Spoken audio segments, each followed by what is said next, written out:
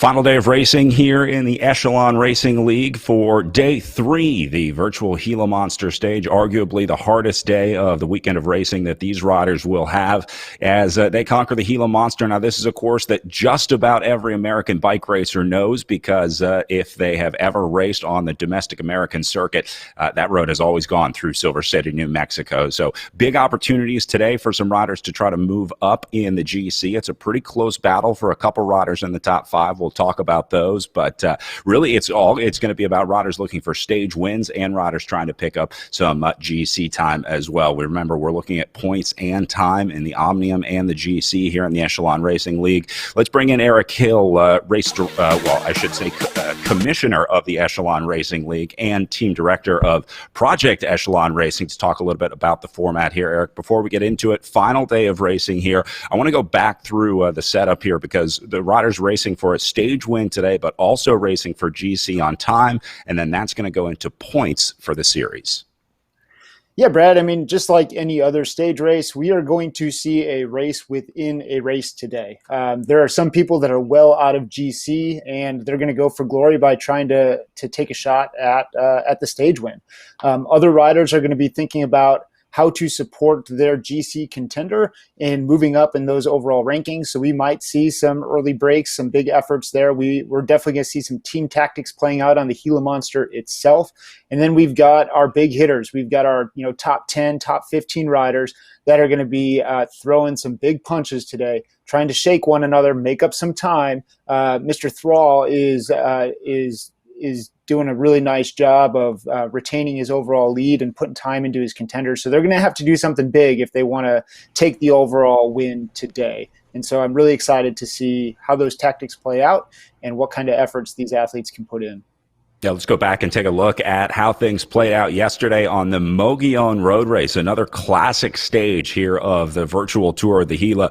Riders leading it out from the start. It was hard early on. Then we saw some riders red zoning from really the first minutes of the race. This was an early breakaway attempt from Payne Griffin. We also saw Philip Daner in there from the Canyon Esports team and Patrick Wall of the EVOC Bike Squad trying to get into that break of 3. Eventually, though, they got reeled back in. It was just too early for a group to go away with 43 kilometers to go here and still a lot of racing on the line. They tried a few more times, but just didn't see anything major getting away. Yeah, it was definitely a difficult run-in to the base of that climb. And then we saw some major attacks, huge efforts, and this field just getting completely strung out and decimated. Guys holding in the red zone for long periods of time, and it's clear that there are some that are just above the rest right now. It came down to this group of what was basically 5 as they hit the bottom of the Gila Monster the bottom of the Mogollon climb with just under 1.5 kilometers to go. But a few riders would try attacks, but nobody could touch Tom Thrall. This guy was incredible on the way up, and he played it perfectly too. He really didn't see him at the front much during the day, and then he waited for this attack from Bruce Bird riding on the front. You see Bird kind of gapping the riders off a little bit, and it was just a slow, steady march for them before Thrall launched right here at 1.2 kilometers to go. Now, Eric, that is a long way out to attack on the Mogollon climb. Yeah, that is with the gradient at 10%. That's a couple minutes of effort that he knew he was going to have to put in, on top of putting in a 10 watt per kilogram for about 10 to 12 second attack. So to know that he was able to do that and then come back and put in a sustained effort all the way to the line is quite impressive. You can see not much time in the top 3 there, but some pretty big gaps back in 5th, 6th, 7th, 8th place. So it just goes to show you how tough this day was, because a lot of strong riders finding themselves gapped off on the day. So maybe lose just 20 or 30 seconds, but in the grand scheme of the GC, that is a pretty major effect. But can't speak enough about how strong Tom Thrall has been. This guy has been the standout of the weekend of racing here at the virtual tour of the Gila. Take a look at some of his numbers from the earlier racing, winning stage 1, winning stage 2 yesterday. His average watts per kilogram weren't that high, Eric. He's really a smart bike racer. He's starting to figure out the platform pretty well. So Thrall is definitely going to be a rider to watch out there today. Now, it's interesting to see him this weekend because he didn't race the ERL Real Road Stage Race, which also had some GC points available. So Thrall started the weekend outside of the top 10 on GC. Ben Thomas was the winner of the Real Road Stage Race, so he came into this one with 70 points. Charlie Velez with 59 and Matt Usborne with 55. Now, Thomas and Usborne back in here, but they have not been able to beat Tom Thrall, so it's been really interesting to watch the GC battle here. All right, let's shift to what's on tap today with the Gila Monster course. Eric, I absolutely love this one. I know you've been there IRL in real life to race, but it doesn't get much better than this. And it's not really a mountaintop finish today. It's kind of a roller. You get up to it, and then there's an up and a down. Yeah, no, this is a stage where you've got to have something left in the tank after the Gila Monster. You cannot completely empty the tank on the climb and then expect to finish in a good position. You've got to be able to find your pace, stay in the group, conserve on that climb, because when we get to that finish, it is a really steep kicker and a long sprint to the line. And some beautiful scenery as well as they head out of Silver City, and we're going to see a very diverse course out there. We'll have some photos and videos of the real-life course today, but obviously the riders riding the elevation of the Gila Monster course. So it's a beautiful day, a beautiful race, but a painful one. You see the looks of some of the riders from the finish last year at the finish line up there just past where you see this rider right here. So big things coming today. Thank you very much, Brad. Welcome our mayor. I'm really thrilled to be able to continue the tradition of welcoming the participants to the Tour of the Gila. This year, of course, is going to be a little different, but I want to express my appreciation to all of those who work so hard to make this a virtual event, especially, of course, our own Jack, who is the person here who works hard on that. Just a real quick welcome to Silver City. Silver City has a population of about 10,000 people, and if you include the surrounding areas, we come up to about 20,000 people. One of the unique things about Silver City is that we are a nationally recognized historic downtown area. If those of you who've been here before, I think, can appreciate our downtown. The other unique thing about Silver City is our next door neighbor, the Gila National Forest. It's about 2,700,000 acres. And I think previous tour participants will agree with me that it is a most beautiful place to ride through. It contains the nation's first designated wilderness area, and it also has the Aldo Leopold Wilderness Area. And last but not least, beginning high in the headwaters of the Whitewater Baldy is the Gila River. It's the last free-flowing river in New Mexico. And there's a lot of effort being expended right now to have it designated as a national wild and scenic river. Silver City is also designated as a gateway to the Continental Divide Trail. As you know, this is the trail that goes from Mexico up to Canada. It's a little over 3,000 miles long. And each year we celebrate that designation by having a tour of the Gila, by having a Continental Divide Trails celebration day. So we're really happy that you are participating in the event this year.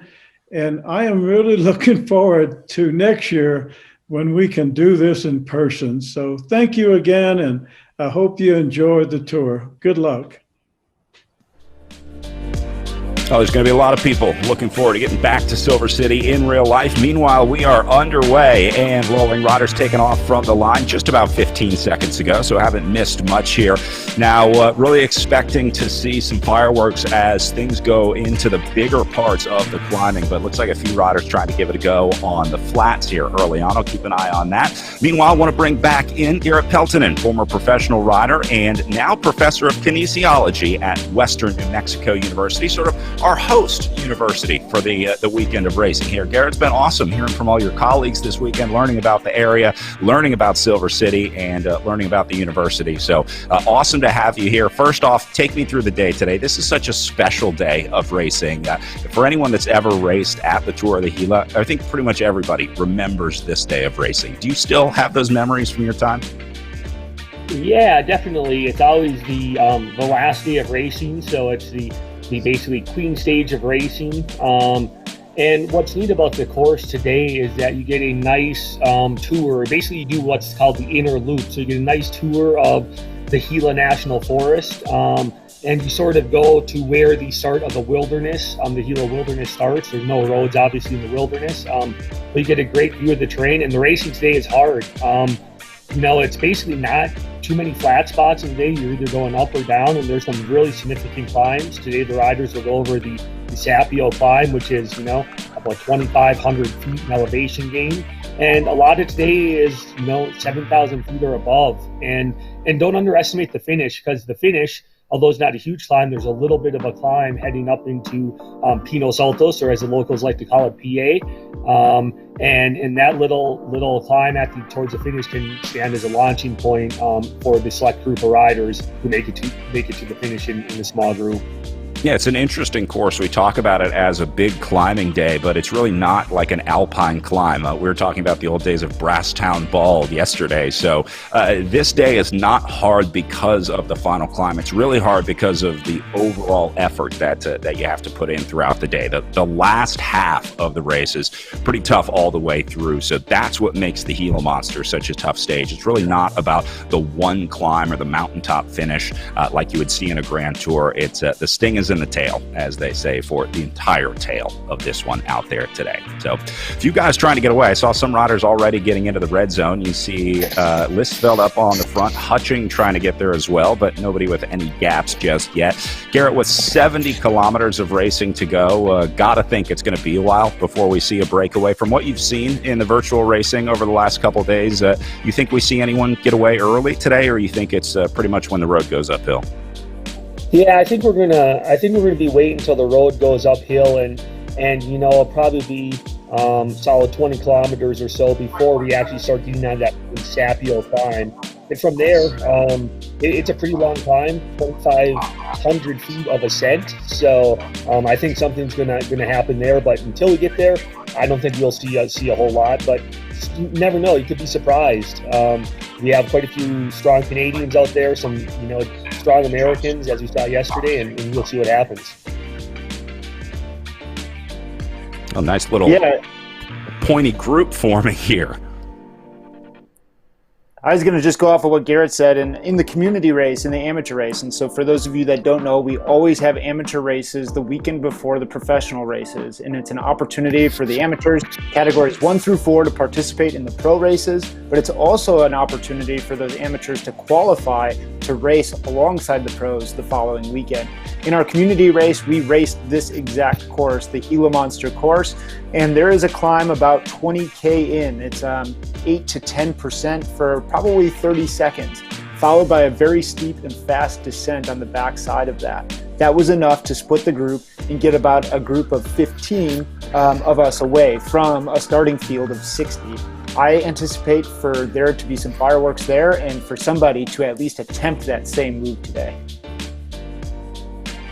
Yeah, a lot of times these pro races will sort of mirror the amateur races because the dynamics are the same. Maybe the power is a little different, but for the most part, these courses tend to shake things out pretty similarly, both in the men's races and women's races as well. So this will be a good preview for the women's race coming up after this one as well, which is going to be a great battle in itself. We have an awesome GC battle unfolding for our pro women's field, so that's going to be an interesting one to watch. But see the guys down in the pain caves right now in the bottom right. Nice to have some good looks at all of our riders from around. That's Thomas Thrall up in the top left corner. That's definitely the guy to watch today if things go anything like they have over the last couple days. Thrall will have a big old target on his back, so you can be sure everybody's watching him. And of course, we'll keep an eye on it too. Garrett, from a physiological perspective, what changes today on day 3? I mean, how much harder is it after 2 days of trainer racing? The first day was pretty short, about an hour for most of the riders, and then second day they spent just under 2 in the saddle. Is that enough to feel fatigue here on day 3? Oh, definitely. The effort that these individuals have been putting out the last couple days, they're not the 4 or 5 hour type efforts. But yesterday, the men raced 75 minutes. The day before is about an hour.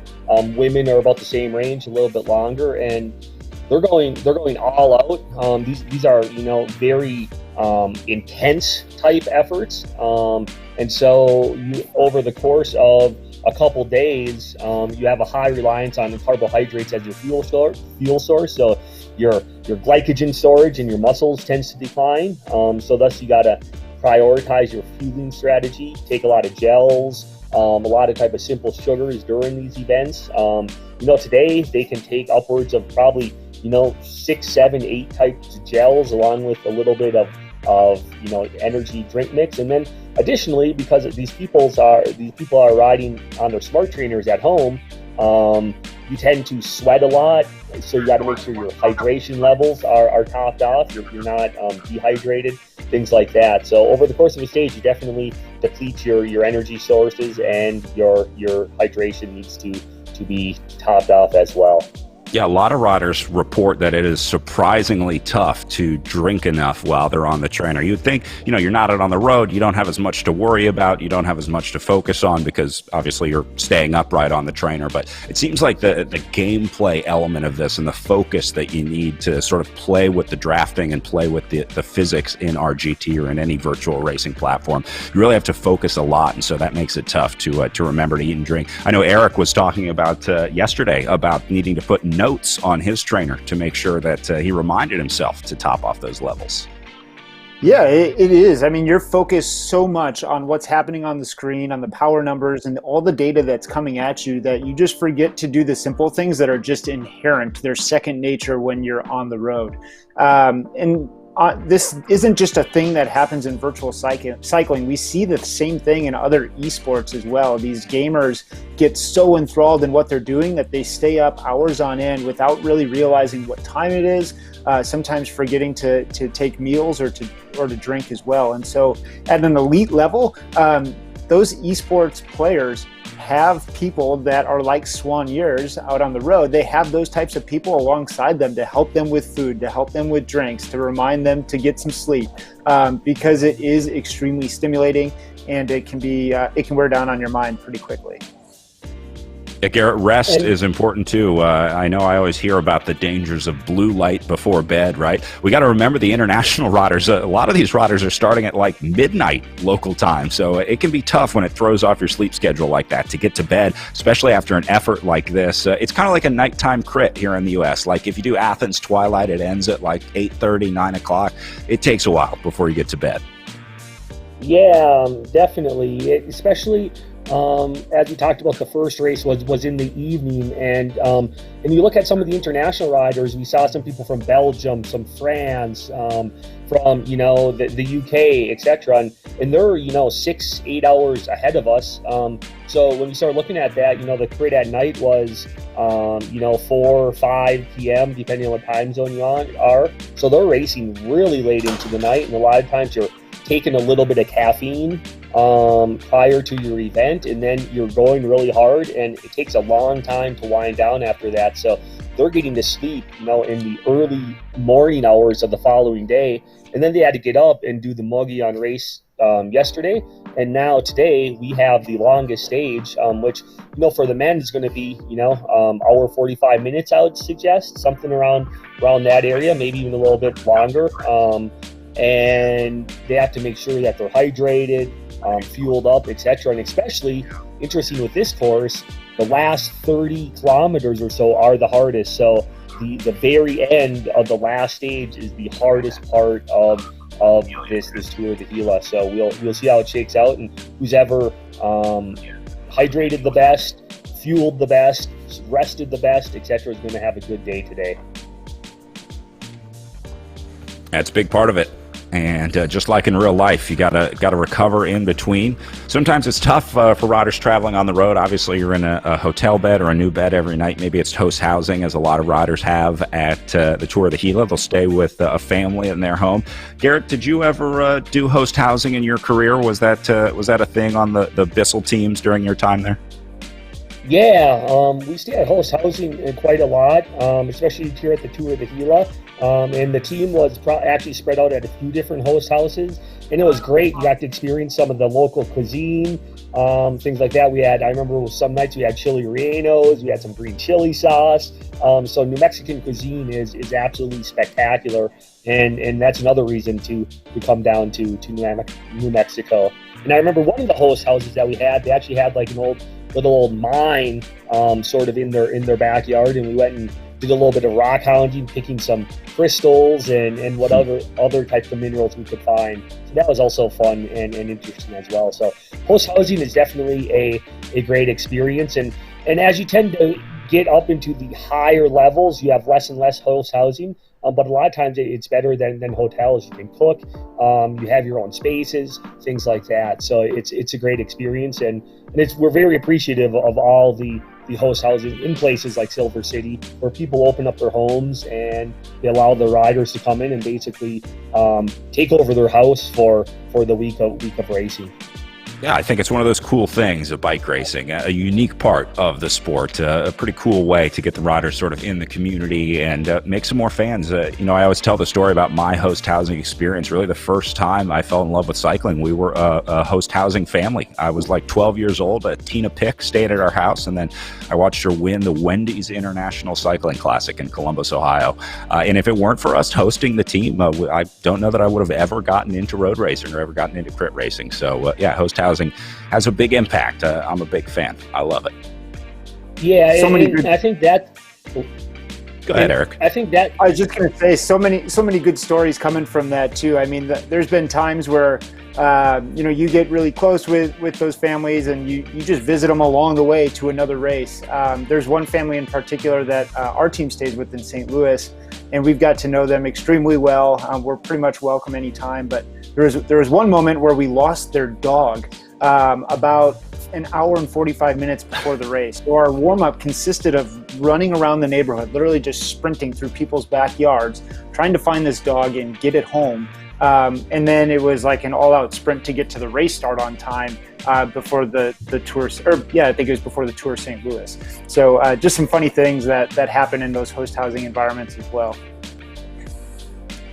And to add on to that, what's also great about host housing is a lot of the people that you stay at host housing have smaller kids, and sort of as Brad suggested, they get to interact with some of these individuals who are actually winning the race, who are the leaders of the race, things like that. So I think it's a great experience for the younger kids and leaves a big impression on them, and maybe increases their likelihood of becoming a cyclist as well.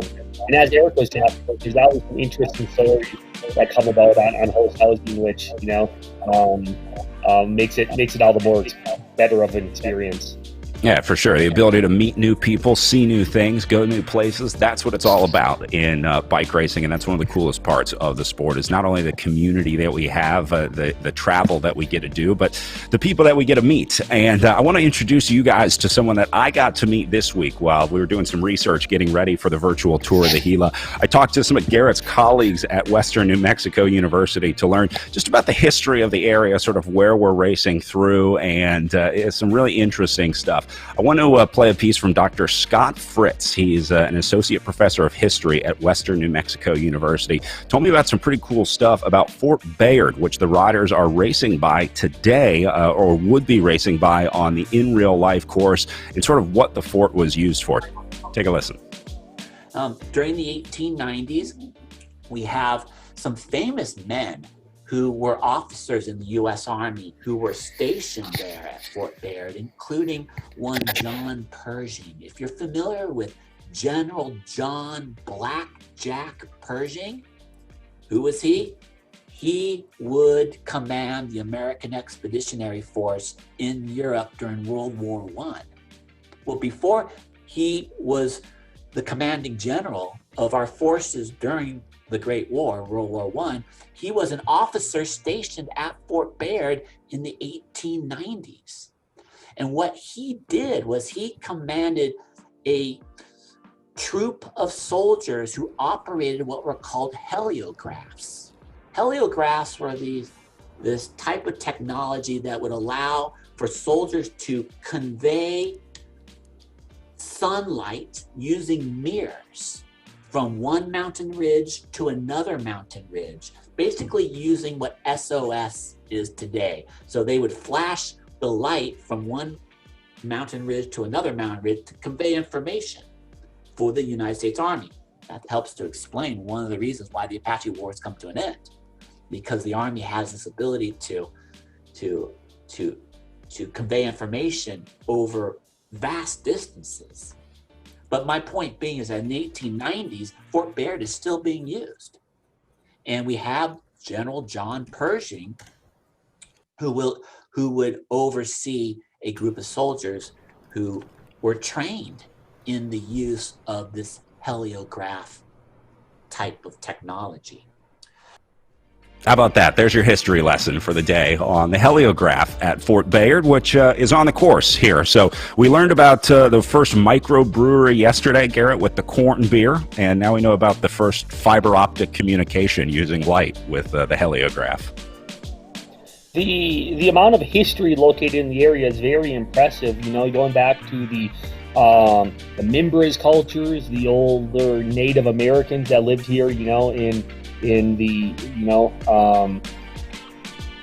200, 300, 400, even before that. And then, you know, we have the mining, and so just the history around here is very, very rich, and it gives you lots of places to explore. And now the Fort Bayard area, around that area, they have lots of trails. You know, a lot of people go mountain biking there. It's a little more smoother trails because we have a lot of rocky technical terrain, but this is nice smooth trails. And you can actually, in that area, go to what's known as the Big Tree. It's one of the biggest alligator juniper trees in the world. I think the biggest is actually over in Prescott, Arizona, but this is one of the second biggest one, I believe. I could be wrong in that, but it's around there. It's a huge alligator juniper tree, and it's very impressive to go see sort of in that Fort Bayard area. Some pretty impressive history. Remember, yesterday we also talked to Dr. Cynthia Bettison from the Western New Mexico University Museum, the home of the Nan Ranch Collection, the largest and most complete collection of Mimbres material in existence from a single prehistoric site. It's the largest and most comprehensive permanent interpretive exhibition of Mimbres pottery and artifacts in the world. And I got to play this again because this was fascinating to me, learning about the first corn beer brewing in the area. People really like to see these vessels that they've seen just published everywhere on the internet. When they come here, they get really excited by our corn beer brewing vessels, or what we call the maize beer brewing vessels, because it is something unique to the Nan Ranch ruin. It's a very specific room that was built, we believe, only to make corn or maize beer. It has everything to process it and these huge vessels to brew it in. It doesn't have anything else in it other than things that have to do with processing corn or maize and then brewing it and then adding water to the mixture. And we think it's part of a feasting complex where folks came from the hinterlands into various sites in the Mimbres Valley. The one that I know the best is the Nan Ranch Ruin, because I worked there in '81. So that one in particular, and we have the collection here, is still producing information we didn't know. And one of them is that there seems to be a specialized room for brewing corn beer for these hinterland gatherings where people are probably bringing in from outside in the hinterlands. They're bringing other kinds of foodstuffs in, and there's a celebration and I don't know, I guess you could say a really good party with corn beer. All right, those are your two history lessons for the day, the heliograph and corn beer. I hope someone attacks soon so I don't have to go any deeper into my local knowledge here, Garrett. Taking a look at these guys in the Zoom room down at the bottom right, still all together up in the top left, but seeing a lot of riders out of the saddle here, a lot of guys putting in an effort. Are there lumps on the course, Garrett, or is it pretty much flat for the first portion? So the course that they're following today is pretty lumpy the entire way, and you know, all the way up to about 30 kilometers to go, and that's about when the final sort of the big climb starts. You have about a 15-kilometer climb from about 30K out, and then the last going into the last 15K, you have a nice descent, and then you have a small little steep kickers going up into Pinos Altos. So it is lumpy all the way up to the final 30K, and that's where sort of the big mountains start. I'm not sure if the guys in the Zoom room could hear me, but if you guys could attack and get a break going, that would be great for us. Oh, there we go. Oosborne's going to do it. What a guy.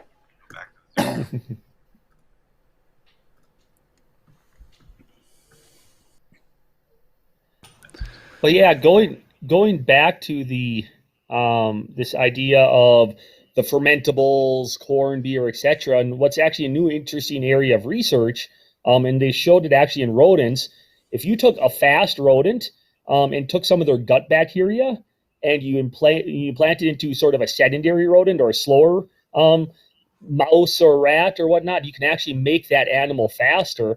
And so this idea of probiotics, gut bacteria is slowly coming into the sport of athletics, and potentially you could take gut bacteria from, a world-class athlete, transport it into sort of a recreational athlete, and actually make that athlete potentially be faster. And it's sort of a new area of research that's coming out, and how sort of these probiotic products, etc., can be actually beneficial for athletic performance. And I'll be interested to see that area of research as it develops over the course of the next 5-10 years. Dude, I thought my research was out there, but now we're doing gut probiotic transfers. I'm going to get some of yours, Eric. I feel like you're pretty strong. I could probably get some benefit from your gut biotics. Hey, you know what? I think we're turning into a sports science podcast more than a racing broadcast. I love we this. Got a little history, a little sports science. Learning something. Well, once they it's start always racing, good to learn. Yeah, exactly. That's part of the fun of this whole thing. Hey, don't forget, holiday season coming up. You can get your official ERL merch at wearenations.com. I know I've seen a lot of the riders rocking their team T-shirts and hats as they log on to their calls and get ready for the racing. So makes a great gift if you got a favorite rider. Everyone loves to rep their favorite team. So if you're here cheering someone on, head to wearenations.com and help their team out. Get yourself some merch, and a portion of those proceeds do go back to the teams. We got a revenue sharing system going there, so good opportunity to get the teams and riders a little cash in their pocket, get you some cool gear. Well, Usborne back on the front here. The Canadian has really led for a good portion of this race. Now, there is an element of having to do a little bit more work when you're in that position. The drafting is pretty realistic on this RGT platform. So that means you see how it's kind of a pointy shape here. The riders at the front of this group are going to feel that wind a little bit more than the riders sitting back in. In fact, you'll see in the top left of the screen, the drafting indicator will pop up every once in a while. When the rider that we're watching is losing the draft, they get a warning on RGT. So that is important. That is a big part of the game. As we're seeing a lot more riders, Eric, start to adopt the gameplay necessary to do well in RGT. With the amateur series, a lot of riders use that as an opportunity to kind of get some experience if they aren't familiar with this virtual racing platform. We've seen a lot of the pros race in the amateur series to kind of give it a go and get a feel for it, and then come race the pro race in the Echelon Racing League Pro Series. Yeah, absolutely. It's all about perfecting your craft, right? Like, you wouldn't jump into a completely new discipline without first learning about it and experimenting with it and having a full immersive experience with it. It's no different than a time trial. You want to get out and you want to pre-ride that course so that you know what to expect, you know where to put power down, you know where to ease up, you know how to select your gear properly. Virtual racing is no different. Just the setup and the little things that we're talking, the tips and tricks that we're bringing to the playing field are a little bit different. We're talking about network connectivity. We're talking about trainer setup. We're talking about screen accessibility. We're talking about fans. But those are the little things that make a big difference in the virtual racing space. Yeah, just like tuning your bike the night before a race. Unfortunately, in 2020, you have to kind of tune your internet sometimes, too, to get everything working. So some riders learn that lesson the tough way in the first few days of racing on these virtual platforms, because you can't do too much on the computer. So if you're trying to watch movies and play games and stream stuff and listen to music and also run these racing platforms, it typically doesn't go so well. And Eric, if there's a dropout of the internet, a technical issue for the riders, you're out of luck. I mean, that's sort of part of racing on the platform. Now, there's a lot of things you can do to minimize that. There's certainly a lot of riders that have never had a technical issue in racing, but in a series like this, if your Wi-Fi drops out, you're out of the race pretty much. Yeah, listen, like I said, it's the guys that come most prepared, that have taken the time to pay attention to their equipment and understand their networks and all of those things that are going to be successful and going to be consistent. Jonathan Crane on Team Restart he's a frequent user of RGT, and he has had a wonderful experience, and he's been racing extremely well. And then everybody's learning; they're picking this up right now. I'm seeing more teams represented towards the front end here today, and that's just because they've had 2 prior days to learn and gain experience in this setting. And so we expect that to become a more perfected craft by more people as we get deeper into the league. Good look at Matt Usborn and Zach Nair here. A couple riders that had good days yesterday, and riders will be watching again today. I like the different angles on these guys. The side shot for Matt, and then Zach looks like he's staring deep into my soul.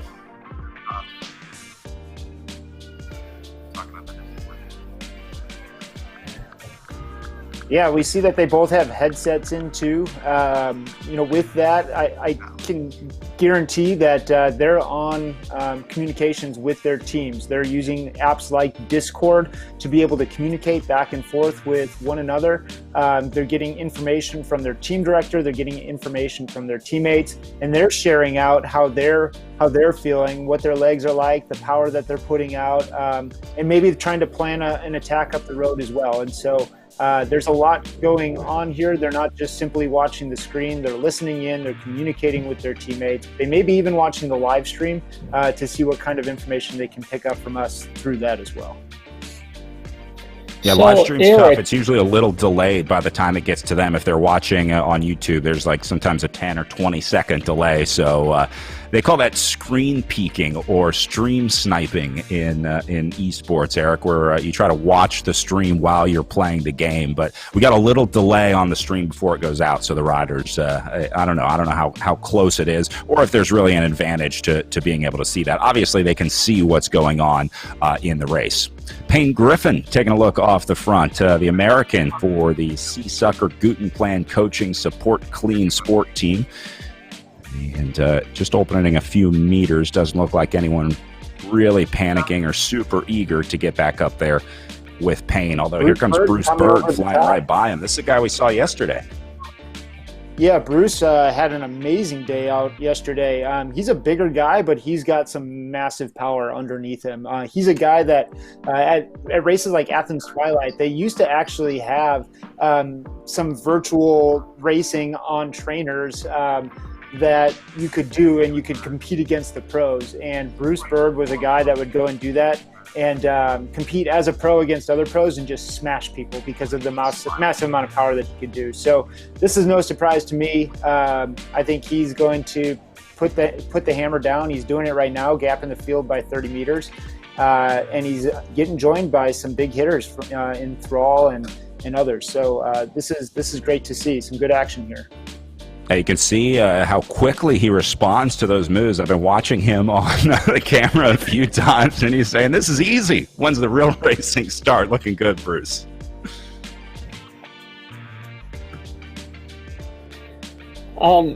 Eric, so you mentioned a little bit prior about the benefits of maybe, pre-riding courses, etc. So do these riders, do they have access to, maybe you can explain, do they have access to the course files, so they could maybe go out and a couple days before pre-ride this course, etc., just to help them familiarize themselves with the course profile, things like that? Is that available to them?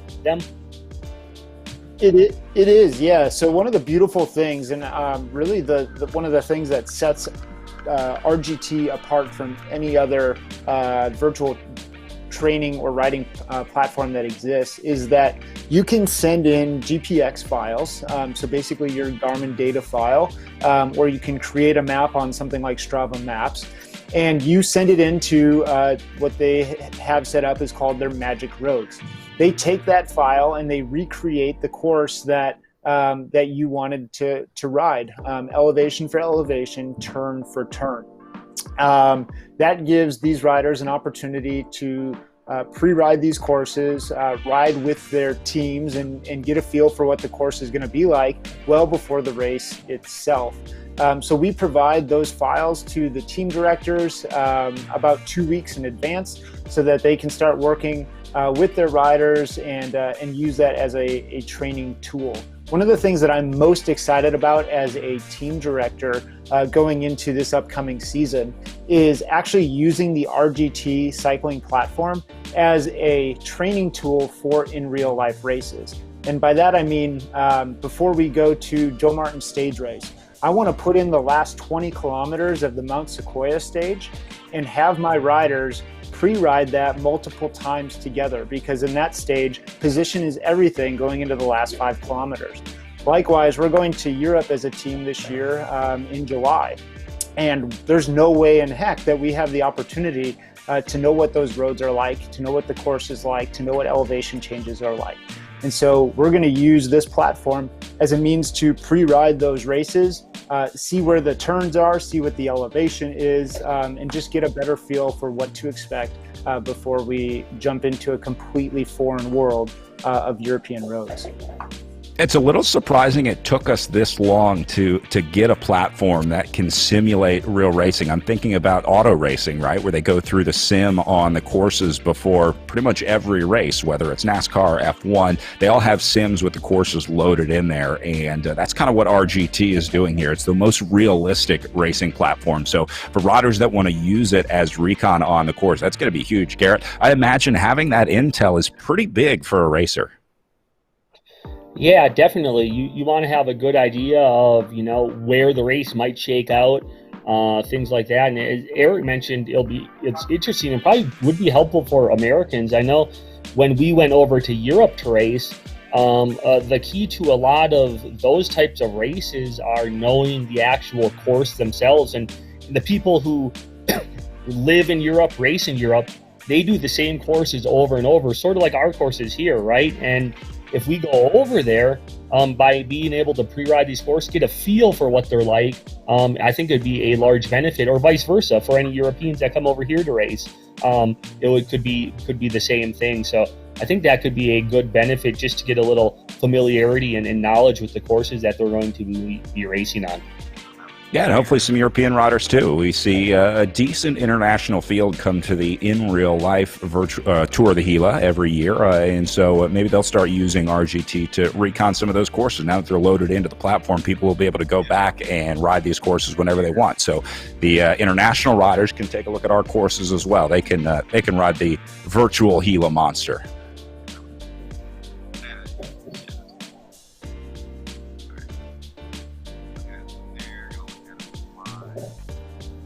So going just under 50 kilometers to go to the line, taking a look at Zach Nair here in the field. Eric, this is another interesting guy. I know he rides on your team, the Project Echelon Racing team, but he's also going to be a part of our Esports World Championship team. The Esports World Championships are happening this Wednesday, the UCI sanctioned World Championships, and Zach is going to be directing the team. Yeah, so Zach, he raced the qualifiers for the Esports World Championships. The qualifiers were held by USA Cycling on the RGT platform, and he was one place outside of qualifying himself. And so between his high placing there, his current top 50 ranking in the world on Zwift Power, and then the homework that he's done as both as a physiologist from Marian University, and then also doing power analysis articles with Velo News and such. He has some world-class knowledge behind this, and he's going to be a really huge asset for that team going into Wednesday's races. And we have a number of people from the Echelon Racing League that are competing in that championship this coming Wednesday, including Brian Hodges and Jane Yeager on the men's side. We'll be cheering them on. We also have several women that we're going to talk about in our women's race following this one. So it'll be very cool to watch the first esports world championships, or I guess virtual racing world championships, because there's other esports out there. All right, saw Patrick Wall trying to take a little look off the front. He got a few seconds there before the field reeled him back in. So maybe trying to start something, or maybe just kind of rolling off the front. Sometimes you just put in a little too much effort trying to cover a move or close a gap, and then you just kind of roll off the front there. So it looked like he did let up as they came back. So I think Patrick, well aware of the strategy and need to save some energy here on the platform. Although it doesn't look like they're saving a whole lot of energy out there. These guys are crushing it on the trainer so far early on. And still a lot of racing to go, 48K until they get to the finish. And the climbing starts in maybe another 20K, something like that. Garrett, am I right on that?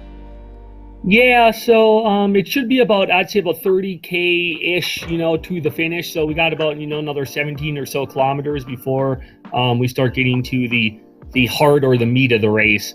And that's a big climb. Once we hit around 30 kilometers and we start going up, that's a big climb. It's about a 15-kilometer climb where you gain, 2,500 feet or so of elevation gain. So, and again, that climb is sort of broken up into stages. You have really steep part at the top, a little flat part in the middle, and then it sort of just keeps dragging on until we get to what's known as Meadow Creek. And it's a nice forested, a lot of ponderosa pines, nice grass area. And it's a beautiful area that's at about 7,500 feet. So it's a beautiful climb, but it'll be a hard climb. We still got a really nice group here right now, which is great to see. I think that is going to allow for some nice team dynamics to play out at the base of that climb. I expect, though, that at least probably 1, maybe 2K into it, we're going to see this race absolutely explode. Yeah, this is kind of surprising to see how big the group is this late in the race. In the previous races, we saw an initial selection made where they took it down to like 15 or 20 riders pretty quickly. You kind of either know or you don't if you're going to be in that group. So interesting to see even strong riders here sitting at the back like Bruce Bird there, although it's just kind of the cycle of the washing machine, if you will, in the group. So pretty big group here. There's maybe some riders thinking, I still have a chance today. Maybe they're just getting better at the platform too. I think that's a big part of it, that we're seeing rapid advancement for a lot of these riders. In fact, Tom Thrall was on RGT for the first time this weekend, so he's rapidly learning about how to race on this platform. There's obviously some intricacies that go along with each individual platform, so Thrall learning about RGT over the last couple days.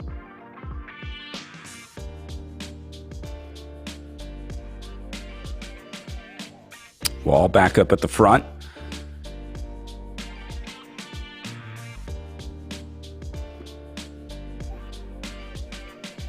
And it'll be interesting to see how today sort of shakes out, and if we'll see the main players that we saw from yesterday. If you remember back to yesterday, there were 5 or 6 riders that definitely separated themselves. We had Tom Thrall there, we had Bird, and we had Nair and a couple others, and they really separated themselves going up that climb to Mogollon yesterday. So I would assume we would see those same players today as we get towards the later reaches of the stage.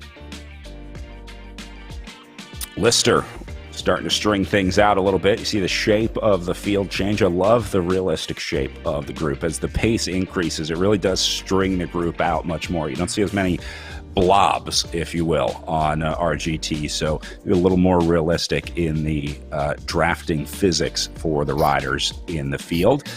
A lot of riders coming to the platform and enjoying it. Their time virtual racing has been an eye-opening experience for many riders, including Chris Doble-Hickok, who we were talking about yesterday in the pro women's race. She was on Twitter yesterday sort of giving a rundown of her race from the Mogollon stage race. She said, I've yet to experience an easy virtual course or race.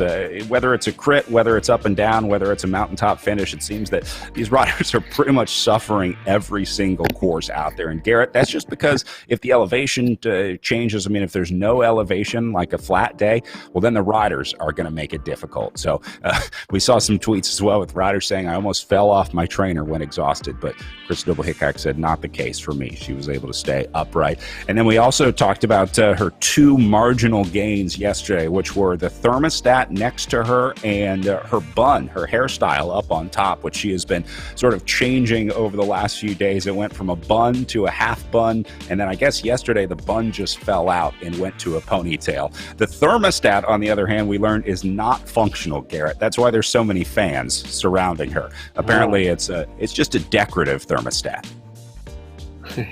Trying to have a little mental advantage over her competitors, thinking that she can adjust the temperature at her will. Yeah, playing some mental games for Krista Doblegaard. All right, well, looks like some separation happening here. Wall up there with David Grief. We see Hayden Warner from the Above and Beyond Cancer team starting to move forward, too. See these gaps forming at the back? This is where it gets dangerous. These guys are getting into trouble here as they're starting to pick up the pace, maybe just sort of stepping on the gas a little bit if they sense some weakness in the group. But, Garrett, the writing is on the wall for these riders. If you start getting gapped off right now, you start thinking, am I going to be able to stay in this for the rest of the day? So these guys need to double their effort, get back into the group, and then just sit in. Sometimes you have a really bad start to the race, Garrett, but you kind of find your fitness halfway through. You come around. So it's important that these guys getting gapped off early don't give up, because sometimes you can kind of ride your way into fitness after a little warm-up on the course. Yeah, and you want to stay in the group, and at least until you start getting into some of the big climbs, because otherwise it's a long day where you're out there just by yourself, and mentally that is challenging. So it'd be good to see, these individuals stay in the group, and then you never know. Like saying, your legs can come around, and you can end up performing pretty well on the final climb. One thing being a stage race, this is the last stage, so if someone's having a bad day, they're out the back, they can always just pull the plug, because they don't have to finish today, right? Because there is no tomorrow. So from a bike racing standpoint, so they could always, if they had to, pull the plug and save it. Especially for some of these people that are doing the World Championships on Wednesday, if they're having an off day, instead of slogging through, maybe just call it a day and save your matches for the Wednesday World Championships. Yeah, there was some discussion for the riders whether they should race this weekend or not in the preparation, but it's really a personal decision. It's really up to your training regimen, their coaches, the riders. It's sort of just about how you feel and about how your body responds. I know you said last week you were a big fan of racing into shape. You like to race as much as you could. Yeah, exactly, and there is some personal preference for that. A lot of times people, you race into shape. Other people like to just not race, do training camps, things like that to get their fitness. So it varies a little bit, but at the end of the day, you just have to put your work in, make sure you rest well, train hard on your hard days, and then go easy on your easy days. And there's a lot of nuances involved there, but that's sort of the general basics of that. And regarding this course, as we're looking right now on the course, these should be in real life scenario, they'd be going around Lake Roberts, which is a nice little lake where a lot of people fish, things like that, before you drop down into the left-hand turn where you start that Sapio climb. And the traditional pro men's Mogollon road race, or the Gila Monster road race, would actually hang a right, and you drop down to the cliff dwellings. And traditionally there, since this is the last stage of the race, once you got to the cliff dwellings where you turn around, there's a massive climb, then you descend, then you have this Sapio climb, so there's an additional climb. And at the cliff dwellings, for those people that weren't climbers, you did most of your work today, there was sort of a mass exodus of the race where if you're not the climber, you're not going to compete, you sort of get in the van and call it a day, and then you watch to see how well your climber does for the rest of the day, or your group of climbers. So a lot of times there's 2-3 riders on the team that can climb pretty well. Yeah, the non-climbers at the Tour of the Gila looking forward to that, the cliff-dwelling cutoff, if you will, the unofficial cutoff, where they can all kind of climb into the car and cheer on their more climbing-enabled teammates, let's say, because again, not everybody that comes to Tour of the Gila is a climber. You got to remember, a lot of these teams are bringing sort of well-rounded squads, because there's a time trial day, there's the criterium, and then 3 road races. And What's excellent about the Tour of the Gila is we've been having a lot of interest, or a lot of Americans are starting to go to Europe. As we talked about the other day, we had Sepp Kuss who did awesome in the Tour and the Volta. And the Tour of the Gila is a spectacular race, and it's one of the few remaining races in the U.S. that can actually has a good European feel. We have these big climbs, you have longer time trials, things like that. So it's a good prep for people that want to, get and go and race over in Europe. And it's one of the few remaining races in the U.S. that allows for that type of experience. Two-time stage winner Tom Thrall up here on the front for Evoc Bike. Garrett, I don't know that there are many riders in real life that can win the Criterium and then turn around and win a road race like the Mogollon stage, but this guy's been awesome. As we said earlier, Thrall just coming to the RGT platform. He's been doing a bit of indoor racing, but some riders are really finding themselves as strong indoor riders. They maybe don't think that they're going to do well on these virtual platforms, but once you get on it and give it a shot, some riders are finding that, hey, this might be I don't want to say my calling, but certainly they're better at it than they thought that they would be when they get on. So sometimes it's surprising, and I think Tom Thrall is surprising himself over the last few days.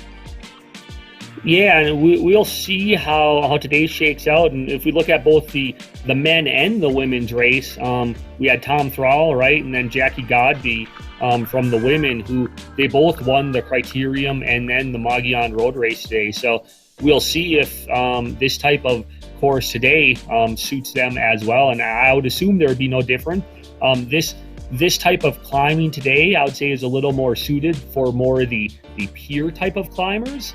But then again, Godby and Thrall were excellent yesterday's stage, and they basically walked away from the competition fairly easy. So we'll see if they can do the same today, and we should be getting to the climb here in the next 7K or so, and that's where things should start really heating up. 37.4 kilometers to go. As Garrett said, just about 7K until the road really starts kicking uphill. They're on just a short little kicker right now, but still nobody away, as we see Patrick Wall trying to give it a go here for Evoc Bike. Wall, another really aggressive rider, trying to use this course to his advantage. Definitely a guy that has reconned these courses and knows what to look for, because you see the way that he attacked right at the bottom of this thing. Wall knew exactly what he was doing.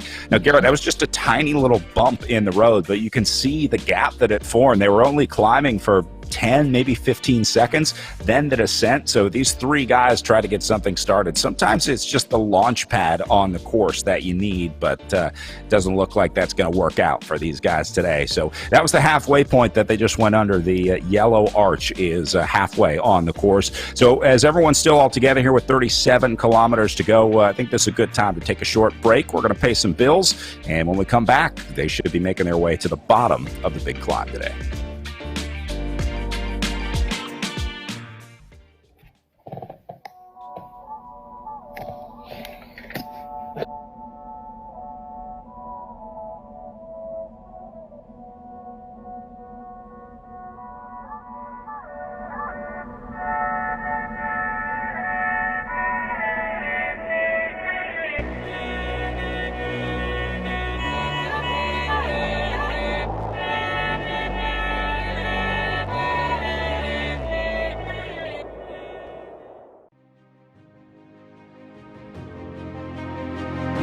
The world is changing. I'm looking to do things better. To improve. Just because it's always been that way doesn't mean it's right. I embrace change. I seek adventure and discovery. I explore and explore. To know the unknown. Even in the toughest moments, we ride together. Even in the moments when we're at our limits. We support each other. It's time to move up a level. Push that little bit harder. Changes we make now will make the future better for all. The efforts we put in today will pay dividends tomorrow. We all have the power to up the game. Build something better. It's not time to play. It's time to get real. It's time to be a game changer.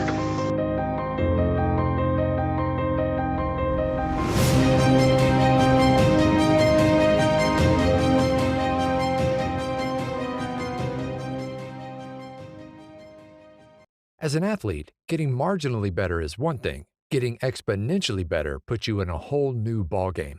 Biomoto uses a proprietary digital process to capture movement at 200 frames per second and 70 sensors per foot to measure ground-based forces, resulting in advanced motion analysis that's up to 10 times more accurate than orthotics. It's the data generated by this process that allows Biomoto to construct custom insoles that make athletes faster, stronger, and more stable, and result in an unprecedented 95% success rate.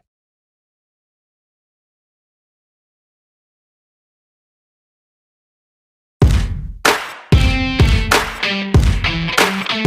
Echelon Racing League virtual tour of the Gila is brought to you by Biomoto. Find the motor in you. By Hyper Ice. Move better and enhance your recovery with Hyper Ice. And by Project Echelon. Educating, equipping, and empowering veterans through physical activity. And Nations, enhancing the reach of esports. Well, some pretty incredible views along the route today. This is a view on the way up to Mogollon, where the Riders conquered yesterday. Some really beautiful images here from local photographer Jay Hemphill. Provided these photos for our use on the show. Garrett, I am booking my first ticket to Silver City as soon as this whole pandemic is behind us. I'm going to be on the first plane out there to do some hiking and fat biking. It sounds like is your thing out there. You've been riding the fat bike around the trails of Silver City. Yeah, I try to get out there and ride around. And actually, just recently bought my wife a bicycle, and kids have little bicycles, so we try to get out and around. And I do a lot of trail running as well and explore the Gila. So there's lots to do. And yeah, you come on down. There's coffee shops in town. Speaking of corn beer, there's the local brewery and distillery, Little Toad Creek. They make their own beer, and they actually make some of their own spirits as well, and they have some great food. And there's lots of little taquerias and places to eat and whatnot downtown when you're done exploring.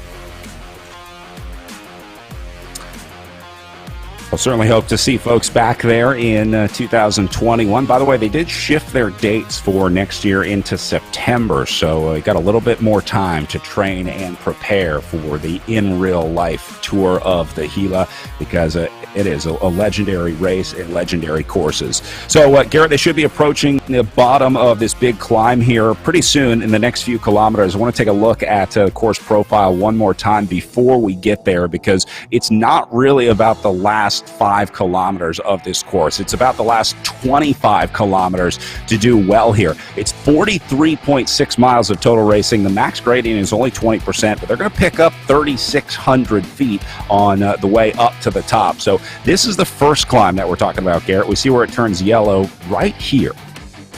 Yeah, and we can see this is a big climb, and it's pretty long. And then we get to the top, and there's a decent little descent. And then we get to the finish. You can see the yellow up to Pinos Altos. And there's usually a selection made on that first big, long climb out of the Sapio. And then the last, little kickers by the finish, that usually results in the winner that comes from that elite selection that occurs on that initial big climb. So and you can see how small the groups get here.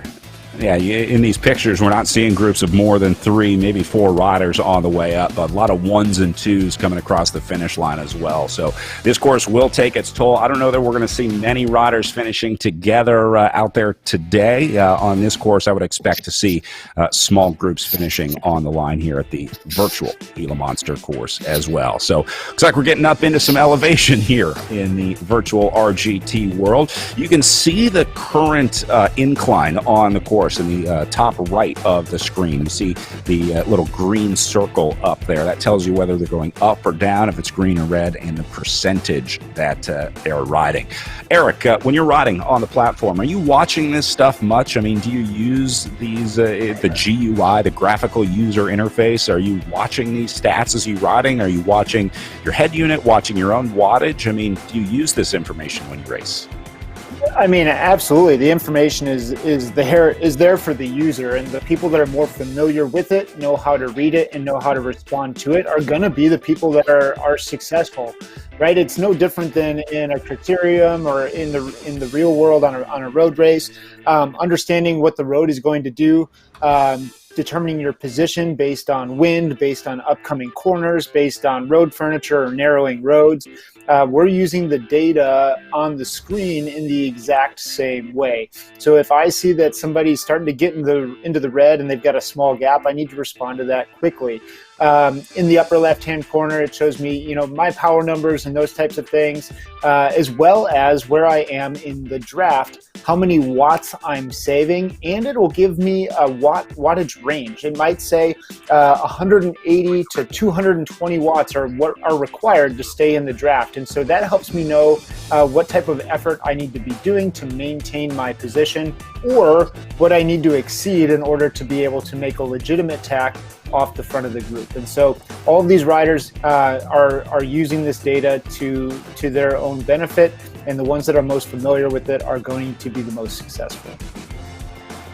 Garrett, very similar to real life racing, you're looking for the body language of a rider that's starting to crack. What were some of the things you looked for in real life for the riders on the road when you could tell that they were starting to get into the red zone? Yeah, just a lot of it, everyone has a little bit different, but it's just a lot of movement on the bike. They start looking uncomfortable, or as you like to say, they start pedaling squares where they're not, smoothly pedaling in circles. You look at the face, a lot of them, if you have a lot of salt and you look a little dehydrated, you look hot. So there's a lot of things like that. But in real life, when you're racing as a rider and one of your competitors looks at you, you try to put on a face like you're not feeling good as well. So there's also a little bit of that sort of poker face going on back and forth where you try to fool your competition whether you're feeling good or bad.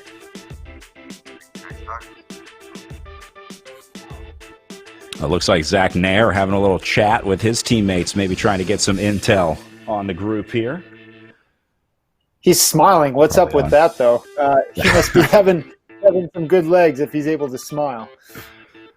Like my old boss used to say, if you got time to lean, you got time to clean. If you got time to smile, you need to do some watts for a while. Here we go. They just took that right-hand turn, and we are in the thick of it right now. Like, that was no joke. Steep right-hand turn, right into 8 to 10%, and we are climbing, gentlemen. And this race is going to explode. We'll just see who puts in the first attack and who is not able to follow. That looks like Patrick Wall trying to lead it out on the bottom of the climb. That's going to cause this first split. There's John Cooper, winner of one of our ERL Real Roads stages. And already riders starting to pop off the back like popcorn, guys. This is it. Just like in real life, they are falling one by one, victim to the Gila Monster climbs. Yeah, and this is a tough climb. It's really steep at the start. Quite a few switchbacks, and again, I think these riders too, also, you got to push the pace to separate into the lead group, but you also got to save some a little bit toward the end, because we're still 28, 29 kilometers from the finish, and that's a long way to go yet as well. But I assume by the top here, we'll have an elite group of a handful of riders. Well, look at these guys on the bike. Noticing the difference in gearing choice for some riders and the difference in riding style. Look at Patrick Wall up in the top left of this picture down here, really moving side to side. He is cranking those bars up at the top. You see Jones with a little gap in the race here. We'll see if we can get a look at him, but not quite enough to call it a breakaway yet here. And I hope there Patrick looks like one rider on a stationary bike here. Are there some riders that would be using a exercise bike-like machine? Yeah, Stages has a smart bike. Watt Bike has a Watt bike that is compatible with these platforms as well. And so we had to build that into our governance system and recognize those tools as as tools that were allowable for these competitions. But certainly we have some indoor specialists who are, they use those watt bikes or stages bikes as their primary tool. Watching Stephen Schaefer there in the top right of the Zoom room, taking on some food there, Garrett. Time for a banana. And this is good heads-up bike racing, because the last thing you want to do right now is eat or drink anything. Imagine being, let's say, 95% of your limit, like right before the puke and pass out zone. And then someone's like, here, it's time to eat and drink. It's the last thing on your mind, but you have to force yourself to do it. Yeah, and that's why a lot of times you want to use some of these, simple type carbohydrates, gels. But, even then, after you've been racing for a while, your stomach sometimes has a hard time handling some of these gels. And what I always heard was a go-to for me and a lot of racers, you'll see towards the end of stages where they'll drink even a little can of Coca-Cola, something like that, because you have a lot of simple sugars. It's easy it tends to be pretty easy on your stomach. And then there's also some caffeine in that as well. So something like that is good as we get towards the end of these stages. And it's hard to actually eat something when you're going up, a 7-10% grade and you're breathing so hard. So something liquid like that would be very beneficial. Erica, any favorites for you on the bike? What do you fuel up with? Peanut butter and jelly, maybe? It depends on what stage we are. We had a good conversation about peanut butter and jelly last night, just for everybody's information at home. I prefer strawberry jelly if you're going to make me a sandwich. But, we took a poll on the production crew. We determined grape is the prevailing jelly here on our crew here, but strawberry in a close second. Yeah. And so, with regards to the nutrition, it depends on where we are in a race, right? If it is the in real life Gila Monster Road Race, I'm going to be starting out with some solid stuff. So maybe some rice cakes, some Cliff Bars, a banana, those types of things. As we get further and further down the road, I'm probably switching to things like Cliff Shots and gels. And then in the last 20K, I'm probably just taking a bottle that has some really quick carbohydrates and caffeine in it that is going to get absorbed into my system extremely quickly.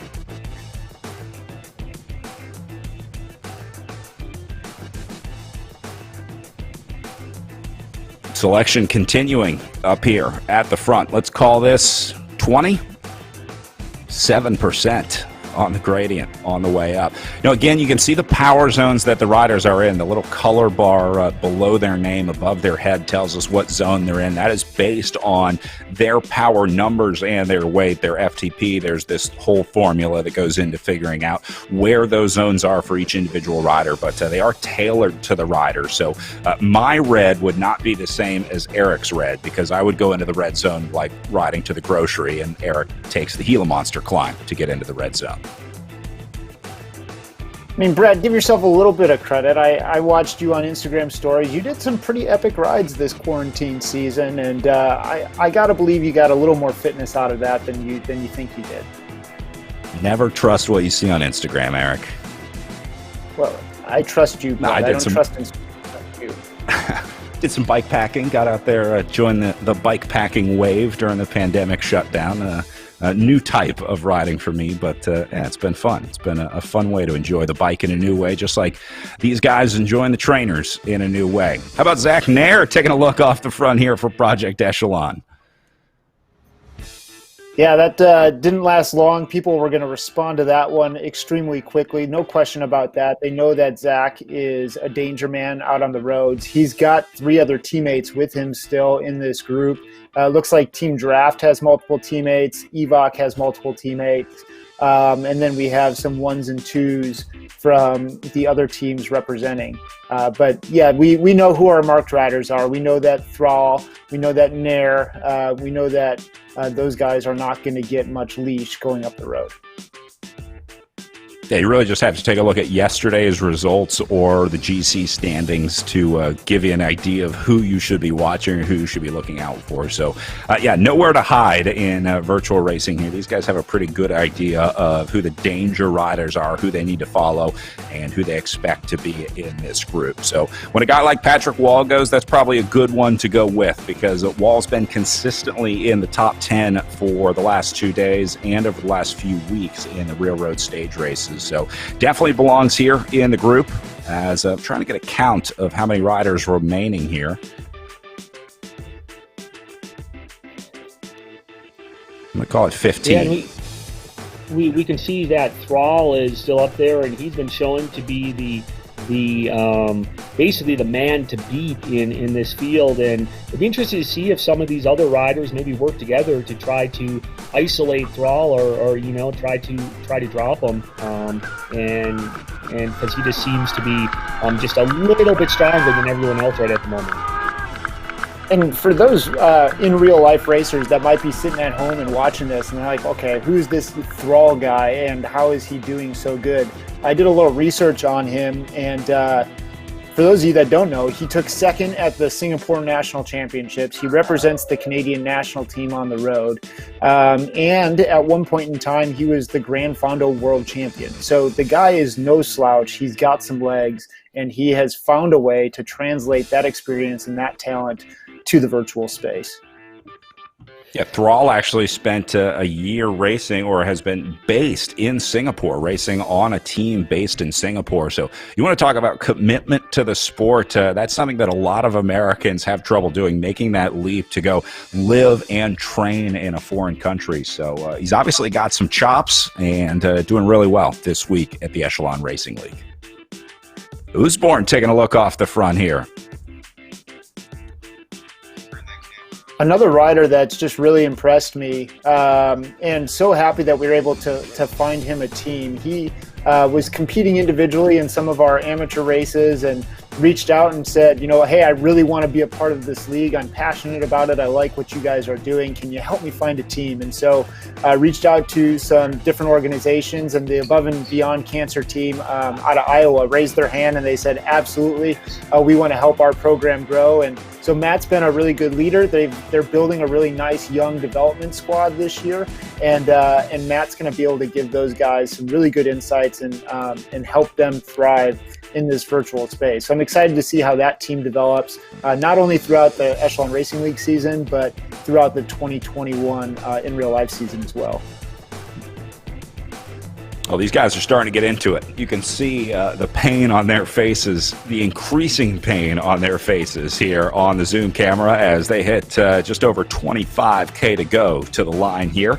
Looks like things calming down a little bit, having dropped a few riders. You see Vogel back there in the red trying to close that gap down because, again, you got to get in the group just like real life. You want to make sure that you're drafting whenever you can. Garrett, obviously not as important on the climb, but there's kind of a mental element, too, to being in a group. You talked about staring at the hub in front of you, just trying to stay focused and focus your mind on anything other than the pain that you're in. Yeah, and a lot of times, especially when you're going hard, any type of energy to think is, you just want to focus on just riding, where you don't even have to think about what you're doing, and that's where it's nice just to be staring at the hub in front of you, and the really strong guys, can set the pace, where it's, you do still get a little bit of draft, especially, when you're in the lower percentages, the 5, 6, 7%, you're still getting some bit of draft, and it's nice where you don't have to think about setting the pace, and you can just follow the individual in front of you.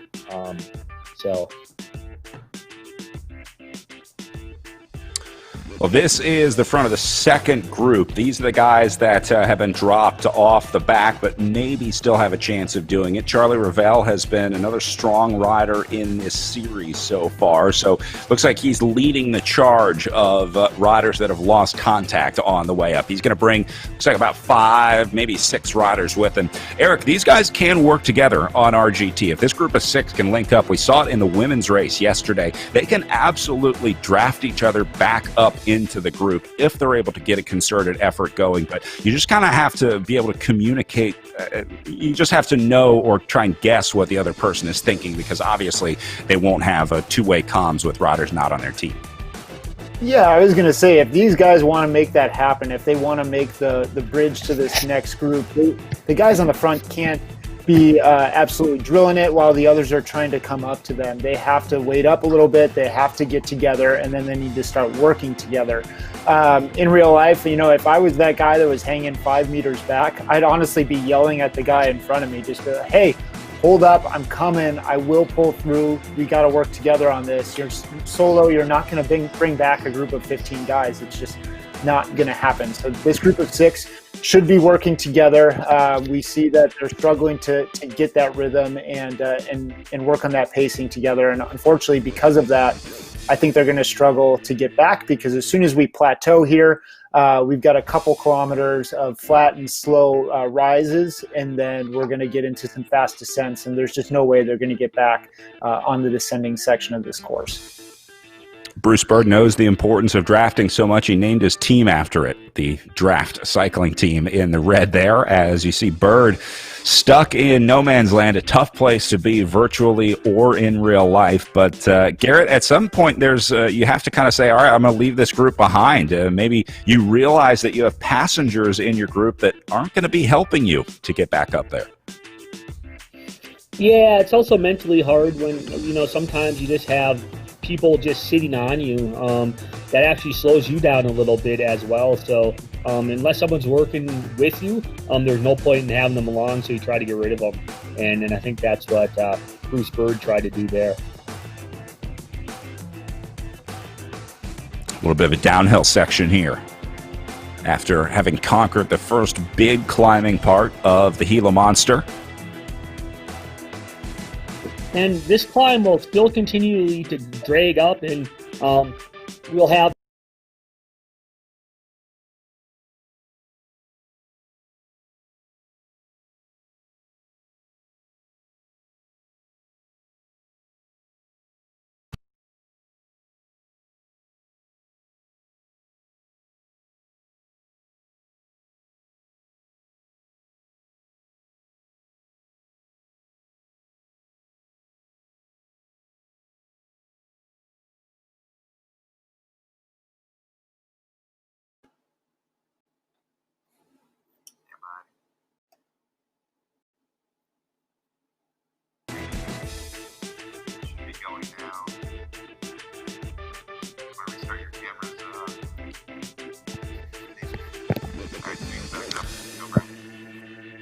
All right, welcome back. Sorry about that. I think we put too many watts into the system was the issue there, guys. We crashed a server somewhere. It's like on fire and smoking somewhere, so we're working on getting that worked out. Meanwhile, these guys struggling on even the flat section of the course. Remember, they already did the big section of the climb, and then it kind of flattens out a little bit before it goes uphill again. So we can expect to see sort of another surge in racing here in the next, let's say, 8 to 10 minutes after they hit this little plateau on the elevation gain. So expect to see some more gaps there here pretty soon.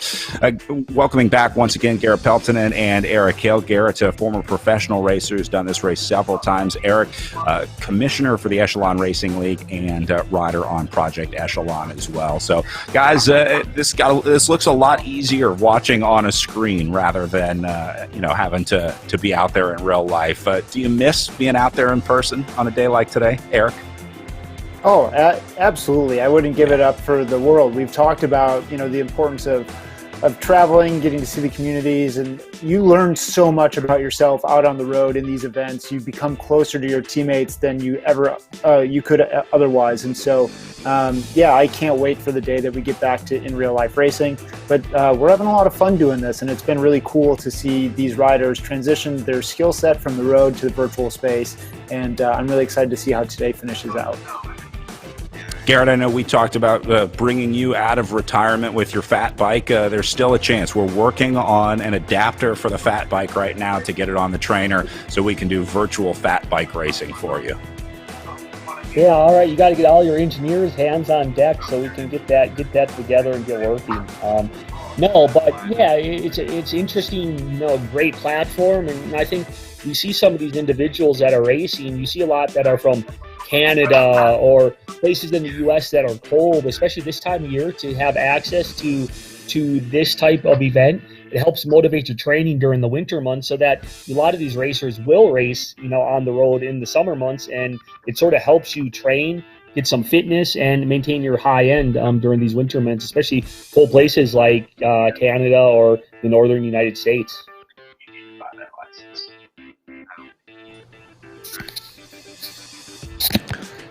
Right. Well, this has gone down to a group of, I think this is 9, maybe 10. I see 10 back there at the very back. Count 11, 12. There we go. That guy going to the back spot. Perfect. So 12 riders remaining in this group. Eric, this is almost exactly how you predicted it at the top of the show, that the first part of the climb would force this selection, and then we'll watch these guys ride to the bottom of the next sort of section of the climb. So it seems like things going according to plan. I don't see any big names missing from this group. I'm looking at our GC list here, our list from yesterday, and it looks very similar on the results from stage 2 to what we're looking at in this group in stage 3. Absolutely. I think the thing that is more interesting to me is the team dynamics and the numbers that we see here. We see a team draft rider on the front right now, and they have one other teammate in here. Project Echelon Racing has 3, Draft has 2, Evoc has 2 or 3, and Above and Beyond Cancer has 2, and Tour 2000 is the other team represented with 1 rider. So there's going to be opportunity for some teams to play some games, and then there's going to be others that are going to have to play a real good game of chess if they want to have a chance here.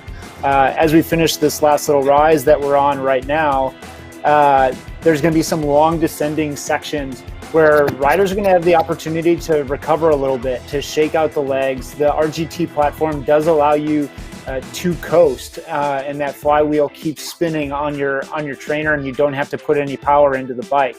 So these guys are going to be able to get their energy stores back. It doesn't take them long to do that. If they get 3 to 4 minutes of easy riding, they're going to be back to 90%, ready to go, and that glycogen stores in their muscles are going to be ready to fire full cylinders. So this group is probably going to be staying together now for some time. I would assume all the way to the finish, and that last 2 kilometers has a big steep pitch in it where the fireworks are going to go off again.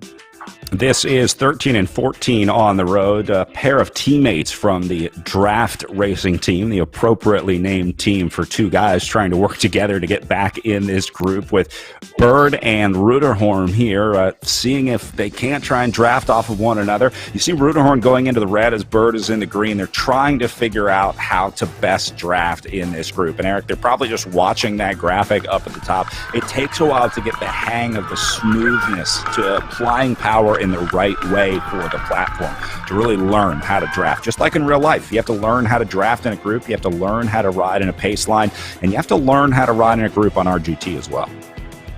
Yeah, I mean, right, if you're new to riding and you want to get into racing, I would encourage you to go and find some local group rides and partake in those rides. Learn from the people who have experience on how to draft, where to sit in the group.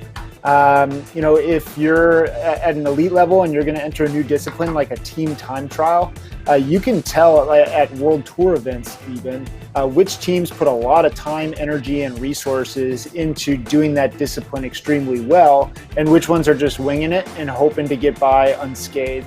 The ones that put the time in, they're putting minutes into other world-class athletes. So if you want to get good at this, you need to spend time on the platform, and one of the wonderful ways to do it would be with the team time trial that is put on weekly by RGT. Actually, Mike Lister, who's racing in the league here and was racing today, is the facilitator of that team time trial, and he would love to have you put together a team and come and compete in that. Not me. He wouldn't love me to be in the time trial. I think he's just trying to grow the community, Brad. So if you want to be a community member, you're more than welcome. No, actually, I do think that's one of the coolest parts of virtual racing too, is that you can kind of find your tribe, find your community, find your group that you're going to ride with, right? Whether they're in real life teammates or new people that you meet on the internet, people that you meet on the platform and can just ride with. I've had the opportunity to meet dozens of new riders over the last few weeks here with the rise of the Echelon Racing League and the virtual racing before that. So it's been a pretty cool way to kind of meet new people, sort of helping us through this crazy pandemic time that we're in here. So yeah, nice to see riders sort of finding that link. So you can see, Brad, we're on that descending section now. Watts per kilogram for these riders is on those descents dropping into the 1.1s, 1.2s. You can see their avatars aren't pedaling and they're kind of super tucking on the screen. There's no need for them to super tuck at home on the trainer. But they're definitely coasting and just spinning the legs, maybe shaking them out, massaging them a little bit to get ready for this last 18 kilometers of racing. But from now till about 5K to go, it is this rolling descent to flat section. You can see it up ahead as we look, down the road. That's a great camera angle showing, nice long rolling descent, some winding roads. They got a little bit of climbing to do and then they'll descend right back down again. So this is an opportunity for them to recover, for them to talk to their teammates, to come up with a plan, get some last gels and drinks in, and get ready for the final of this race. Garrett, what is this section like in real life? I know you talked about the sort of different eco zones or life zones that they go through. So on this flat section just before the big climb, what's it like out there? Yeah, so basically you did this big Sapio climb all the way to the top. It's called Meadow Creek, and then from there it's a nice descent, and there's big ponderosa pine trees, and it's really lush. And then you go through this area called Little Cherry Creek, and there's a little campground there. And in the summer months, it is green and extremely lush. A lot of people think that southwestern New Mexico is just dry desert, and it's not, because we're at elevation here, and there's lots of pine trees, and it's green, especially where we'll be riding to today. And then you make your way down, you get through there, and then there's your little kick up into the town of Pinos Altos, which is at about 7,000 feet, and it's an old historic mining town. And there's actually a little saloon there in town called the Buckhorn that's really neat to go to. It's still open. Obviously with the pandemic, things have changed, but it's still open after pandemic times, and it's a great place to go and cool down at the end of the day. How much will things change from the time of the year? Normally we have this race early season, April, March, but for 2021, they're shifting to September 29th till October 3rd. Is it significantly colder September, October? Is there a chance of more precipitation, anything like that? I mean, how does the area change? How does the climate change from April to October, let's say? I would probably say it's pretty similar from a climate temperature standpoint. I would actually say maybe the spring might be a little bit cooler in the mornings, because late September it's starting to cool down, but this year especially was pretty warm.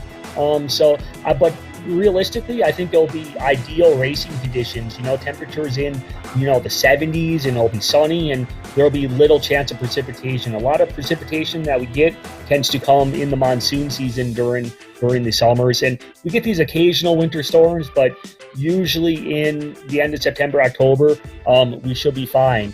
But this year, it was warm, but actually in October, we had a big snowstorm here in town. We actually had 4 inches of snow. The snow doesn't last long, it melts right away, but there are chances of that. But usually end of September, early October is too early for any of that. Did you just say big snowstorm? 4 inches? 4 inches of snow, big snowstorm? I'm not understanding you. I'm from Wisconsin. That's called a light dusting up in Wisconsin, where Eric is from. Yeah, for us down here, 4 inches of snow is a significant dumping. Don't forget, you can race the Project Echelon Amateur League. Just check out echelonracingleague.com. Click on races, and you can find links to register along with a schedule for the amateur series. Eric, next we are headed to a dual criterium weekend, the Bucks County Classic and the Armed Forces Cycling Classic. Our next two stops on the Echelon Racing League calendar. I'm looking forward to getting back to some crit racing, my favorite discipline on the road. I just think there's nothing like a good American crit, and two great ones in Armed Forces Cycling Classic. Bucks County had a crit with it, but they're going to be doing their road race here, so it's cool to have these two sort of individual days racing together. They're sharing the weekend, and let's see, 3 weeks from now. Yeah, and it's going to be two classics, like you said, the Thompson Bucks County Classic. Laura Reppert is the race promoter there, and she's been absolutely wonderful to work with. And we're excited to have some representatives from the Doylestown community join us on the broadcast, similar to what we're doing here with the Tour of the Gila. And so that's a really wonderful crit. We're actually going to be extending the length of that to match more of what it's like in real life. Those are typically 90-minute to 2-hour crits. They're 100K crits. And so we're going to be replicating that in the virtual space. And then, the following day we have the Armed Forces Cycling Classic, and that's run by Rob Laybourne, supported by the Boeing Company. And just another classic criterium. They're both extremely, they're leg breakers, and they're going to be an omnium weekend. So we're going to be able to see these teams shake up their rosters from one day to the next as well. So that will be interesting to see what type of tactics teams decide to play with one another. Watching Bird and Rutterhorn here, I think they can see the riders just up the road. I'm pretty sure that's the riders that they're chasing just disappearing off into the distance now as these guys try to close down a 120-meter gap to get up to Matt Usborne in 12th place. Garrett, did you have any favorite races during your time in the United States? Whether they're still around or not, they don't have to be Echelon Racing League events, so don't feel any pressure. But what were your favorite stops on the domestic calendar? Yeah, I'd have to say the virtual Tour of the Gila. But Tour of the Gila was obviously a great race. It wasn't necessarily to my strengths. One of my favorite races, it's no longer around, was the U.S. Pro Championships in Philadelphia. Sure. That was a great race where you had the Manny Young Wall, and obviously Tour of California, all those big races. Tour of California, Tour of Georgia, Missouri were excellent as well. And there's actually one up in the Traverse City area of Michigan, Tour of Leelanau, that was a nice course. I sort of like those punchy type races, not long climbs, but some hills. But yeah, so there's a lot of good races, and then obviously all the crits. There were a lot of those 100-kilometer crits. So Super Week was big back in Wisconsin. That's where I sort of found my racing legs. I was collegiate cycling at UW-Madison. I'm from northern Wisconsin. That 1 year in Super Week, I think there were 17 stages, and I did all 17 stages. Yeah, there's lots of good racing in the U.S., and right now there's sort of a little bit of lull in races. Race directors are having a hard time, and I think it's very important for us to support races within the U.S. so that we can develop some of these riders and send them to some of the bigger races, as we've seen Sepp Kuss and some of these other Americans, performing well in the major Tour de France, Volta, Giro type events. I got some of my first announcing in at Super Week towards the end of its life. It was neither super nor a week at 17 days. I can only imagine what it was like for you guys racing 17 days up there in the crits. Nice to see Neil Pugh checking in, cheering on Mike Lister. Only 2 hours to go. Yeah, that's a nice little bit of advice. Just hang in there. And then Mike actually got back on and said, "Thanks, Neil. Thanks for the constructive cheering." That's Eric, that's right up there with Move Up in a crit. My favorite cheer by far. Oh man, yeah, right. Move up and move go up harder. And close the gap. Okay, what the heck do you think I've been trying to do for the last hour? It's impressive that Mike's been able to respond. He's probably completely in the hurt box right now, but he's somebody that spends a lot of time on this platform, and he communicates with people via the typing while racing as well. So that's not something new new for him, but good on Mike for having some cheerleaders out there. Come on, Mike, move up.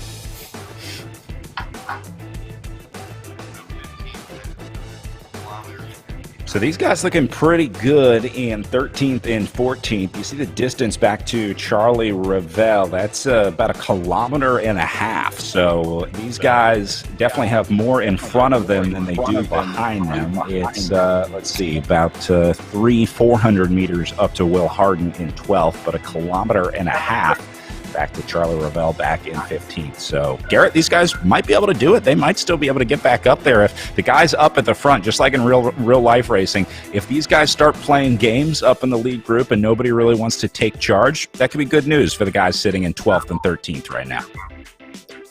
Yeah, definitely. We see that happen quite often where, guys in the front start looking at each other and no one wants to take a pull through, things like that. And it allows some people to, catch back up. And I always love the best move ever is if you ever get gapped or get dropped and you catch the group and without hesitation, you just ride right through the group. And sometimes that can stick for a win. So we'll see if that is able to happen today.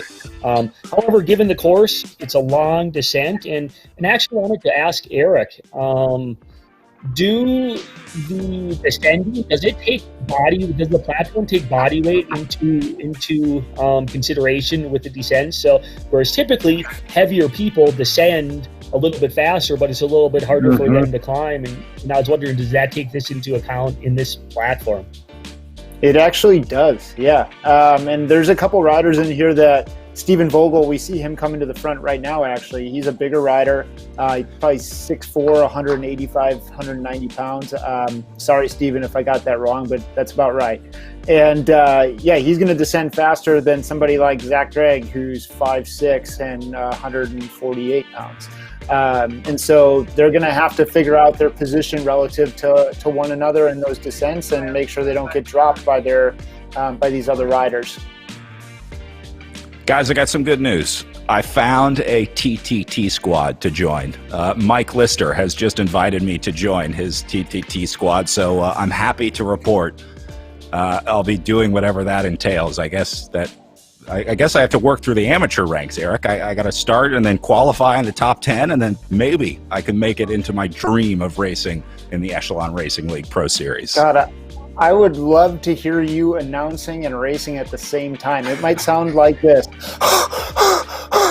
No, that would be quality. I want to know what Mike is doing that he's able to respond to all of these inquiries, because that is quite impressive. He's maybe drinking a brew and just spinning his way up the climb and calling it a day.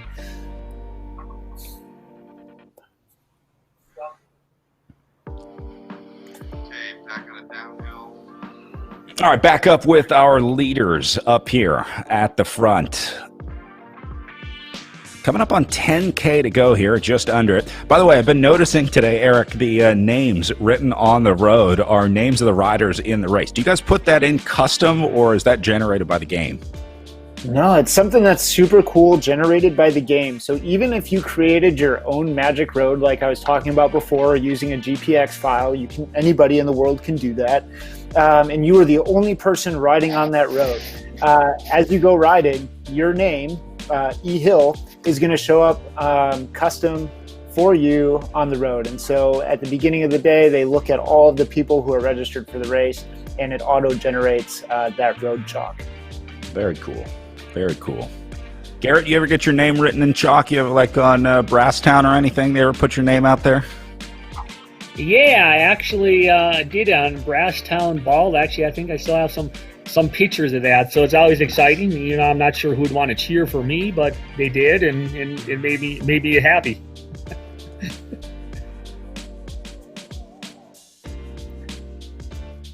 Yeah, we see some riders here so we're on negative 5% downhill, and we see these riders surging through each other. And that would happen in real life too. You catch a little bit of draft, you pick up that extra speed, you come around one another. And then, like Garrett was saying, some of these heavier riders are going to definitely have the advantage on the descent as well. And so some of the riders that I know are a little bit bigger than the others are the ones that keep predominantly rotating through the front, even though their power output is a little bit less. And so that kind of comes back to Garrett's question about how does the system handle that?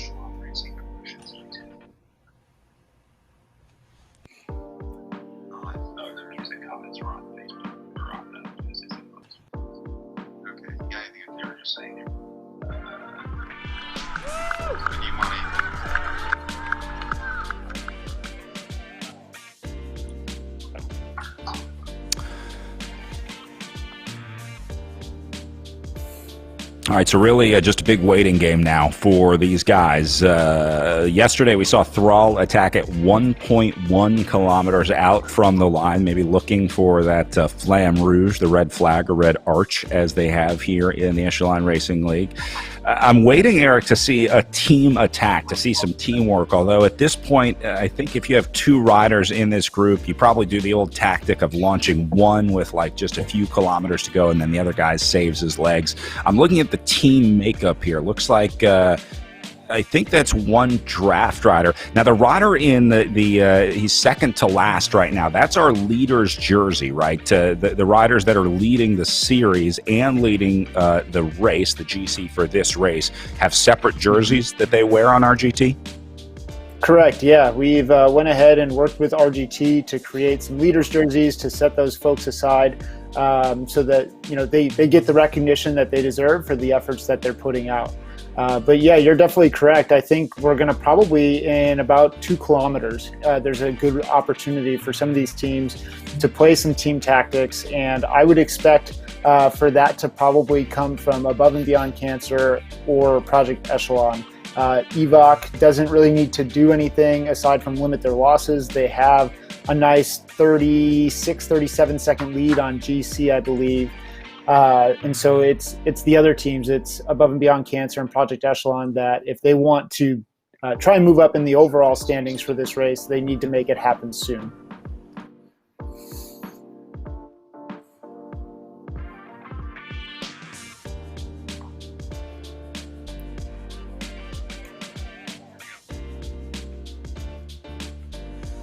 Here's another look at GC standings heading into today.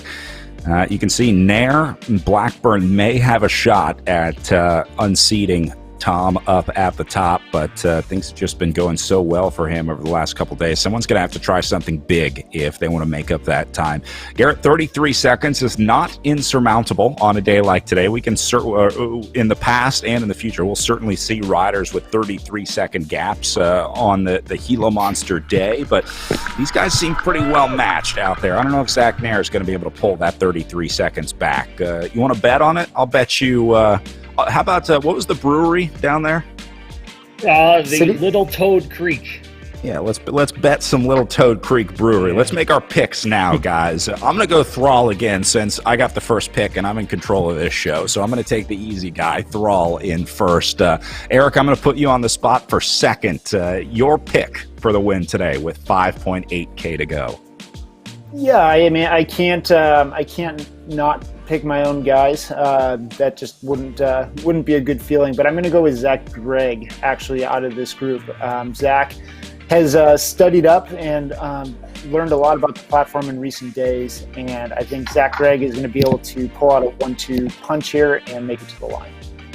Garrett, we're going to go Price is Right rules, so you can have everybody else. I got Tom, and I'm actually going to give yeah, go ahead. I'm going to give a shout out. I have some secret intel from a former teammate of mine, but I'm going to give a shout out to Hayden Warner. I think he's looking good today. And yeah, we'll see what he does. Yeah, Warner with the Above and Beyond Cancer team, they've been really strong. A few riders have really been animating the Echelon Racing League here. So we'll keep an eye on him, see if we can find him in the group and get a look as these guys hit 4.5K to go now and still in the green, blue, yellow zone. A few riders popping into the orange, but haven't seen a ton of red zone rides just yet for these guys. Let us know who you think is going to take the win today. We're watching all the comments on Facebook, YouTube, whether you're watching with USA Cycling or an Echelon Racing League or any of our partners. Leave a comment there. We'll see if we can get those on the air. Patrick says, yeah, Hayden. Nice to see Hayden has a few fans out there. Seems like a popular guy. There's Hayden Warner moving up right there. We're starting to get to the last, 4K here. So we'll start, we see that we're going up a little bit of a grade here, and basically it's kind of a drag through the finish. So we'll see what happens. And this is, the last, we have a group of 8-10 guys, and this is the elite of the elite. So all these guys who are still here definitely have a chance to for the victory today. So we'll see shakes out in the last 4 kilometers here. And the shout-out worked. Hayden Warner got up to the front just as we were saying his name, just as we put that graphic up with the tweet. So I think that confirms our scientific belief that getting a shout-out on the broadcast gives you an extra few watts, helps you get up there. There's Hayden right there in the bottom right. Looking good, Hayden.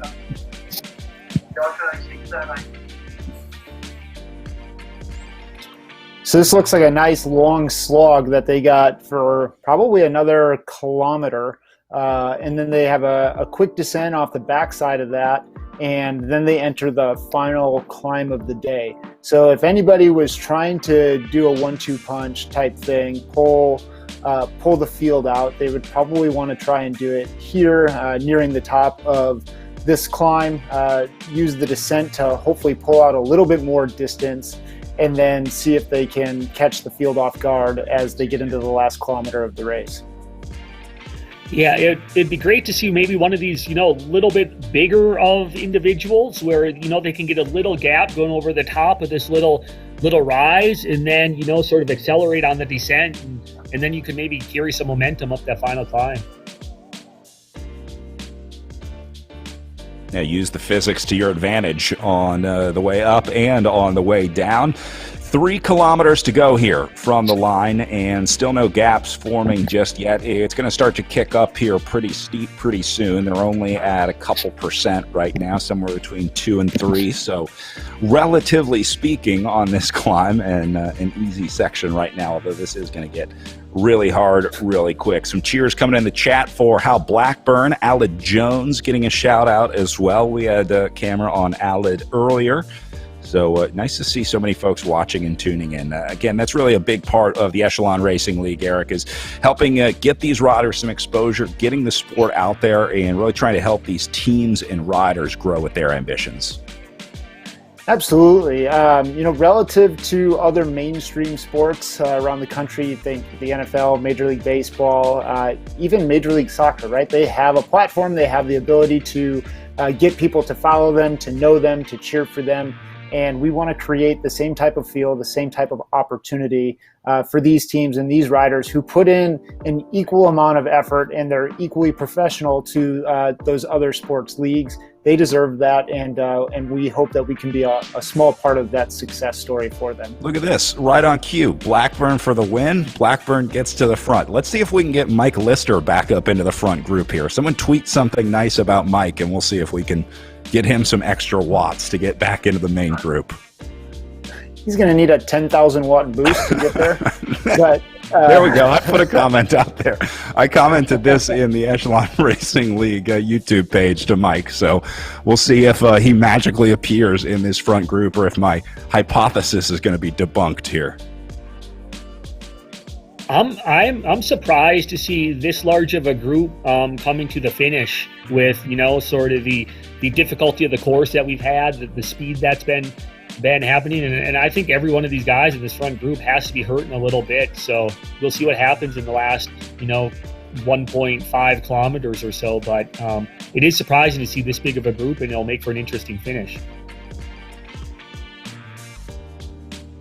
Well, we are still watching the group behind these guys, that second group of draft racing riders, remember, that we're trying to catch back on. It looks like Bird might have dropped Ruderhard here. I think he is all by himself here. And yeah, Ruderhard at 500 meters back. So Bird going to be on his own here, rotting in 13th place. Nothing in front of him, nothing behind him. Garrett, this is a tough place to be on the bike. Sometimes it's even tougher when you're out in the Gila wilderness, right? You feel like you've just been abandoned sometimes in these races. You feel like you're in the middle of nowhere. Yeah, and that's sort of the beauty of it too, right? Because it is quiet, it's pristine. Maybe you look at some of the pinion jays that are flying around, some of the local birds, or you can see a roadrunner here or there, and there might be some mule deer and bear you'll come across. So yeah, it can be scenic. All right, Looks leader's like going under the 1K. Yeah, he's flying under the red banner here, the Flamme Rouge, as Stephen Vogel goes on the attack for Project Echelon Racing. Now, remember, guys, this is where Thomas Thrall attacked yesterday. In fact, it was just before they got to that banner at 1.1K. Jones was the first one to go, and then Vogel went with him. So Alec Jones and Stephen Vogel, the two early antagonists here in the front group as they go inside. 1K to go, but these guys still pretty close together. Blackburn struggling a little bit at the back here. Looks like he's got Zach Gregg with him as they're going to lose contact with this front group. Here comes Tom Thrall trying to get up there, as well as Patrick Wall now goes on the attack for Evoc Bike. Good move here from Wall, Eric. Yeah, absolutely. He countered that one exactly at the right time. He's got a really nice gap now. It's going to pitch up real steep.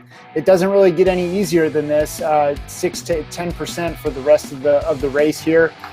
So we'll see if the power of the group is enough to bring him back. But he timed that pretty perfectly. He got look a at gap Patrick quick. Wall. Exactly what you need to do. Yeah, look at this guy punishing the bike underneath him. He's going to break the handlebars right off of that thing. This Patrick Wall of Evoc Bike tries to solo to the win at the top of the Gila Monster here, and looking more and more like he might be able to pull this one out. Garrett, 180 meters to go, but here they come. I spoke too soon as Tom Thrall swamps him at 140 meters.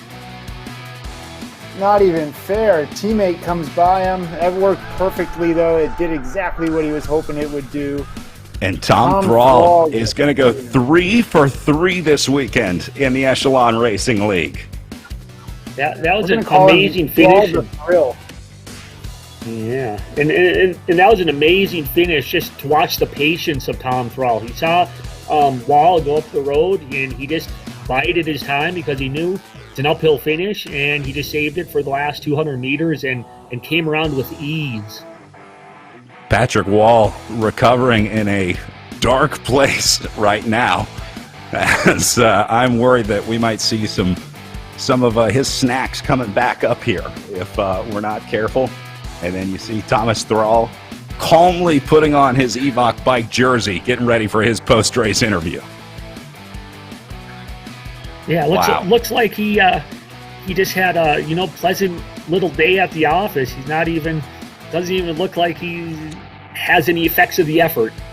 Eric, that was pretty much exactly how you would write a team tactic for virtual racing, where Wall of Evoc Bike is the first to go, and then his teammate Thrall comes over the top at 200 meters.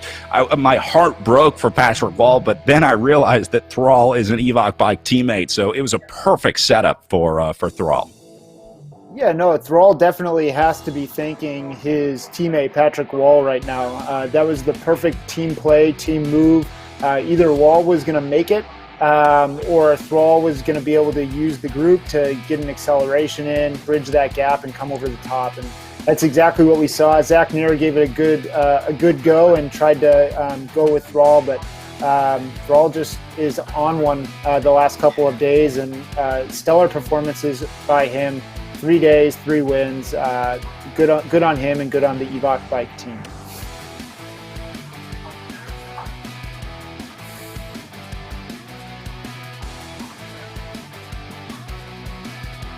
Meanwhile, Rudderhorn working his way in as our final riders finish up here. You guys aren't going to believe this, but I think we accurately predicted the podium. We went Thrall, then Nair, then Warner. So our guys got in there. We might have to start betting some money on this, although I don't know if that's legal in the United States. So I'll turn my VPN on that I use to watch the European racing, and we can all meet in the Cayman Islands and do some gambling.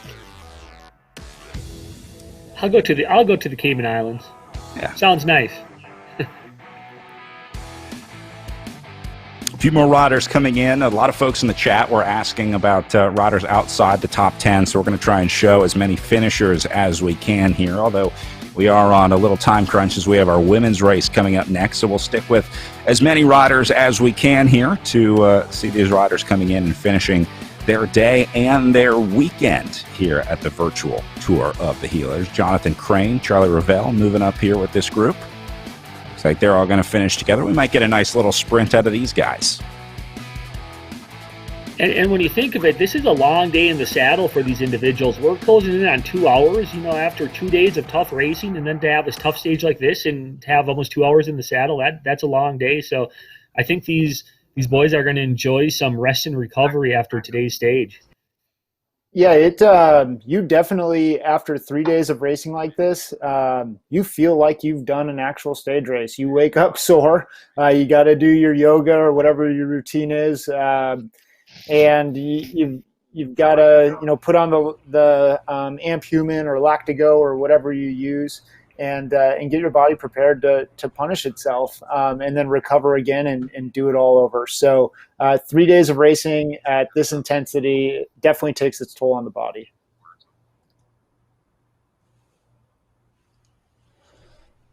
Hutchings, Ravel, and Crane going to come in together here as Rudderhorn goes inside 150. Looks like he should be good to hit the line solo there. And even though these guys they're not finished in the top group, this is still a very commendable performance by these individuals, coming in 15th, 16th, 17th. They put out a good effort, and it's something to be commended. All right, let's bring in Tom Thrall, our race winner today, and, I should say frequent race winner this weekend. 3 for 3 on the weekend for Tom Thrall and the Evoc bike team. Tom, first off, take me through the riding out there today. Did you think that you were going to be able to dominate the series here? To be honest, no, I didn't think it was going to go this way, but I knew I've had kind of good legs all season. And if it all played out correctly, I think I had a good chance. So today I felt really relaxed, really good the whole way. And I just knew that I had the effort for the finish. So, yeah, today felt good. The setup there, we saw Patrick attacking inside the final kilometer. Was that a team plan? Did you guys have that set up before you came into the day today? Well, I don't think anything was planned out before, but it was kind of a in the race moment kind of attack. We had the numbers in the front group to spice things up a little bit, and obviously it helped kind of string things out and kind of gave me the opportunity for us all to do really well. So I was happy with that. You said in the first couple of days of racing this weekend that you were just getting into the virtual racing platform, just getting into racing on RGT. Kind of seems like you're an expert now. Are we going to see you for the rest of the Echelon Racing season? Yeah, I hope so. I hope to do as much as I can. I'm looking forward to racing with my team as much as possible, and we just have so much fun out there. So it's even better when you have a great team to do it with. So, hey, last question: will you do any more racing after this? I mean, what does the next few weeks, next month look like for you? Do you try to keep some fitness here? Yeah, I've been kind of full on the gas probably since March. So I'm due for a little bit of rest, but yeah, I'll keep the legs fresh with some races and maybe get into a bit of training, but love to take a bit of rest as we come into the Christmas and holiday season. So looking forward to a little time off the bike, but not too much. You deserve it. You deserve a little bit of rest for sure. Congratulations, Tom Thrall. 3 for 3, our winner here on the final day of the virtual tour of the Gila, with a big shout out to the Evoc Bike Squad. All right, let's see if we can get Hayden Warner in here. Good for 3rd place today under our pick. I think we deserve a little bit of credit for the shout out for Hayden. Hayden, can you hear us? I can. Can you hear me?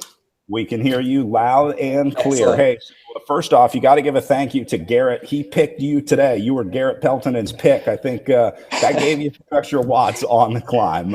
Do you know Garrett? Are you guys in touch? I don't, but we had the live stream going in the background, and I heard that with a few Ks to go, so that definitely gave me in the rear to to make sure I'm hanging with the fast guys up front. That's for sure. Hey, so take us through the race today, the selection that was kind of made early on, the first part of the climb, and then you hit the second part on the way up. Were you feeling pretty good when you realized that you had made that first group? Was there a point where you thought, okay, I can do this? Not until I had a little help with the pick going into the last few Ks. Yeah, we did the recon last weekend, a handful of us, and it's just such a hard course, especially, you know, with my build. I'm not necessarily suited to these kind of mid-race climbs, but, you know, I just hung in there with Matt. He was doing a great job. He wasn't feeling super great, but he did a crazy good job. Anytime I kind of got gapped off, he helped pace me back up, and everybody just rode great. Tell me about when Patrick Wall attacked in that final kilometer of racing. Was there a moment of panic, a moment of worry, or was that kind of the realization that it's about to get hard right now? A little bit of, it's pretty cool. I've been watching, you know, the Premier League racing and see those guys just shredding it up at the front week in, week out. So just, you know, having the opportunity to try to follow one of their moves is just super cool. Really happy to be here.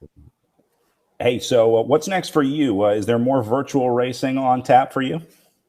Yeah, so actually, kind of a tough spot. I'm a urologist, and I'm a third-year urology, so doing surgery on kidneys, bladder stuff. So I'm in my research year right now, so have more free time to train and that sort of thing. So really just trying to kick it in gear as hard as I can until I am full-time back in the hospital in July. So actually just this week officially signed with Above and Beyond Cancer for the year, which is, you know, just unbelievable. And then through the grapevine, I got a ride with the Team Turbo guys for the Premier League this coming season. So it's just been a crazy week, and I can't imagine a better way to top it off with this. Well, just when I didn't think you could get any more impressive, pretty impressive off the bike as well. So congratulations on the new signing, and good luck with the rest of your the journey. So back in the hospital in July. You got plenty of time to race some more indoor races. Hopefully. Thanks, Brad. Appreciate it.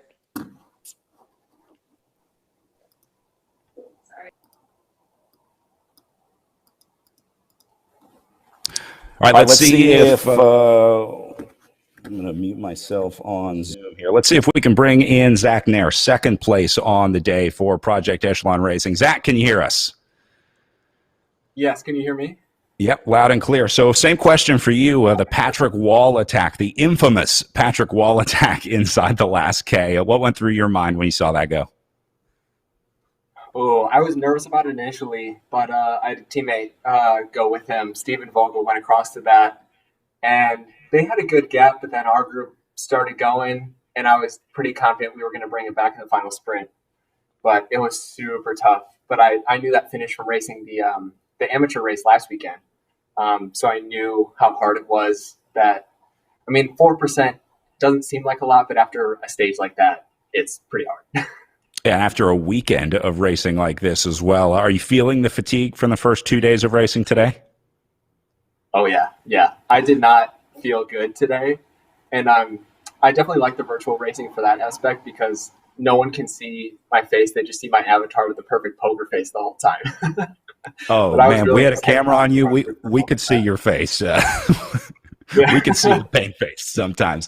Hey, so Zach, this is a big week for you, wrapping up the weekend of racing here. You're kind of moving into a different role this week with the U.S. national team going to race at the Esports World Championships as a director sportif. This is a new concept to me. What does a virtual director do? You're a very talented coach as well, so you have sort of the physiological and power information, but what kind of stuff do you offer? How do you help Team USA win a world championship? Yeah, it's a huge role. It kind of came out of nowhere in the last week or two, and obviously I'm super stoked to be working with the national team for the first ever Zwift Worlds. And a lot of it has been course recon and looking at the competition too, because it's obviously a huge international field, and it's a mix of like pro World Tour riders and kind of esports indoor specialists. So looking at all their data, looking at their strengths and weaknesses, looking at the team strengths, because some countries only have 1 or 2 guys, whereas others have like 7 or 8. So scouting out the competition, creating a race plan, and then during the race, I'll be on the call with the team on Discord. Kind of like in real life, you would have the DS back in the team car, but I'll just be sitting on my couch talking to all the riders in my ear. So give us some intel. What should we be expecting? What's the behind the scenes info on our world's squad or the world's course or the world's race? It's a course that is almost never raced because it's the figure 8 on Watopia, but it actually finishes at the top of the Watopia forward KOM, which is like probably a 1 minute 20, 1 minute 30 second effort. And so it's really unique because no one really does that in any of the series, or even like the Zwift Premier League has never had that finish before. So it's going to be really unique. It's basically going to be a long sprint at the top of like a 6% minute and a half long climb, which is going to be super unique. So we're trying to find the balance with our team between our sprinters, our climbers, and then the in-between guys, because based on how the race plays out, it could really be anyone's race to win at the end. Is going to be super interesting to watch. The first esports virtual racing world championships, and there's even a rainbow jersey on the line. So, Zach, thanks for doing your part to bring another rainbow jersey here to the United States. I know we'll all be cheering on Team USA, and congratulations on a great ride out there today for a silver. Thank you, Brad. Thank you. All right, we are going to take a short break here on the show as we get ready for our women's race coming up next. As our final men finish up, we'll keep an eye on them and get ready for our pro women's race coming up about 30 minutes from now. Stick around.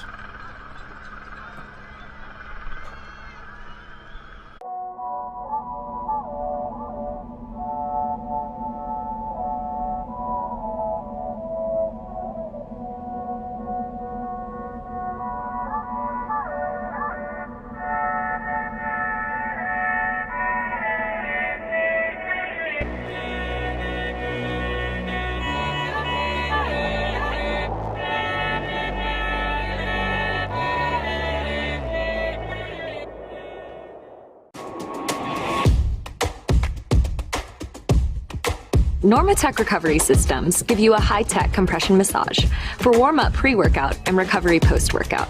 The technology is very safe and is used by a broad range of athletic types and really any fitness enthusiast looking to get the most out of their workout.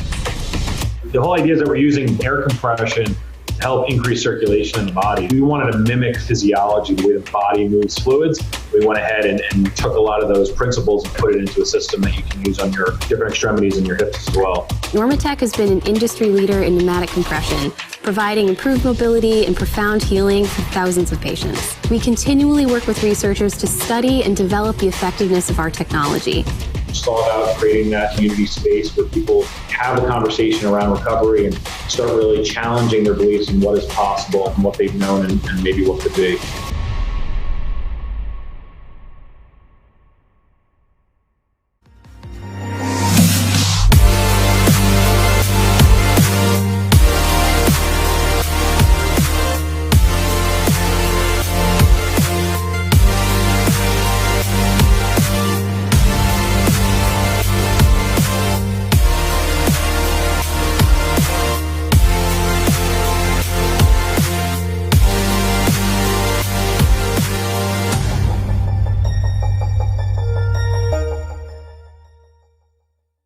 Welcome to Western New Mexico University.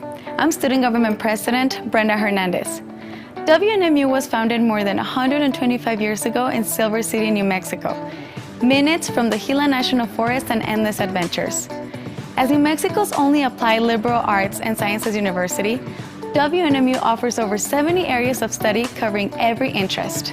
Speaking of interest, with over 130 activities like our historic Great Race, you'll never be bored at WNMU, trust me. Visit WNMU.edu, shoot us online, and join us on our next great adventure. Go Mustangs. All right, we are out here, Camino Escuela in Tucson, Arizona, for the first ever Camino Escuela Hill Climb Championships. In a cold night, emptiness haunted me. Competitors here. I saw Sean is going to be rocking the e-bike, the new Subito e-bike, weighing in at like 30 pounds, an additional, I don't know what that does, 200 watts? Heather, all natural. For you, girl, I can reach the stars. The course, I mapped it out earlier, it's about 1.3 kilometers. I think it gains about 30 to 40 meters, that's around 100 feet, and it's just short of a mile. Girl, I can reach the stars.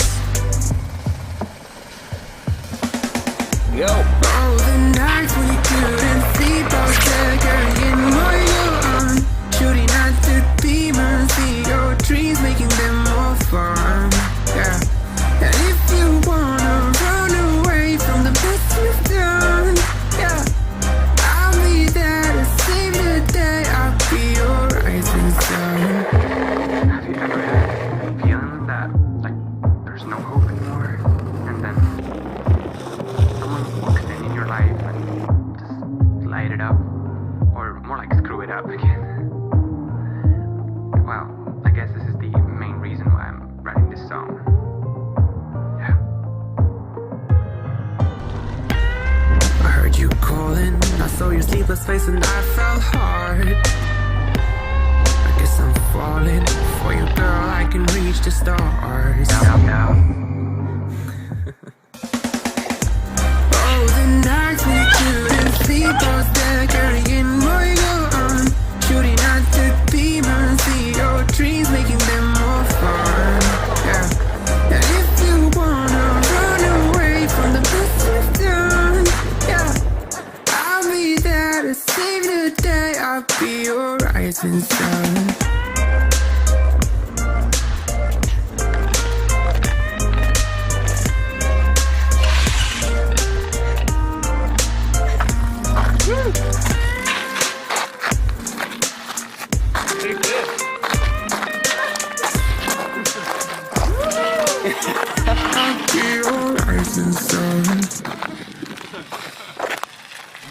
All right, that just happened. Yeah, I'm the champ. That was crazy. I mean, I hit my button and she had no chance. I thought I was dropping you. And you were just messing I with was me. stretching, getting ready for my effort. I did a little bit of this, one of these, and then I just went. We thought you were like getting dropped too. I was like, Shooting sleep, I was there carrying more you on. Shooting at the demons, see your dreams, making them. This is how it feels. I feel so powerful right now.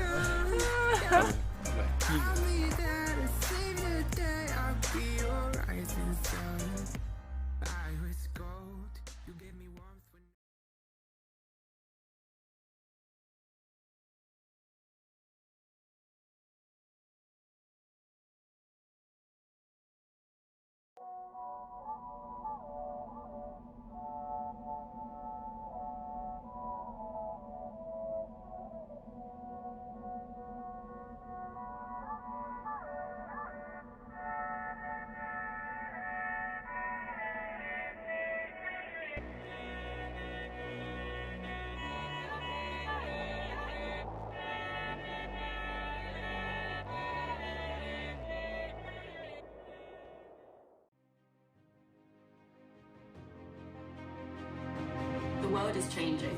I'm looking to do things better. To improve. Just because it's always been that way doesn't mean it's right. I embrace change. I seek adventure and discovery. I explore the unexplored. To know the unknown. Even in the toughest moments, we ride together. Even in the moments when we're at our limits, We support each other. It's time to move up a level. push that little bit harder. Changes we make now will make the future better for all. The efforts we put in today will pay dividends tomorrow. We all have the power to up the game. Build something better. It's not time to play. It's time to get real. It's time to be a game changer.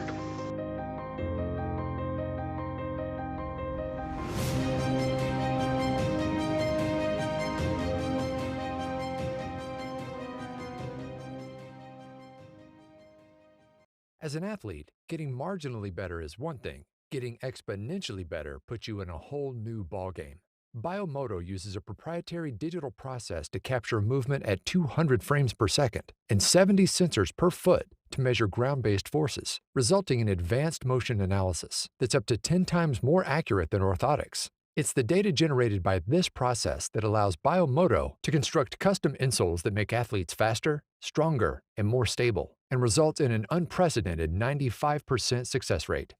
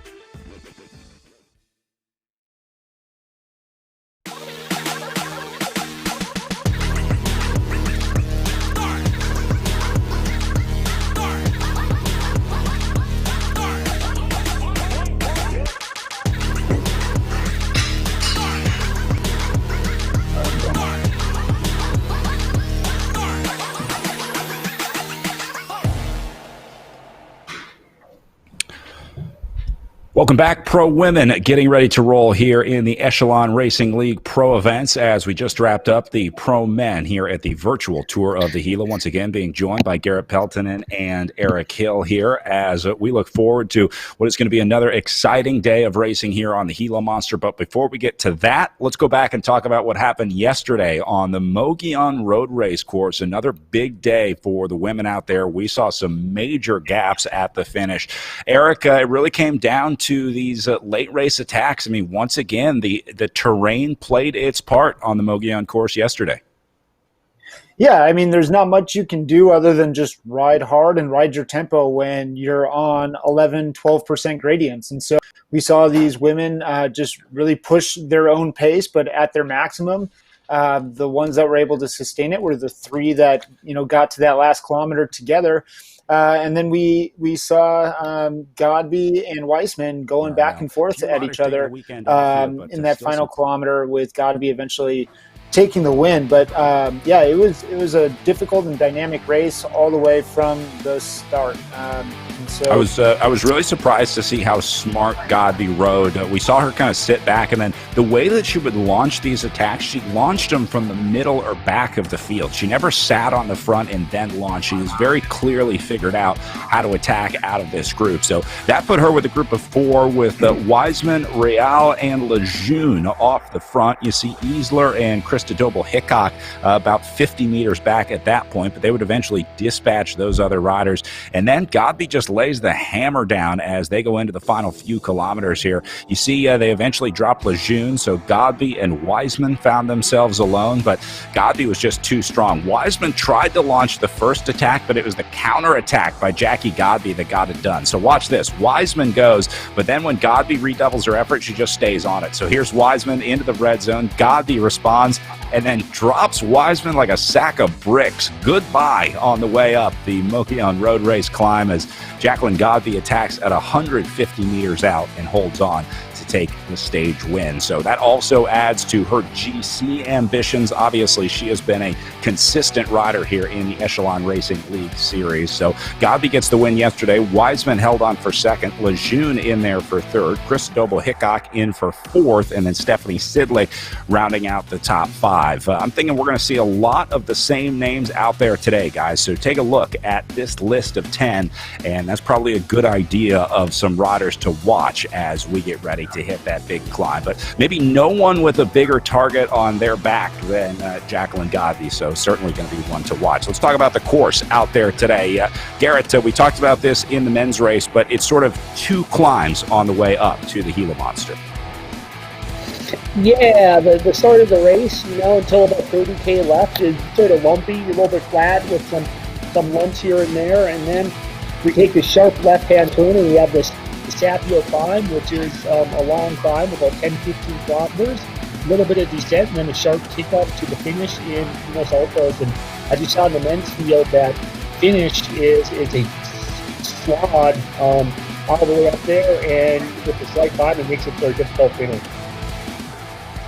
Eric, if this is anything like the women's race, it's basically going to come down to who has the legs in the last kilometer. It seems like it's going to be a group of maybe 5 or 6 riders, and then once they go under that Flamme Rouge, that's where the attacks come. It's kind of one of the cool parts of virtual racing that's been emerging, this 1K to go attack in these Echelon Racing League races. So it's going to be really interesting to see if anybody tries to mix it up, right? If anybody tries to overthrow the script there, if you will. Yeah, and we think about it that if these riders don't have the attack mastered and have the final sprint figured out, 1K to go is probably their best shot. They don't have to worry about timing. They don't have to worry about slingshotting out of it. And so 1K to go attack is a good opportunity for them. But somebody like Godby, she's been racing a lot on the virtual platforms. She's got it pretty well figured out. We know that she can do that final sprint. And she's gonna be at the top again today, I think. Elena O'Mara, maybe another rider to watch in these one-day races, although had a rough day on the Mogollon yesterday. So this will be another rider who had good results early on, but is still maybe figuring out the platform. So Elena O'Mara definitely going to be another one to watch. But I don't think anybody is as targeted as Jackie Godby will be. So she is certainly one to watch. We're going to keep an eye on her as, again, the series leader and winner out there yesterday. It's tough in this situation, isn't it, Garrett? When everyone knows that you're the heavy hitter in the field, you don't really have as much leeway to work with, do you? No, because any move that you try to make is marked by all the other individuals. Everyone is watching you. But with that said, with a tough course, when you're going, doing some of these big climbs, like the Sapio climb that we have today with about 30 kilometers left to go in the race, it plays into a strong rider like Godby's hands, where she can, really put the hurt on the rest of the field. So we'll see if she can go 3 for 3, similar to what how enthralled in the men's race today, and it'll be an interesting race to see. But I tell everyone to keep a watch out for that climb with about 30 kilometers left to go. That will result in probably a final selection, and then we'll have the winner coming from that selection up the final climb up to Pinos Altos. Yeah, really all about the selection out there, Eric. So we're going to keep an eye on that. As we get ready to roll out, you see our women getting ready on the start line. I want to throw to a special message from Lieutenant Governor Howie Morales to our riders. Welcome, everybody. I'm Howie Morales, Lieutenant Governor of the state of New Mexico, and I'm so proud to be here to welcome you to this year's virtual tour of the Gila. And we know that 2020 has been tough for all of us. But it's so nice to see that the continued excitement and the energy around the Tour of the Gila will continue even though it's done in a virtual setting. You know, growing up in Silver City, New Mexico, having the opportunity to go in as a child to see the bikers race downtown and to see the many exciting opportunities that were brought to our community because of the beautiful Gila forest that we have. I'm so proud of the state of New Mexico. I'm proud of my home community in Grant County, New Mexico, and I'm so proud to welcome each and every one of you to this opportunity to showcase, even through the obstacles, even through the struggles and the challenges that 2020 has brought with COVID-19. You bring a lot of excitement and joy to race enthusiasts across this whole country and across the world. So thank you so much for choosing to join in on this. Wish you the best of luck and look forward to seeing each and every one of you in person during next year's live Tour of the Gila. Pretty cool getting the shout out from Lieutenant Governor Morales there. It just goes to show you how much support this race has in the community. Everybody in Silver City, Grant County, and New Mexico always loves when the Tour of the Gila comes to town. Garrett, I know as a Silver City resident now, it must have been a big bummer to obviously miss having the race there in person, but we got a lot of response from the people around the community when we told them that we were doing our virtual race series here. Sounds like people are pretty excited down there in Silver City. Yeah, it's a big event for us, you know, as the mayor, Ken Landner, said in the men's race when we talked with him. We're a small town. We're, 10,000 people, consider all the surrounding areas, 20,000 people. And it brings a lot of for the economy and just excitement to the city. So it was a bummer not to have it in person this year, but we're looking forward to having it next fall, the end of September, early October. And this is a great way for more information or notoriety to get out about the race with this virtual setting. Yeah, Garrett, I know Western New Mexico University, your school, has really been embracing the outdoors recently with their outdoors programs. I know they have the outdoor gear rental program and maybe a new collegiate team on the way, I understand. Yeah, we're in the process of getting a collegiate cycling team started here. I had my beginnings in cycling through a collegiate team at University of Wisconsin-Madison, so I want to start that here at Western New Mexico University, and it goes hand in hand with the Tour of the Gila, and it'd be a great opportunity for these individuals. And as part of my department in kinesiology, we would hand out neutral water, things like that, at the actual Tour of the Gila, so these individuals can get experience with racing at the elite level.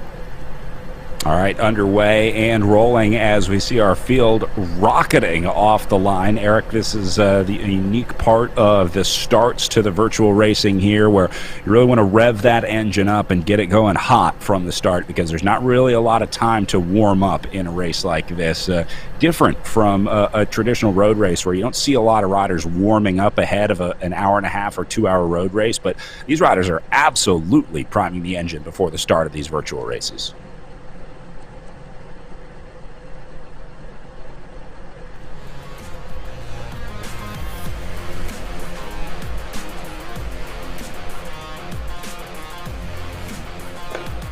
Where riders really need to be on top of their gear in order to get out of the pens and start this race. Otherwise, they're going to fall behind really quickly.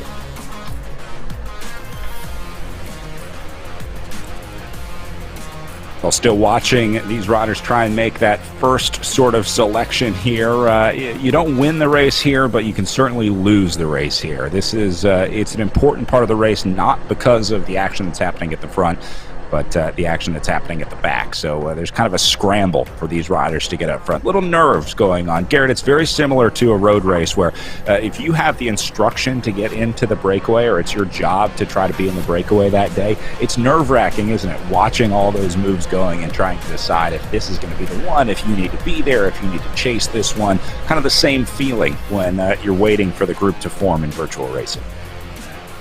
Yeah, definitely. Trying to get into that early break is, it's a bit of an art form, and when you're trying to get in that early break, you got to warm up a lot so that you're ready to go right out of the start gun, and that's your main job. So you got to make sure that you get in the break, and a lot of it is determined whether a break goes if certain teams like the representation within that break, because if you have a team, if everyone is represented from every team in that break, they'll happy to let it go. But otherwise, teams that aren't in the break, they'll want to chase it back, so they don't have to do all the work later in the day of bringing the break back. Nice to hear the fans cheering on the riders as they go through some of the banners there. Some virtual fans added into our virtual world of racing. Here's a good look at some of the riders racing in there today. That is Jackie Godby right there in the center wearing her Team USA kit, because Godby is going to be representing the United States at the upcoming Esports World Championships. We talked about with Zach Mayer at the end of our men's race. Jackie will be on our women's squad vying for the rainbow jersey. So Jackie, really incredible person, and excited to have her representing the United States at the World Championships here. Guys, there's a lot of talent in this race, not just on the bike, but off the bike. Some pretty incredible women. Jackie Godby has been going through residency interviews while training and racing. None this weekend, but she's been like getting off the trainer, doing a ride, and then switching from her kit to like a business suit to do virtual interviews for her residency interviews. So some pretty incredible stuff going on here, both on and off the bikes. What I like seeing here is the individual riders or setups at their home, and you can see some riders sitting here next to the window. They have the window open. You got one that looks like they're racing on their porch, some in their living rooms, others in the garage or basement. So it's neat to see these individual setups from all the ladies that are racing and how they go about with their setup. Yeah, Eric, this is actually another part of being a good virtual racer, is figuring out where you're going to do it, because the best place or the most comfortable place to race isn't always the place where you're going to get good internet. Yeah, no, right. We talked about it in the men's race, that you need to pay attention to the small details to perform at a high level in the virtual space. So just like you would, pay attention to your position on the bike, to doing, maintenance, to pre-riding a course, all of those things, the way you prepare here is by making sure you have good network connection, making sure you have accessibility to your devices or your remote, access to a fan, all of those things. And so riders are still having to pay attention to the little details at a high level. Those details just happen to be a little bit different from what they are in real life. Well, settling in for 70 kilometers of racing here for the pro women, doing the same distance as the men for the entire Echelon Racing Series, as it should be. And Stephanie Sidlick out to an early lead, setting tempo. Sidlick is quickly becoming one of my favorite riders in this field. Just consistent to the core every single day. Even when she gets dropped out of a group, if she finds herself gapped off, it's like you just cannot get rid of this woman. So I've been really admiring the fighting spirit of Stephanie Sidlick in this racing. Yeah, last night she went from, I think, 12th on the road, and she caught up to the next group, rode straight through them, and ended up with a top 5 finish, if I'm correct, which is extremely impressive to just have that consistency, be able to put in that effort on her own, and make a really strong comeback to a nice finish on the day.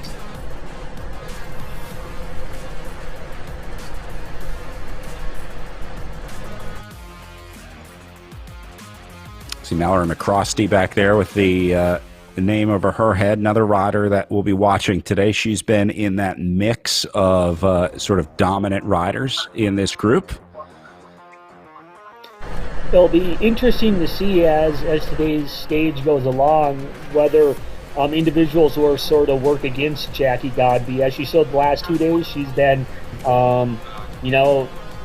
quite above the rest of the field, and she made yesterday's Magyar mountaintop finish look easy. She just sort of walked away from Wiseman. So I think some riders need to start working together to maybe try to isolate her and try to work against her a little bit.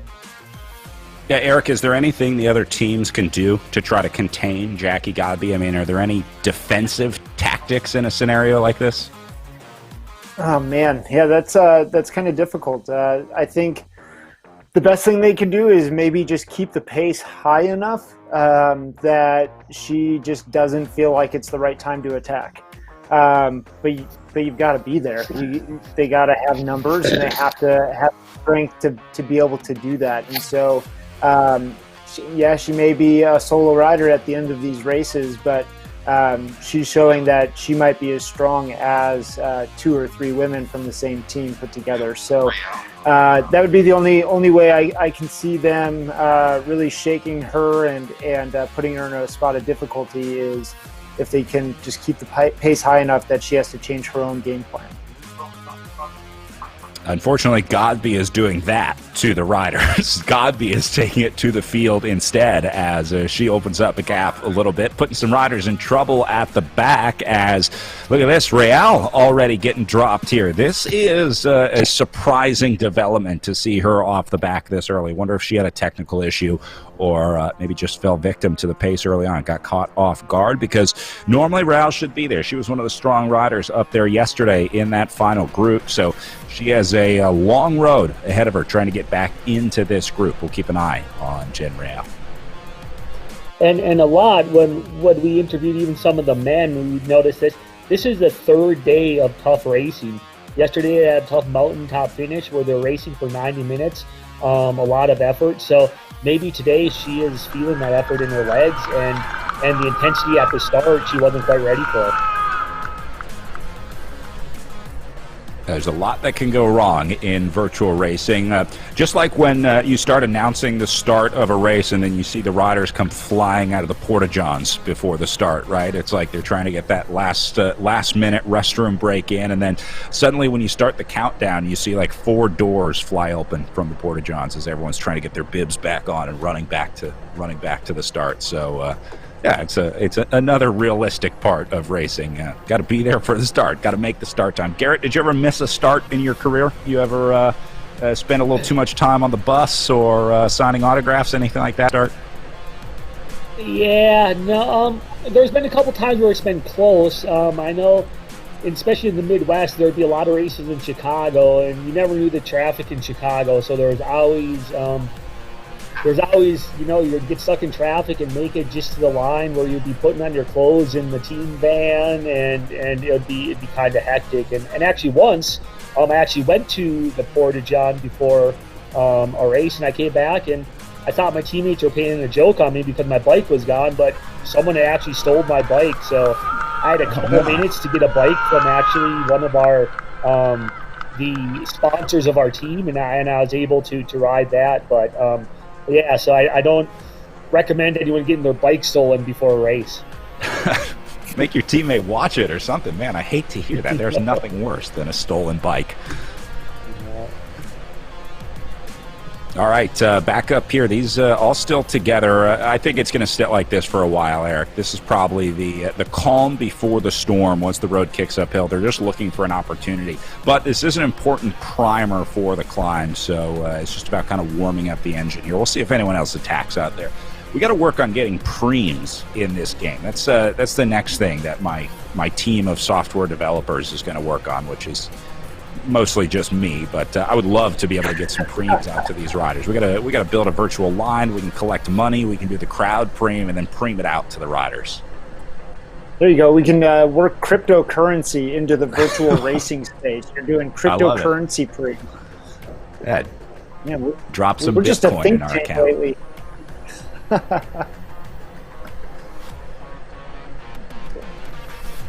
I think you're exactly right, though, Brad. You know, we're 11 minutes into the race. Those first 10 minutes were extremely difficult.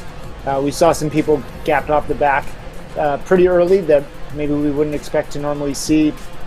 Maybe it was, again, those first 2 days of racing just really settling in, or they just weren't quite ready for that start. But I think we're gonna be settled in now until we get to about 20K in, 25K in, where we saw that split in the men's field, or that selection in the men's field with that nice little riser. And then again, we'll see a selection when we get to the bottom of the major climb for the day. But it's really nice to see some riders that made this front group that haven't in the previous couple of days.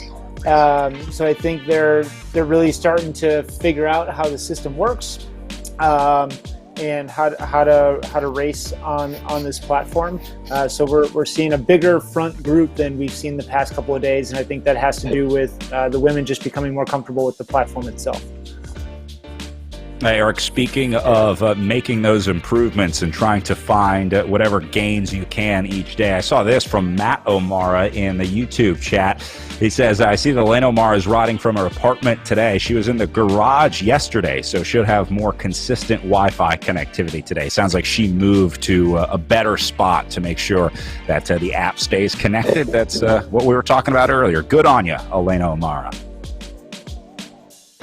And yeah, it's just one of those little things that you have control over, right? So you got to be able to control the controllables. There's always going to be some unknowns. There's always going to be some uncontrollable things. But the more things that you can control and keep track of, the better off you're going to be. So it looks like she took that on. Don't forget, hit us up in your chat of choice. We're on Facebook, YouTube, Twitch, everything. Zanga, MySpace, we're streaming everywhere. And we'll be watching the comments as well. So if you want to see your comment on air, let us know. Get it in the chat. Nice to see some shout-outs for the Chicago Riders from the 4-Star Endurance Squad. Nice work, everyone, and good luck to all the ladies. And Eric, with these general platforms, so the riders can see what each other look like, etc. Has there been any talk among any of these platforms where sort of how we on this video stream provide shots of the riders, where they can actually access that and see the faces of the individuals they're competing with, how, if they're hurting or not, things like that? Has there any been chat of that kind of development going on?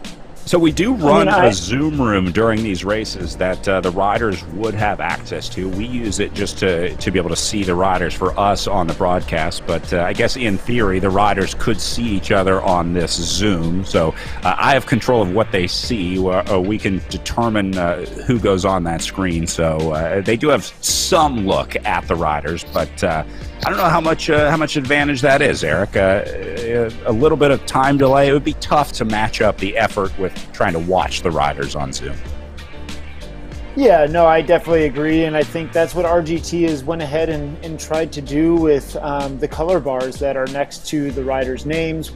So not only can you see their watts per kilogram, can you see their heart rate and distance back, but you can also see what zone they are riding in. Now, what would be good for there to be a color bar relative to their power zone that they're sitting in, but to have a power bar relative to their heart rate zone that they are sitting in. Therefore, if I saw somebody that was sitting in the blue power zone, but their heart rate was in the red max capacity zone, I would know that that person is suffering. They're in a moment of difficulty, and that would give me an opportunity to attack them without them likely able to follow the wheel. So if they could pair up that power number zone thing that you see on the left-hand side of the rider's name with heart rate zones, that might give a new perspective and new tactical advantage or opportunity for these racers.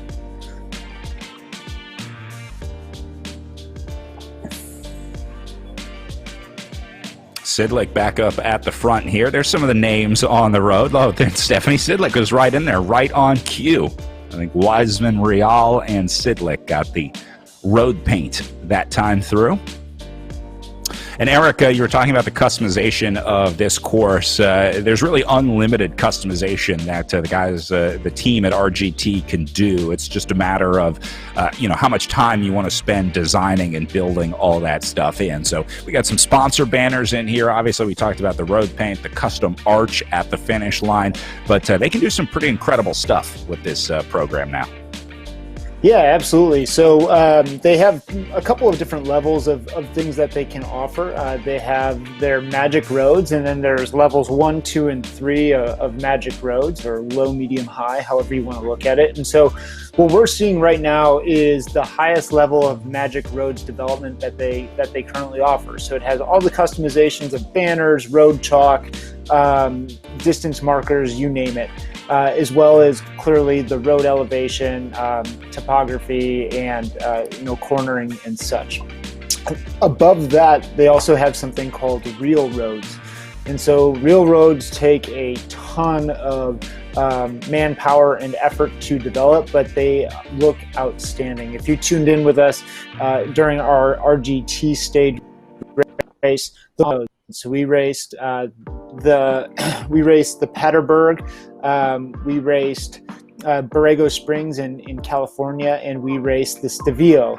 And they built in houses, they built in landmarks, they built in people on the side of the road, clouds and weather. All of those things are a part of those real roads. And so we could have had them build a real road for the Tour of the Gila, but given the length of our season and the number of the races that we do, that was not possible. And so it's something that we would love to do in the future, is build real roads for these races.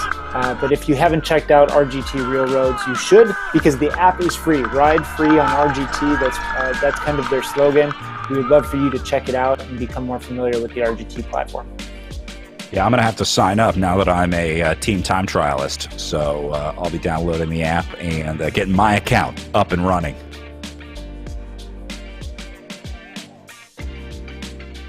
Well, looking at a pair of riders that look like they are in a little bit of trouble here. This is Angie Bonacisi and Mallory McCrosty finding themselves in a little bit of trouble. This is McCrosty here at home, as you can see the fan blowing her jersey back. It looks so realistic, guys. It really looks like she's moving on the bike here, flying through the wind. This is brutal, though. Frank Cundiff sitting in the back of the room in the corner, sipping coffee. Yeah. Probably just telling her to pedal harder, and she's Move probably up. telling him to shut his mouth. Yeah.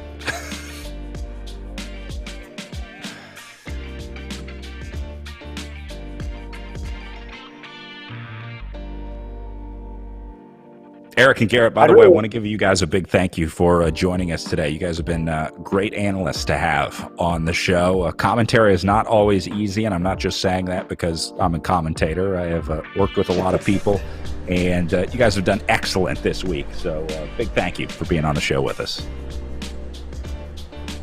Yeah, it's been fun having Garrett on board, and knowing you're from Wisconsin, Garrett. So you went to the University of Wisconsin. You're from northern Wisconsin, which my wife is from northern Wisconsin as well. So it'd be interesting to know if our paths have crossed at some point in the past before.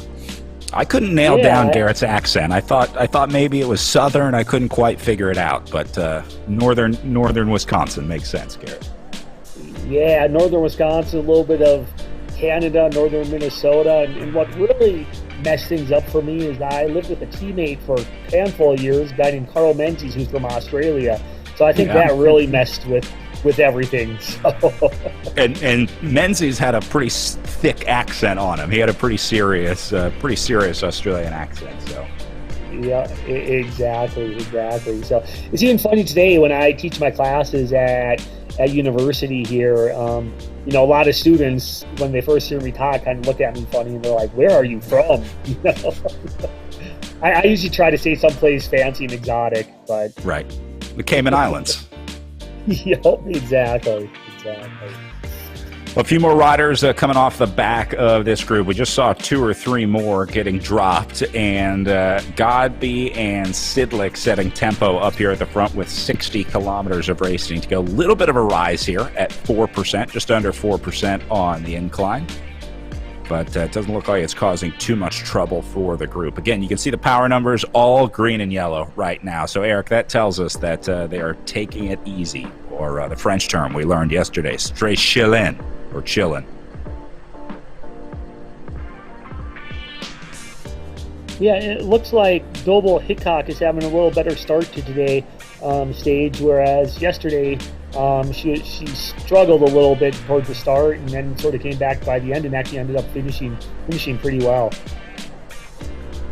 Yeah, not how you start, it's how you finish, right? Although in virtual racing, it kind of is how you start, because if you get dropped out of the group too early, you have no chance of winning the race. So important for them to stay in.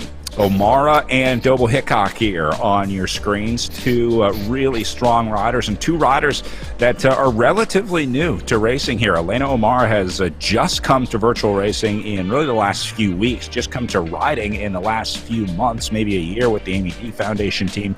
Chris Doble Hickok, a long-time road professional going back to like 2013, 2014 maybe. I know she was on the Silence team.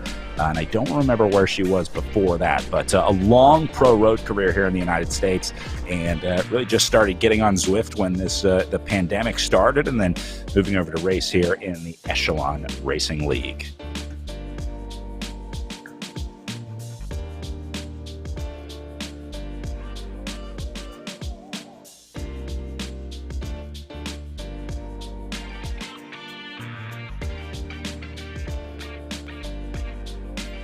Good look at some of the riders in their pain caves here. Yeah, you're starting to see some of the effort on some of their faces. Yeah, and even in the body language, starting to see some shoulders moving side to side, the hips starting to move a little bit more here as fatigue starts to set in early in this long day on the Gila Monster stage.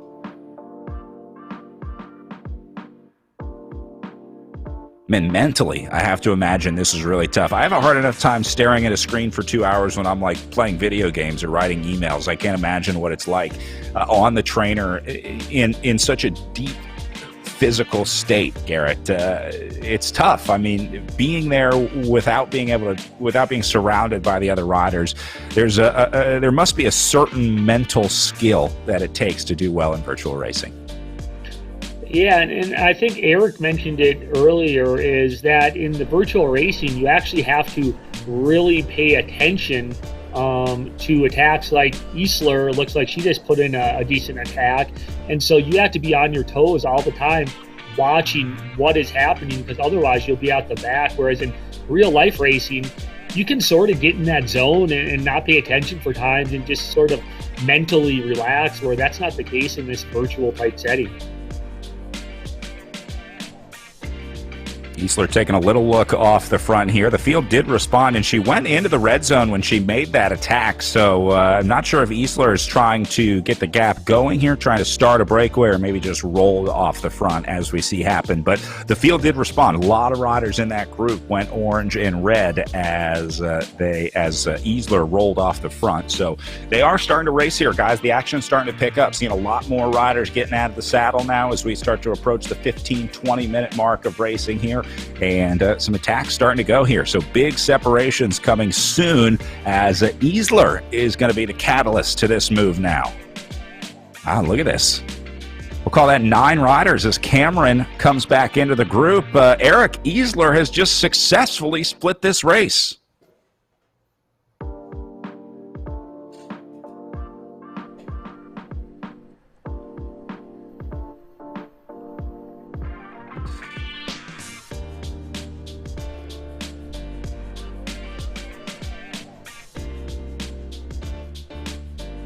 Yeah, so it looks like Russell is going to be able to get in here too.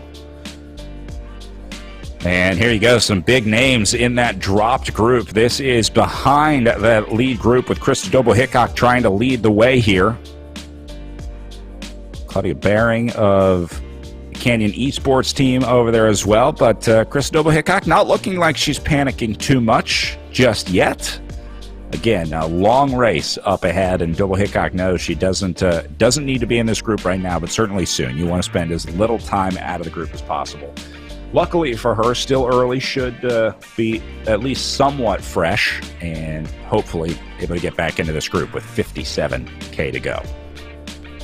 And what we saw yesterday with her was that she was able to claw her way back up the final climb to the summit finish near the town of Mogollon. So maybe even today she's sort of, gauging her effort and will pull back a bunch on the climb, which starts in, 25 kilometers or so. And that's a significant climb that's, approximately 10, 15K in distance and goes up, 2,700 feet of ascent. So that's a big climb where she can gain some time back on individuals up front.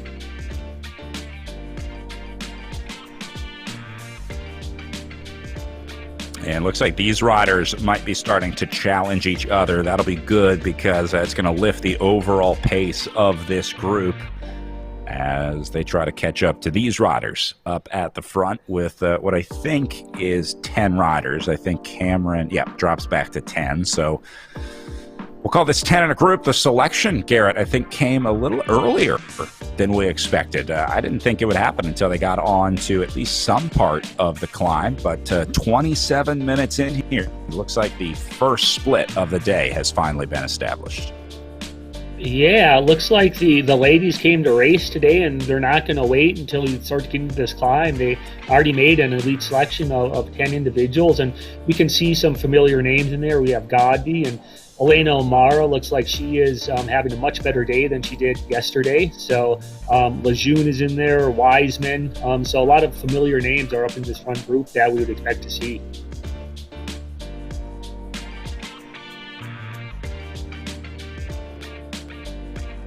Check this out. It's a family affair over at the Grieve House School. This is David Grieve, who raced in the men's race and then got off the trainer and switched out here. But looks like we might have some new RGT fans, some new Echelon Racing League fans here tuning in for the first time. So getting a little primer on what they're seeing and what's going on. Very cool to see new folks enjoying everything that the virtual racing world has to offer.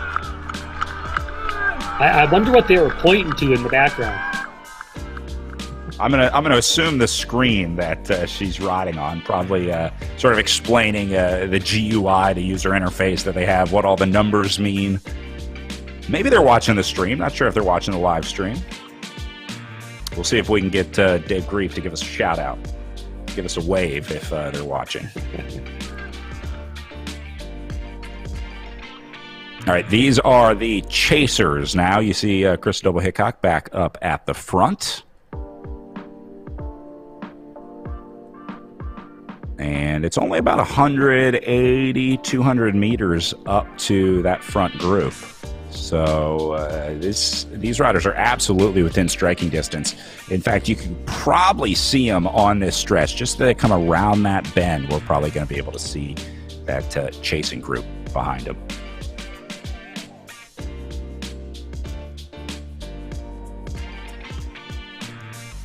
Yeah, and then I will say, in real life scenario, this course, again, I mentioned it's lumpy, sort of, until about 30 kilometers to go. Then you have the big climb, but there's some great scenery that you go through. Again, this loop sort of goes through a nice, beautiful section of the Gila National Forest, and just north of where the course goes is where the Gila Wilderness starts. And it looks like actually we got a little attack here again from a few individuals. But then these riders eventually pass Lake Roberts, where people go fishing and enjoy some time in the lake, and then you start the climb where you get some nice pine trees and grassy area. It's very lush and very pretty. So it's not quite the desert area that a lot of people think it is, being the elevation that a lot of this course is today. Probably 7,000 feet is probably the average elevation. It goes up to about 75.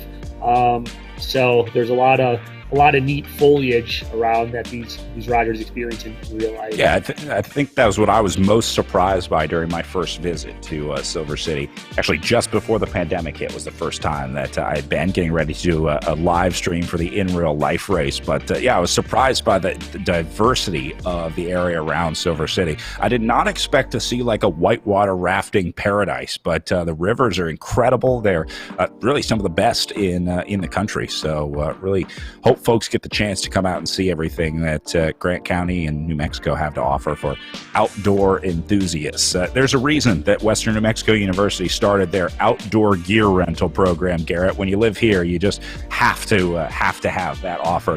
WNMU has been huge in supporting the virtual tour of the Gila. I got a chance to chat with some of their professors and staff and faculty ahead of this one. One thing I learned about was the trophies that we award to the riders. Now, normally the riders got a special trophy for the In Real Life race, but they also created trophies for the virtual race, and they're very cool. Listen to this. Well, that's the reason that they survive is that many of them are found buried as a last final function of the vessel to be buried with the deceased. And it's not just vessels. Sometimes it's, or vessel, I mean, members folks can be buried anywhere in their life with a particular vessel, mainly a black on white, which is what is captured everyone's imagination, and is what they'll get a replica of, the winners of this tour of the Gila. Pretty cool. And they have trophy bowls for our winners here as well. Potter's Robin Parsons and her husband Fred Pineda have been making the trophies here since, well, as long as I've been around. 1987, the event was first held, and they made the first trophies and have been making trophies ever since for the virtual tour of the Gila. Garrett, I know one of your, did you overlap with Burke Swindlehurst on your squads? He was a 3-time winner of the Gila. I know he proudly displayed his trophies at home. Yeah, Burke and I were teammates for a year at Bissell, and he is, one of the top climbers in the in that era. And he lived in Salt Lake City, so sort of similar type terrain in that you're at a little bit of altitude. But yeah, Burke Swindlehurst, Scott Moniger, Chris Baldwin, they had some pretty epic battles on the slopes of the climbs in the Tour of the Gila. Yeah, we had some pretty amazing fields over the years during those golden eras of American racing, and yeah, Burke definitely part of those for sure. We talked about some of your favorite mementos and trophies from your years of racing yesterday. Do you hold on to much of that? I mean, is your house just full of medals and trophies and bike gear, or is there a shrine somewhere? Yeah, I actually have a separate house just for all my awards and no. I figured. No, actually, a lot of them are back still at my parents' house back in Wisconsin. Sort of just in my room there. So, but yeah, there's a lot of neat ones. I actually use quite a few, especially when you get mugs. The ceramic type mugs, I actually use quite a few of those. So, I like the ceramic mug. You can fill coffee and beer, water, whatever you want. So we got to add some ceramic mugs to the Echelon Racing League store. I'm going to get you your own line of products in the ERL web store from We Are Nations. See if we can get some Garrett Peltonen mugs in there. Do you like the big ones, the small ones? What's your ideal mug look like, Garrett? Yeah, a decent sized mug. Something. Maybe around. Yeah, like 30 ounces, something like that. So where you can hydrate properly. For your corn beer. Yeah, exactly. No, yeah, I've never had corn beer in my life, so I'm not sure how that would taste, but it must taste pretty good if the Mimbres had their own special house and pottery to brew their beer. Yeah, they had like a whole festival around it. It sounds like the feasting complex that we talked about earlier in the show. So I'm looking forward to learning more about that. I got a couple book recommendations from some of the professors, so I'm going to add those to my rotation. And a lot of green interesting, up here at the front. Yeah, go ahead. Sorry. Oh, I was just sort of, on our conversation, and we talked a little bit about the men's race, but from a nutritional standpoint, these, probiotics, prebiotics, fermentables are been shown to be very good for health and has been associated with potential in performance improvements as well. So something to consider with fermentable type products. I usually like things with fermentation in them. They make me feel funny after a few of them. Not every fermentable product makes you feel funny though. But I enjoy a couple of those as well. If you're enjoying watching the racing today, you want to take a crack at the Gila Monster course that these riders are on, you can ride that on RGT at any time. You can also join the Project Echelon Amateur League at echelonracingleague.com. Just click on races. You can see the schedule, what races are upcoming, and sign up for a virtual race. No matter how good you are, whether you've done this before or not, if you're brand new to the platform, they have categories for all the riders 1 through 4. So don't worry if you're not familiar with any virtual racing. There's never been a better time to get started right now, and it's free on the RGT platform. If you already have the bike and the smart trainer, just hook it up, and you can ride on RGT for free.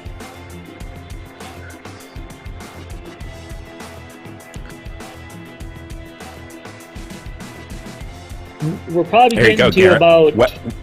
Web store is open, and it's going to take a while before we get the mugs in there, so you're going to have to hold on to your dollars for another few weeks, but they are working on it. We're working on getting the custom Garrett Peltonen mugs in the We Are Nations web store. In the meanwhile, team gear from every team racing in the Echelon Racing League at wearenations.com. We saw Grandma and Grandpa watching earlier on David Grief's rider cam. That would make a great gift. I'm sure they would love to cheer on your team if you got a family member out there. So wearenations.com for all the official Echelon Racing gear.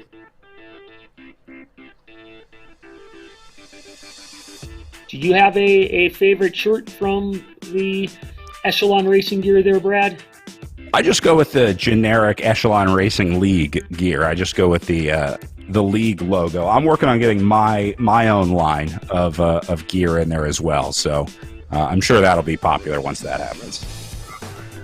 Like you said yesterday, we're gonna break the store. We're gonna crash the internet once that thing goes out. Yeah, we can't put the mugs up yet because it would crash the web store, Garrett. So we want to make sure that we're building in enough server space to handle the traffic when your collection goes live. A couple riders getting dropped here as some efforts going on the front, causing some gaps at the back. Looks like Cameron in a little bit of trouble here. The Canadian working to chase back on with a teammate on her wheel. They can still do it here, but Eric, this is it just comes out of nowhere. Just a quick second where you get dropped or someone attacks at the front. Look at the effort that Cameron has to do to get back in there. Now, our teammate's going to have to do the same thing. You can do this once, you can do it twice, you can probably do it 3 times, but if you keep doing this throughout the race, Eric, you are going to be in a tough spot by the time you get to the finish line. Yeah, and those 2 riders got a little bit lucky there because there was that 5% gradient that slowed the rest of the field down. It gave them the opportunity to punch it back in and get back in that group. But that was an absolute close call for them. Russell's off the back still a little bit. It looks like she's got to make a decision quick to put the effort in and close that 30-meter gap, or this group is going to be gone and we're going to be down to 9. Yeah, so this is where some team comms could have come into play because Cameron and Russell teammates. Cameron just dropped Russell in closing down that gap. Maybe Russell said, go ahead, I don't have it in the legs today, go ride your race, which happens a lot in the team tactics like this. But yeah, pair of teammates back there together, and now Russell finds herself all alone. And no surprise that Jackie Godby was the person at the front driving the pace there that created that split. It just seems like she's really good at looking at the data, knowing what's happening in the field and when to put those efforts in and when to settle back into the group and conserve. And so she put the effort in at the absolute right time, almost caught 2 riders out, but was able to single out some teammates in this group. And I've seen Godby on the front quite a bit today, so it'll be interesting to see. She's feeling really good. But I think a couple of riders to watch are Lejeune and Wiseman. They've sort of been, they made this selection, but they've sort of been staying back a little bit, keeping their nose out of the wind. And they've been showing that they were able to make that selection with Godby yesterday going up with Muggy on climb. Just weren't able to hang on in the end, so it'll be interesting to see if they're just biding their time until they start getting to this final climbs. And here goes Cameron, chased up, got back in, and then dropped again as the road went uphill. But a solid effort for her to chase back up. I loved watching her close that gap off the back, but seems like just a bridge too far out there today, and it's a bridge too far for 99% of the riders out there when Jackie Godby starts driving the tempo up here at the front. So this is a power play move right here for these three riders going clear, because that is our leader's jersey of Elena O'Mara in the pink. So O'Mara, Easler, and Godby looking good here. That is Eleanor Wiseman in fourth place. This is a big move right now as we take a look at the rider that started this move off the front for Easler of the Project Echelon team. Jackie Godby joined her, and now it's four riders away up the road thanks to this move from Megan Easler. Yeah, and Easler, a former collegiate runner at Iowa State, decided to change disciplines, get into a little bit of multi-sport, and then found cycling. And when I decided that I was going to start creating this women's esports team for Project Echelon, I had a roster put together, and one of my riders, Matt Zimmer, reached out and he said, "Hey, if you got any spots left, there's this girl, her name is Megan Easler, and she's the only woman that can follow an attack that I put down when we're on a group ride. You need to take a look and take her on." And so right now I'm pretty darn happy I did, and he made me look pretty smart because she's having a good day. Well, made her way into this group with Jackie Godby, and now you can see they're kind of resetting here. They realize that they've gone clear of the group. So this is a great scenario for these riders up front. They have gotten rid of any excess riders in the group, and now this will be pure racing between this group of four riders here that have gone clear. Now, Eric, we did see this yesterday where the riders kind of work together, whether they realize it or not. They start to pace line. You even see this echelon starting to form, where they kind of go diagonal across the road. But whether these riders are trying to or not, they're working together in a group right now. Yeah, absolutely they are, and they have data to be able to tell them how well they are doing that. They can see in the upper left-hand corner what their power is relative to the other ladies in their group. They can see whether or not they're in the draft and how many watts they're saving by being in that draft, and then they can also see a range of power data telling them what they need to do effort-wise to stay in the draft without coming out of it. And so they have a really ample amount of information to be able to help them here work together and to continue to open this gap that's approaching 150 meters from the riders here in Group 2. So this is super similar to what we saw yesterday on the Mogollon stage. A couple different names, but similar tactics, and it's playing out very similarly to that day.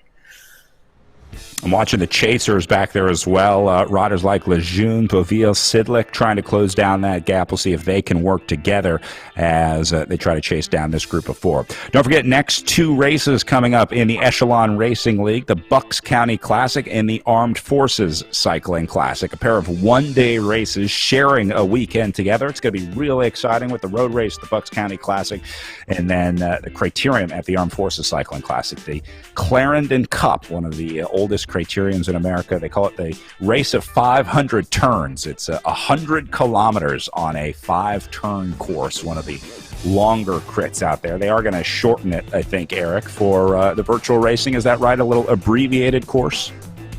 Yeah, we're going to shorten it up a little bit. We're not going to do 100 kilometers there.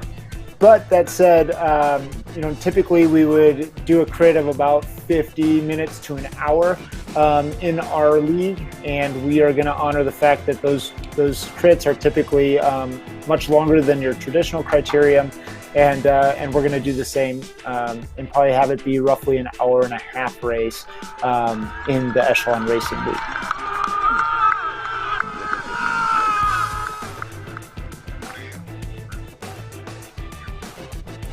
Yeah, I'd like to note that in this front little selection, we can see that Wiseman has also made the selection, and if you remember from yesterday, she was the last person to hang on to Godby, who just sort of rode away from her right at the last couple hundred meters at the end. So she's demonstrating to be one of the stronger women out there as well, and might be a bit of a challenge for Godby today. Yeah, absolutely. Some of these women in that lead group, they have, they're down on GC. They don't have a ton to lose. Their big goal is either going to be to win the stage or to completely try to eliminate Godby and take back as much time as they can on her. So really, if I'm in that group of four, I'm talking to, or I'm thinking about working with those other three women and making it a scenario of 3 against 1. We got to shake the strongest rider. We can't have her at the finish with us because we know what the outcome of that's going to be. How do we get rid of her so that we can make it a true race against ourselves? 100%, Eric. As much as I like Jackie Godby, I would love to see these riders try to gang up on Godby here at the finish and maybe push her out of her comfort level, right? Take her out of the driver's seat. Don't let her launch that attack that she wants to. Put her on the back foot early, and maybe they can get rid of a rider that is arguably one of the strongest in this race. We talked about her representing the United States at the upcoming World Championships here. You don't get there by accident. She's a consistently strong rider and a natural talent as well. Her background was started in I think swimming and then moved to triathlon, a 3-time winner of the Chicago Triathlon. She's obviously a naturally talented athlete, has that athlete gene in her. And as we mentioned earlier, once you become a marked individual, you win a couple stages, things like that, it becomes so much harder. And so individuals that can still win, even though they're marked, is definitely an indicator of a true champion. So we'll see what Godby can do today. And I wouldn't want to bet against her, but we'll see what her other 3 opponents in the small group are able to do to try to prevent her from winning today. In my opinion, too, based on what we saw a couple of weekends ago on the Stelvio, Elena Amara is pretty considerably the best climber of this group. And so the fact that she was able to make that selection, in my estimation, that was the most critical moment of this race for her, was make sure I get to the front group. But when I get to the climb, I then am in my territory and I can dictate the race. And so I think Elena Amara's got to be thinking that. She's got to be confident that she got in this group. If I'm her, I don't pull through a single time. I let these other ladies do the work. And then I go on the attack, and I bring the race to them, and I make them march to my beat.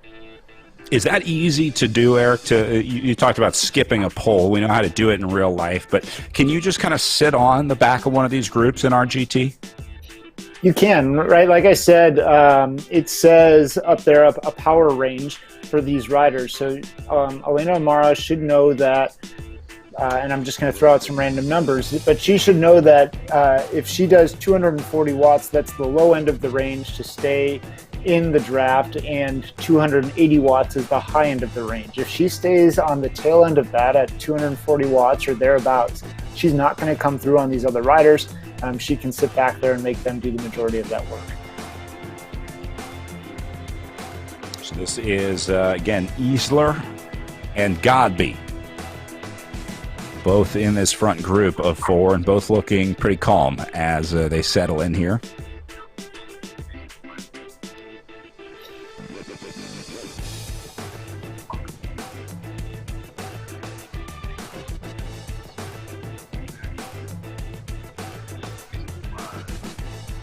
Good comments rolling in from Facebook. Jonathan Crane, who just finished up the men's race, shredding the group on these rollers. He experienced that in the men's field earlier. I think part of it was because Godby, Easler, O'Mara, and Wiseman really started to set a much faster tempo at the front. And I think it was Easler that started it. I think Easler was like, all right, let's not sit in the green zone. Let's sit in the yellow or the orange zone for a little while and see if we can drop some riders. So I think Easler was the rider that started this, but Godby, O'Mara, and Wiseman coming up are the ones that really established the breakaway, helped to get Easler away and form this group right here. Well, I told the ladies last night I told the ladies last night on the chat, I said there's going to be a place about 25 kilometers in where there's an opportunity for the field to split, and you're better off to be the one dishing it out to other riders, making the attack, maybe burning a match or two, but to be the one dictating that out than to be the one caught off guard on the back foot and having to chase back. And so hopefully she took that advice, and it seems like that's what she did, and it appears to have paid off.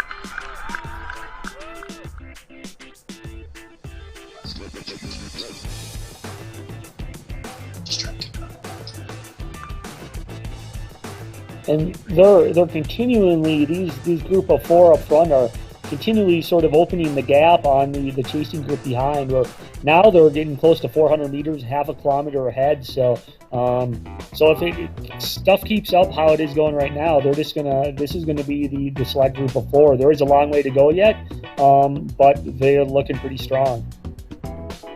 Yeah, I would love to see one of these riders, as I said, try to catch Godby off guard. I just saw, we didn't catch it on the camera, but Godby just slammed a gel as her partner, John Cooper, came over and handed her a gel that went down pretty quickly. She didn't even break eye contact with the screen. I mean, you talk about focus on the bike here. Godby definitely has it. She definitely has this ability to just lock in and do the work that she needs to do here. It's a good skill to have, and Garrett, a lot of times we see this in like time trial riders, right? The guys that can just sort of get into their zone and somehow push themselves deeper than the other riders. Yeah, definitely. Time trialing is a unique event. I see mates with some of the best time trialers, specifically, Tom Zerbel, a great time trialer. Another teammate, Scotty Zelansky, was also a pretty good time trialer as well. But Zerbel, you get in your zone, you turn over a massive gear, and yeah, you just put your head down and go as hard as you can, and that's pretty much the simplicity of time trialing. Man, I love you throwing in some of those old school names: Scott Zwidzanski, Tom Zerbel, Frank Pipp. That brings back some good memories to my early days racing and people that I was looking up to and aspiring to be like. Well, just imagine in 30 years, you're going to have people saying Elena O'Mara, Krista Doble-Hickok, Stephanie Sidlick. I was telling you earlier, before we got on broadcast, that yesterday's stream reached over 10,000 people already. And I got to imagine that a large portion of those people are not folks that traditionally watch cycling, that they're maybe recreational cyclists. They use virtual platforms, but racing isn't something that they do. And so to hear some of these backstories on them, how, hey, I was a collegiate runner. Hey, I'm a med student, but I still race at a high level. Hey, I'm a mom with two kids, but I can still do this. That's got to be inspiring to some of these people. And like you said, hopefully it's an inspiration for them to join in and give this a go. Yeah, the convenience of virtual racing is certainly something cool, Garrett. Yeah, and definitely I think it's a good platform. As you see, there's a lot of former collegiate runners who had scholarships to run collegiately, and then their career is either finishing or else they got injuries, etc. And that's a good platform to get into cycling, because running actually transitions really well into cycling. Not quite the other way around. It's kind of hard to transition from cycling to running, but running transitions really easily into cycling. And so that's why you see a lot of these good collegiate runners, especially in the women's field here, who perform really well. And I know, again, going back to some older riders, Justin England was an example of a really good climber in the men's field back in the day, who was a collegiate runner prior to becoming a professional cyclist. Mm-hmm. Yeah, we've even seen some, as of more recent, be able to make that jump to the World Tour ranks, right? I think the most prominent example of that is Mike Woods, or Rusty Woods, who I believe is transitioning this year from EF Education First over to Israel Startup Nation. But riders like him showing that it can be done and finding some really big success at the absolute top level of the sport.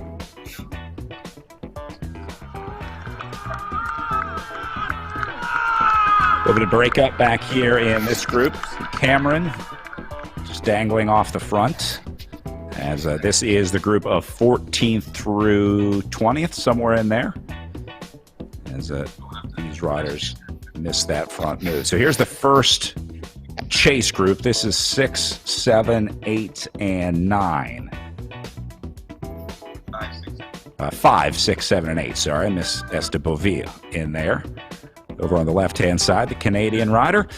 And they're trying to chase this group down. So that's the situation on the road as they try to catch this group of 3 Americans and 1 Belgian in Wiseman. And our top 2 finishers from mentioned yesterday, Gotti and Wiseman. Yep, exactly. And as Eric mentioned, she's sort of going a little bit to the front now, but for the most part, Omara has been sort of hanging back and letting Godby especially do a lot of the work, and that might be playing well into her hands once we get into this climb and 8, 9 kilometers. So we'll see what Omara can do on these climbs.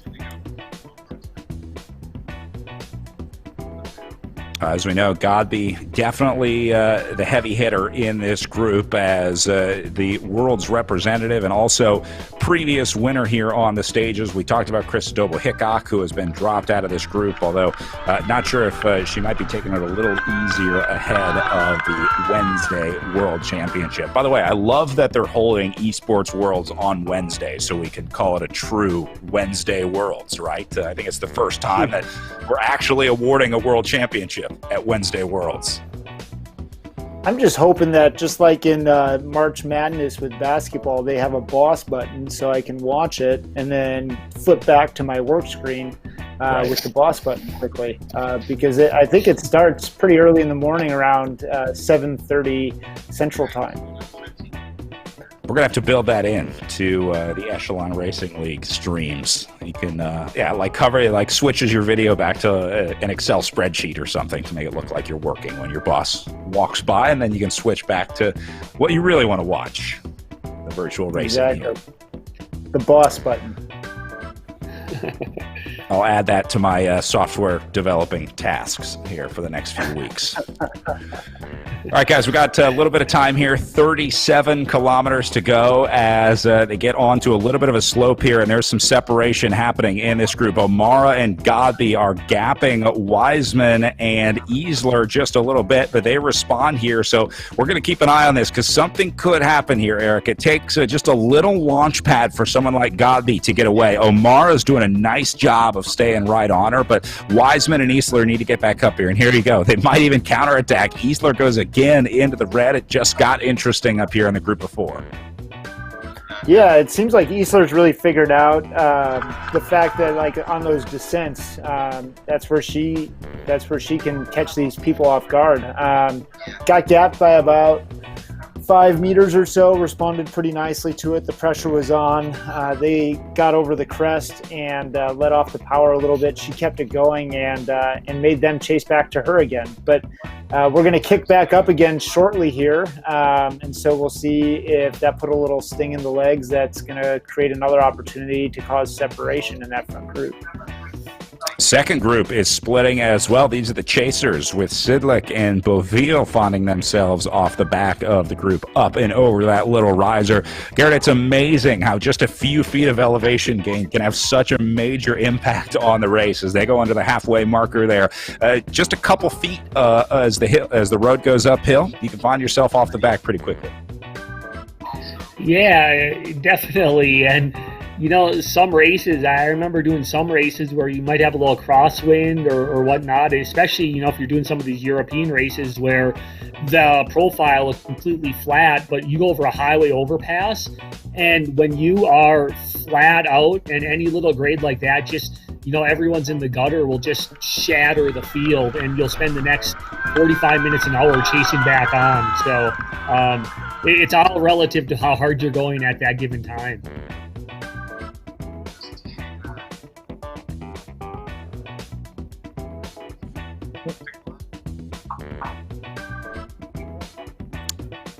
The Gila still trying to hold on to the back of this one.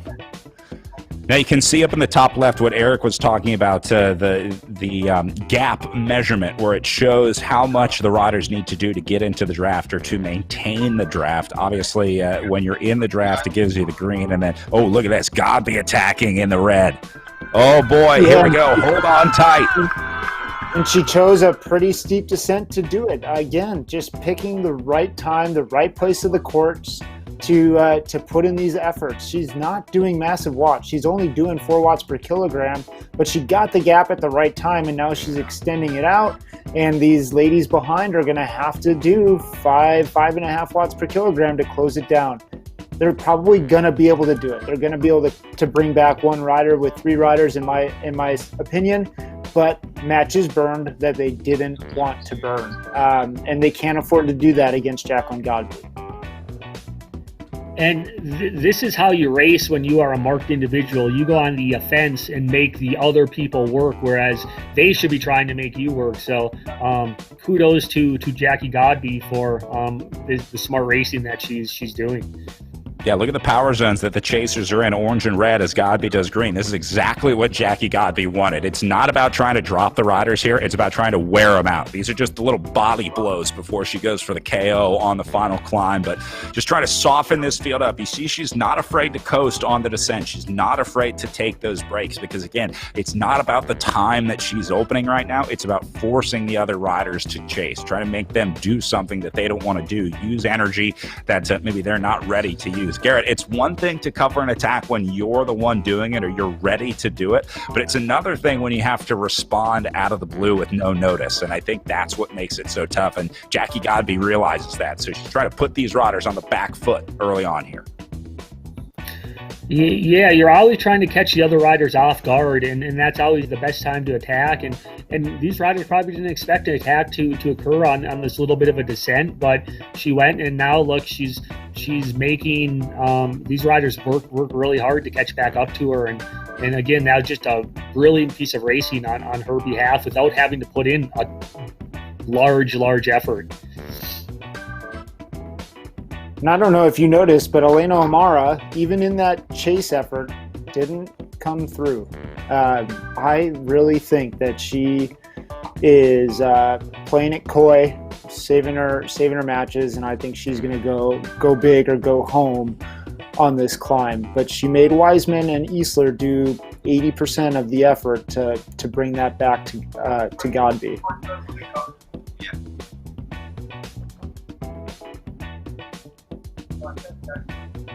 Looking nice and calm for Elena O'Mara here. O'Mara, obviously someone used to suffering, a collegiate runner who just moved to cycling recently with the Amy D Foundation team. Eric, it really speaks to the importance of a coach. Elena O'Mara has said it several times that without her coach, without the advice and the training guidance that she was getting, she said, I'd never be able to ride at this level if it weren't for those structured workouts. She knew that you could do workouts as a runner, but she wasn't really sure what to do as a cyclist. So for riders that are starting to get into cycling more seriously, if you're really looking for major ways to improve your riding, a coach can be a good way to do it. It's oftentimes a big expense if you're on a heavy training plan and you're going to be getting a lot of frequently customized plans. But Eric, just speaking with a coach briefly, maybe a few times a month can be a big help for riders as they sort of work through their training and try to figure out how to best train their body. Yeah, I think it's important for anybody, regardless of your level, to do a little bit of self-education, read a couple books, maybe even purchase some training plans from a program like Fast Cat Coaching or Training Peaks or something like that. Start to notice trends and understand how those workouts differ from other things that you've done in the past, and then start applying those over time. But getting a coach is invaluable. It gives you accountability. It gives you somebody to work through your difficulties with, celebrate your successes with, and personalize those generic plans to your specific needs and goals.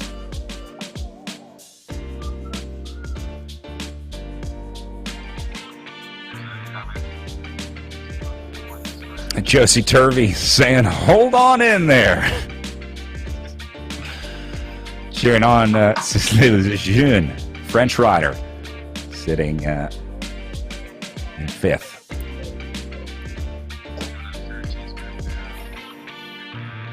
Here's Cameron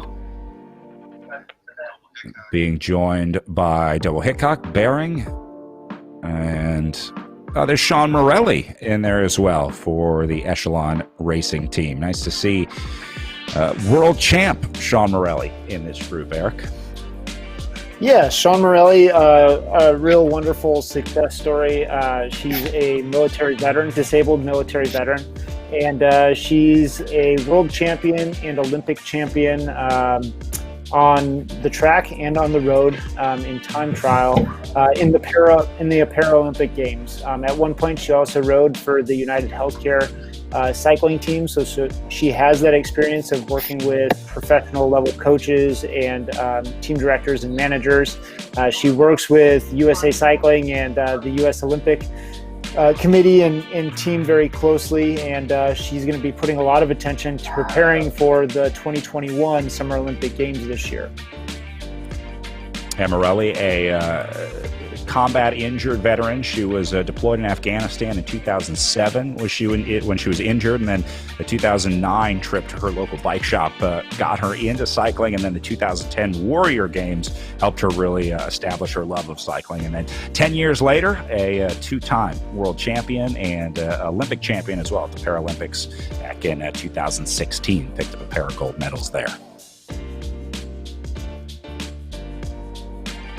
For her, one thing that's been pretty cool is, as technology has advanced, I know that she uses electronic shifting, but she's been able to program the electronic shifting to better meet her needs with her physical disability from her injury. And so one of the really cool things about all of these advancements that we're seeing in technology is, again, making the sport more accessible to more people, regardless of demographic, of injury, of location in which they live, all of those things. And so not only has virtual racing given her an opportunity to prepare for the upcoming Olympic Games, but technologies like electronic shifting on the bicycle have also allowed her to use her dominant hand, her non-injured hand, to perform and shift at a high level and compete.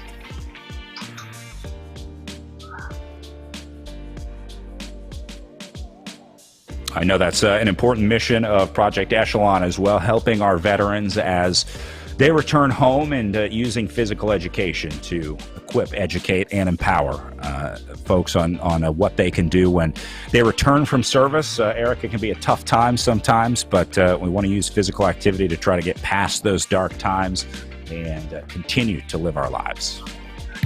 Yeah, statistically, 22 veterans a day commit suicide, and that's a number that we seek to change as an organization. And we know that physical activity, having regiment, having purpose, having community can help them to overcome some of their personal struggles. And so Project Echelon is set out to do that. We use the cycling team as a means to grow our mission and to share it with others. And we use our partnerships with our industry cycling partners, running partners and whatnot to reduce the barrier to entry for these athletes and to get them involved in the cycling or running communities. Certainly a pretty incredible sense of community to be had in the sport here, that's for sure. I've enjoyed watching so many people build communities in the virtual racing world over the last 8-9 months or so, since so many new participants have been coming to these platforms here. All right, good look at our three groups out on the road, your leaders and then your two chasers, as these three distinct groups have really sorted themselves out on the course. Looks like an attack going in the upper left-hand screen here. We'll see. That is going to be the Double Hickok group.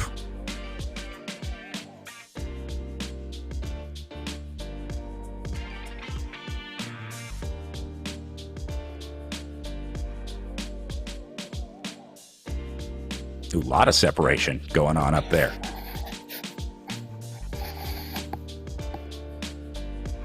And we're getting into the final before the climbing starts. The next kilometer or so here, they'll start hitting these climbs, and as Eric was mentioning, we'll see what Elena O'Mara can do on this significant climb that's approximately 15 kilometers long and about 2,700 feet or so of elevation gain.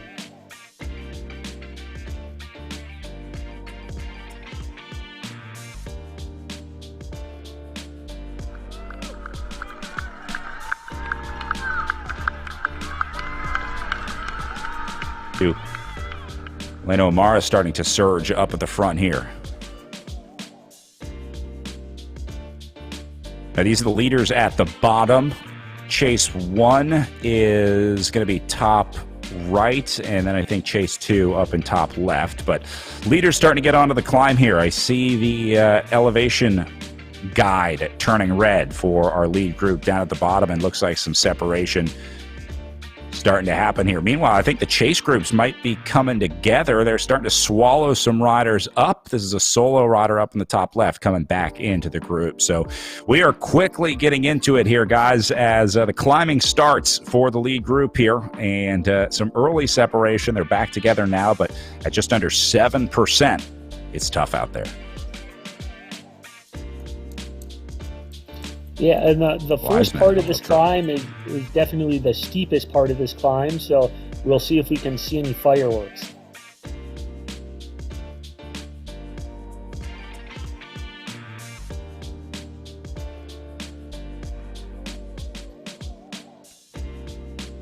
Back with the chasers. 11, 12, 13, and 14 here.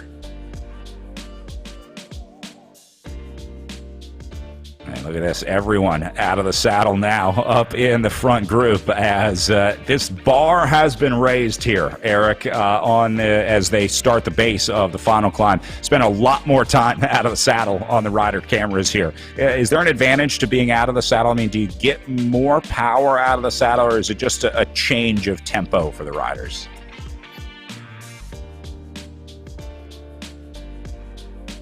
Look at Eric back in here. Sorry about that. Yeah, and to add on to your comment, it also depends a little bit on the rider. Sometimes when you're not feeling good, you stand up, sit down, or just a change of position. But traditionally, smaller riders, it benefits them a little more to stand up, whereas a bigger rider tend to sit down and grind away in the saddle. You look at riders. If you guys remember riders back in the day, Don Ulrich, Miguel Indurain, etc., they just sat in their saddle and just powered up a climb, whereas smaller riders, you have Contador, ones like that, even Sepp Kuss, they tend to stand up and sit down a lot more because from a physiological perspective, it's a little bit easier and more beneficial for the smaller riders to stand up and sit down. Look at this. I think Godby's Swanure here is trying to get her to eat some calories here, trying to get her to take a gel here, and she's a little too focused to eat right now. He's offered it like a couple times, and she keeps waving it off. So trying to force her to eat. This is what we were talking about earlier, Garrett. It is so tough to do. It's a surprisingly hard part of racing is having to eat and drink while you're in the hurt box. Yeah, especially at this stage of the game, they're going up a steep section of climb. They're almost at, maximum effort here. She's sort of, maybe been able to ease off a little bit, take a quick gel. But you can't do anything like eat or anything like that because you're breathing so hard and you're pushing so hard. And a lot of time your stomach, when you're going that hard, you can't handle a lot of food. So simple sugars like these gels work really well. Seems like having someone to help off the bike would be a pretty big advantage. Just in case you need anything, a refill on the water, something like that, having access to someone that can help would be a big help, I would think. Exactly. And wonder what happened to Wiseman right there. She just sort of basically stopped. Yeah, this might be a technical for Wiseman here. Yeah. We'll see if we can figure out, but she's showing zero. Well, she was showing 0 on the wattage, so maybe lost the connection there for a little bit. Ooh, that puts her in a tough spot. Yeah, especially going up this climb. And as you talked about, with feeding when you're going hard, and that's why you see in a lot of races, sometimes there'll be attacks going through the feed zone. You'll get a feed, start eating, then someone will attack because they know you're trying to eat, and it would always make you a little bit irritated when someone attacked through the feed zone because basically you can't eat anymore. You got to put all your food in your jersey and then answer that attack, and that's pretty common. And as a racer, it'd be kind of annoying at times.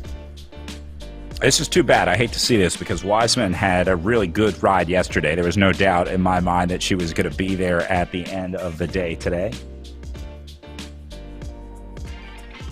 Yeah, and we'll see she's clawing herself back. She's only 60 meters back. She can see the riders up front going around the switchback, so we'll see if she can get back in. She just needs to pace herself and not get it all back at once. Just pace herself, and hopefully these riders in the front sort of ease up a little bit, and she'll be able to get herself back in there. But definitely a tough place to have any sort of virtual mechanical. So then there were 3 up in the front group with Wiseman sitting in the gap. It's only 80 meters, and she is closing it. It was up to over 100 at one point, so see if she can hold on, although now it's going back up over 350. This is chase number 1, 5th and 6th, Ward and Lejeune in here.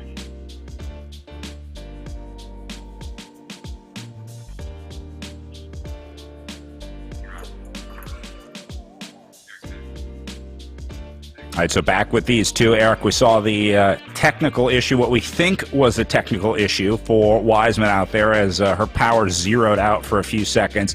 But now you just have to try and recover, try and get back into it. Maybe Ward and Lejeune will get back up here, but oh man, she is so close to being able to catch back onto this group. Come on, Eleanor.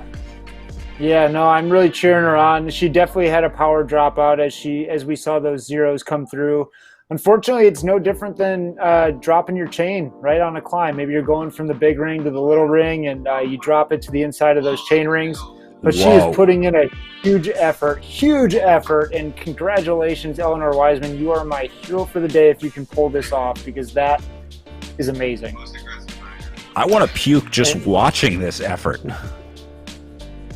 And now when she catches back on, hopefully the other risers ease up, but I think Godby sort of knows that, and she's sort of putting in a little bit of an effort to make it a little harder for Wiseman to not only to stay on this group. Yeah, this reminds me of maybe back in the Tour de France, they called it the chain gate situation, if you remember that, between Andy Schleck and Alberto Contador. And had a little technical issue, and then they just put the hammer down on each other and opened that gap up and made them chase back. So, oh man, I would really like her to stay in this group, not get dropped out of here. That was amazing effort to get back to this leading group of 3 women. So, with that being said, is there any sort of in virtual racing with mechanicals such as this, a pact where maybe you slow down, let the rider come back in, or as the case today, they just sort of kept racing. What's sort of the protocol for that? Yeah, I've been in races before where you've made the selection. It's pretty clear you're in the winning group, and something similar to that happened.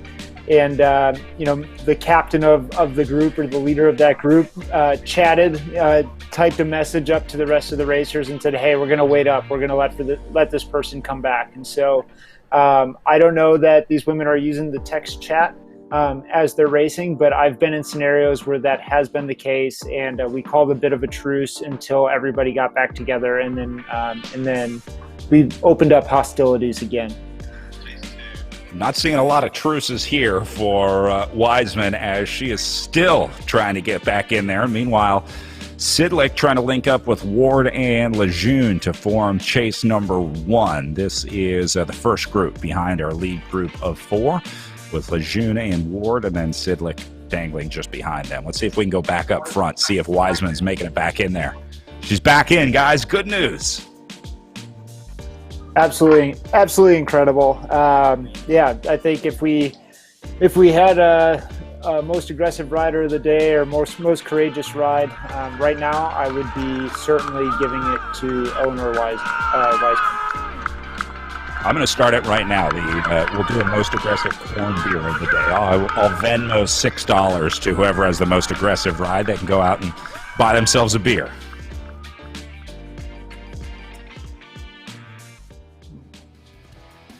Yeah, nice to hear some fans cheering on Wiseman there as they came through. And yeah, small gap still forming here. Wiseman just can't get a break today, Garrett.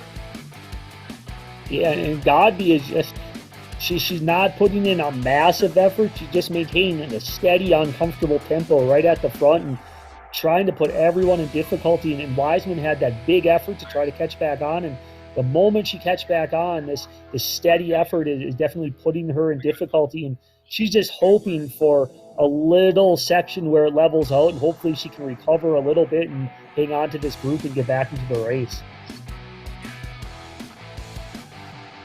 Now, Godby is a killer. Right when riders are starting to get on the ropes, she senses that and will just set a steady, tough tempo to try and put them in trouble. And look, Wiseman and Eastler gapping off again, and they have to put in the effort to get back up. How about Elena O'Mara following every move of Jackie Godby out there today? Great ride for O'Mara. Yeah, and I kind of expected to see this from her. I think that this is her terrain, and if she really wants to make a difference in the race, she's going to need to do it here. I think Godby's shown that on every other bit of terrain and in the finishing sprint, she's got what it takes to pull out the win. So I think O'Mara, if she wants to shake Godby, she's got to do it on the slopes of this climb. But she has played it smart up to this point. She hasn't been using unneeded energy. She made those other women pull through more frequently than she did during the early parts of that break. She made Eastler and Wiseman chase back that initial attack from Godby. So maybe O'Mara is saving something here and has something up her sleeve that we don't know about yet.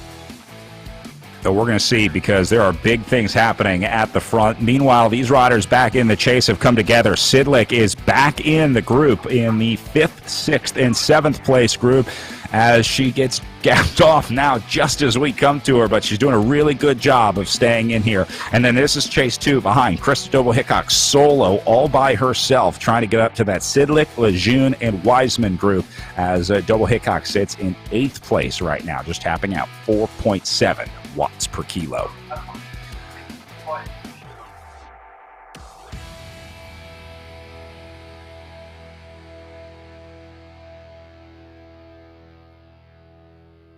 Commented yesterday on how calm Krista Doble-Hickok looked, but she assured me on Twitter that it's chaos inside. It may look calm on the outside, but there's definitely some panic happening in this scenario as riders start to try to come across these gaps. Eastler and Wiseman still hanging in there.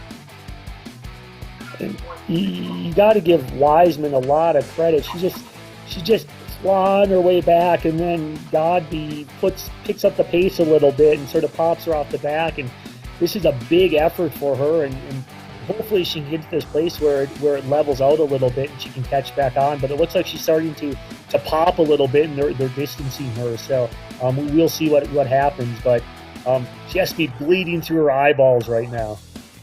Yeah, I think this is going to be a bridge too far for Wiseman. This might be the final depth attack for her as Godby continues to put the pressure on. Eastler also getting back into the draft here, so it's looking good for these three. But I've learned never count Wiseman out. Just when you think she's dropped, she always seems to be able to come back. Look at the red effort from Wiseman at the back.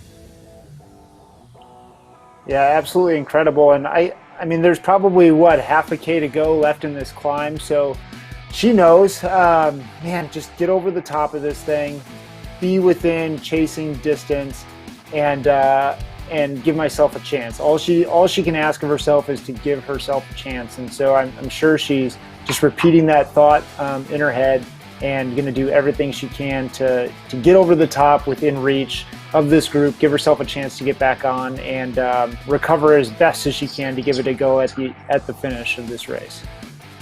Eastler is the next rider to find herself in a tough spot here. Again, covering the gap and then losing it. Covering and lose. So not what you want to do, Garrett. No, definitely not. And it looks like she was able to come back. And but Godby, her riding's been impressive today. And I don't know if anyone can they might be able to match her, but I don't know if anyone can beat her. And as Eric said earlier, you don't want to take her to the line because she has a pretty good reputation of being able to finish it off. So we'll see if Elena O'Mara can work any magic and put Godby in a little difficulty on some of these slopes. And certainly if I'm these other riders and it looks like they're about to just crest the major climb here, I'm not going to be surprised if Wiseman gets back. It looks like she's going to make it happen somehow, some way. That girl has some major willpower and some leg power, because that is absolutely incredible. She needs to sit on the back of this group, not do Watch Godby's color change, though. Look at this. As soon as Wiseman gets in, Godby goes into yellow and orange. Godby absolutely knows what she is doing. She's playing with these riders right now, Eric. Yeah, that's that's just intelligent riding. It's cruel and unusual punishment for sure, though. Wiseman just deserves the chance to get in here and compete. And again, if I'm any of these other riders, I am not giving Godby a lick of help. I am making her do everything, and they should just start throwing punches at her. Attack, get it brought back. Attack, get brought back. Attack, get brought back. It's kind of like in the old days watching a Fabian Cancellara, a Tom Boonen in the classics. Nobody's going to help them win the race. They've done it before. They know how to get it done, and so you've got to work with each other to work against that single rider if you want to take a chance at winning today.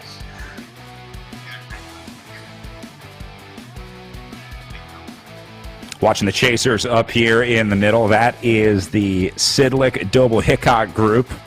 Trying to chase down this group of four, but without a doubt, Eleanor Wiseman has been the story of the day here for me. Her ability to just get back in here and stay in here, back into the red. And now Easler is in a little bit of trouble. You know, we've been talking a lot about Wiseman and Easler off the back, but how about how close Godby and O'Mara are riding together? Eric, Elena O'Mara seems to be getting really, really good at being able to ride in a group here. Yeah, she's definitely figuring it out. We know she's a smart cookie. She's in med school herself. Maybe she forewent her studying for med school and studied RGT instead the other night. Because yeah, she's clearly figuring some things out for herself and is putting those tactics and that knowledge to use. Meanwhile, the three Americans once again gapping off the Belgian here. Those Belgians still has a chance. They know how to fight. Yeah, I know. It's just part of their blood, part of their culture. And she's just yo-yoing onto and off of the group, and whenever she gets on, she sort of gets popped, and it was probably the worst time possible where she could have had that power droppage just right at the start of the climb, and the climb's 15 kilometers long. It's starting to get a little easier now, but you still have some kick-ups coming, and we'll see if she can hang on. Yeah, I mean, still 22, 23 kilometers to go until they get to the line here. Even if you do make it in, you're going to need some pretty serious amount of time to recover before you get to the climb. So I don't know how much good Wiseman is going to be once she gets onto the climb, whether she's in the group or not. She's been using a lot of energy here just to try and chase these riders down, like she is right now, into the red, into the draft, and she'll get back in once again. Wow. And then we also got to keep in mind that once we get to the descent, earlier in the stage, that's where Godby actually put in an attack on the descent. So she is definitely a good descender, and all these three other riders are going to have to be on their toes once they crest the top of this climb.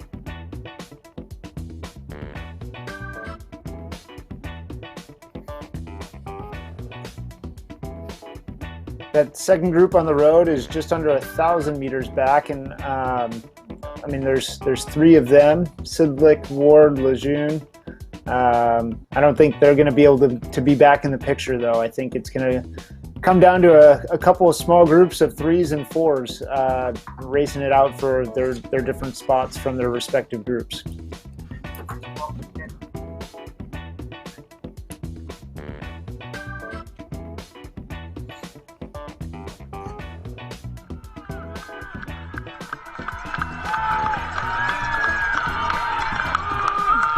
Luckily for Eleanor Wiseman, looks like Godby is done playing games with her, at least for now, as they call a little bit of a truce here in the group, and that's going to allow Wiseman to get back in. Meanwhile, Sidlick back alone. See Maddie Ward just up the road in 6th, as Sidlick tries to find just the right zone to get into to try to get up there to Ward. Maybe try and crack a top 5 if she can get up to Lejeune, who should also be riding alone, just ahead of Ward, sorry. Yeah, Sidlick can make it back into this group, no doubt. Never count Stephanie Sidlick out. Yeah, and I'm excited to see this ride from Maddie Ward as well. Riding for Amy D Foundation, she just signed on to Team Tidco for 2021. And so she's, got a huge morale boost in that opportunity to go and race for that women's professional team on the U.S.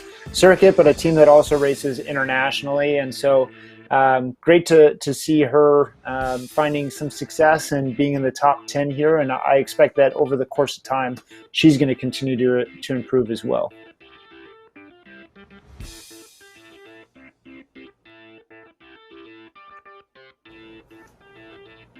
And we're starting to get into the last 30 minutes or so of racing here, and I think now is probably a good time for a lot of these riders to start taking on some of their final fuel as they prepare for the final finish, the last 30 minutes or so, where start taking your gel, take your drinks and whatnot, especially these lead 4, and hopefully Wiseman is topping off her fuel sources because she put in some pretty big efforts to catch back up.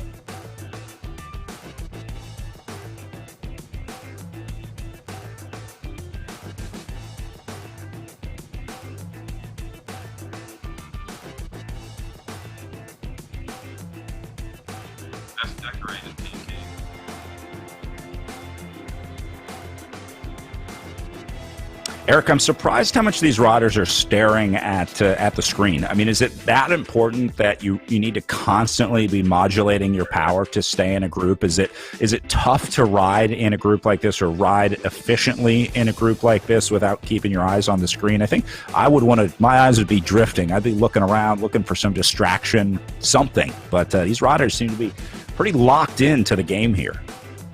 Yeah, no, they have to be. As we've seen, just little small moments can lead to really big differences. I guess taking my eyes off the screen, I would equate that to closing my eyes in a criterium, something that I would never, ever, ever, ever do or encourage anybody to do. But, very, very similar feel to it. You have no idea where you are in the group. You have no idea, what you're doing relative to others, and just the smallest gap, right, 10 meters off the back, could bring you out of the draft and end your day. And they've put so much work and effort into this point and making this league group of 4 there's no way you're breaking their concentration now. They're committed to this. That sounds like fun. A crit with your eyes closed. Not recommended at home. Although the way you described it kind of sounds like how I live my life. I have no idea what's going on, and I don't know where I am in relation to everyone else.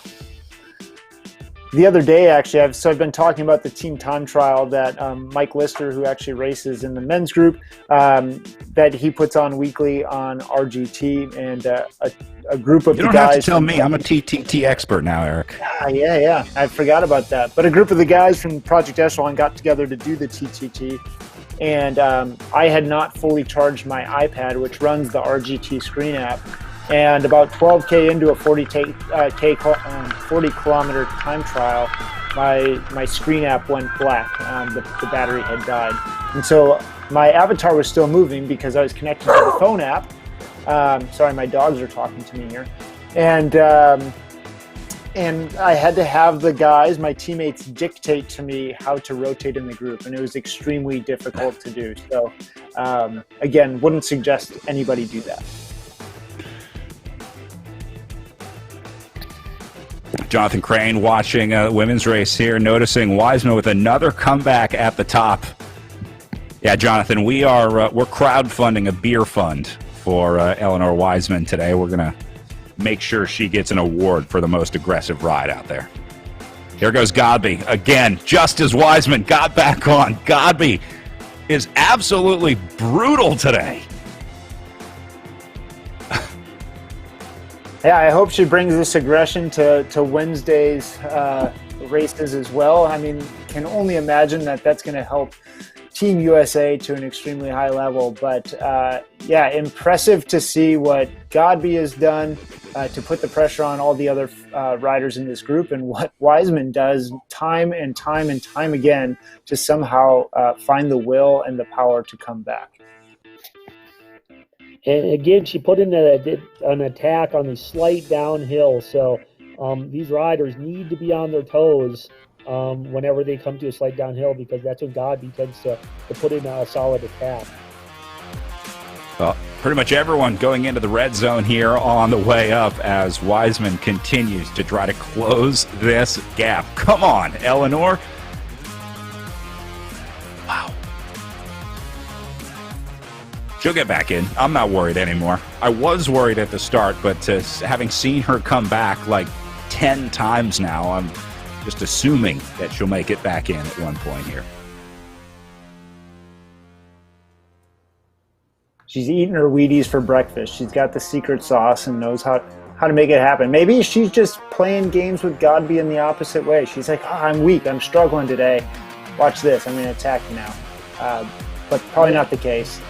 Probably not the case. And if you remember that famous tour stage with go back to Lance and Ulrich, right? Lance was sort of bouncing out the back all day, pretending like he was hurting, and then he gave the famous look and just rode away from Ulrich. So that was a impressive stage back in the day. Well, that's what's going on here. Wiseman is really committing to it. Yeah, this is what scares me, though, is coming into these descents, the speeds get so high when you have a group, even a small group of 3 relative to a singular rider. And it really doesn't matter. We see Wiseman putting out 5.5 watts per kilogram and Jackie Godby at the front doing 4, and the gap is still going out on her. So the descent is definitely not the place where she wants to get dropped, because making it back to this group is exponentially more difficult on that terrain. So live looking at Godby and O'Mara. Do you guys think that O'Mara and Isler are just happy to be with Godby and will take it to the line, or do you think they're going to try to do something here as we get closer to the finish? I mean, if it's me, I am going to wait. I'm going to wait till I'm close to the line. I'm going to make Godby do as much work as physically possible, and I'm going to conserve as much as physically possible. But I don't trust my sprint against Jacqueline Godby, who's won in the crit. She's already won with a massive attack at the top of the Mogollon yesterday, and I think you've got to try something a little bit different, something unexpected to catch her off guard, maybe to take the win.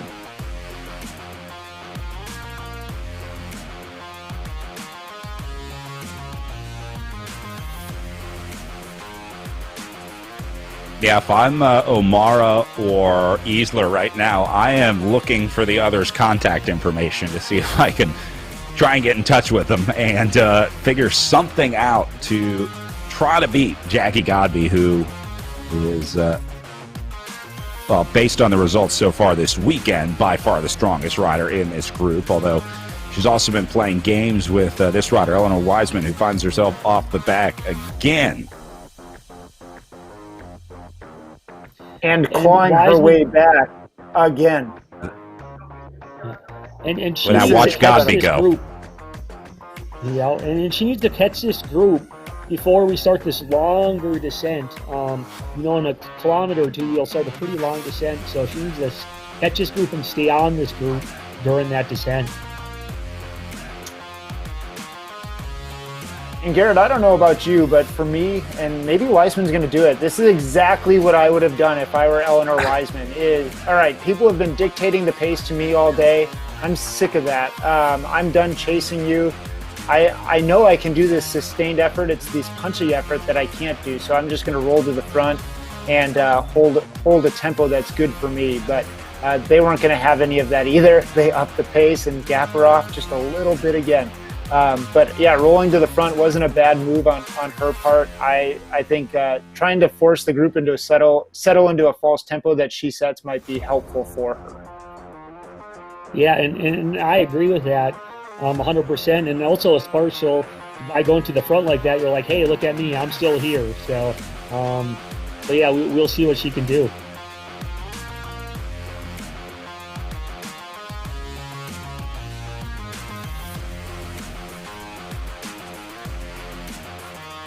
Yeah, see, this would be a good time to try to put Godby on the back foot, try to catch her off guard and try and get something going.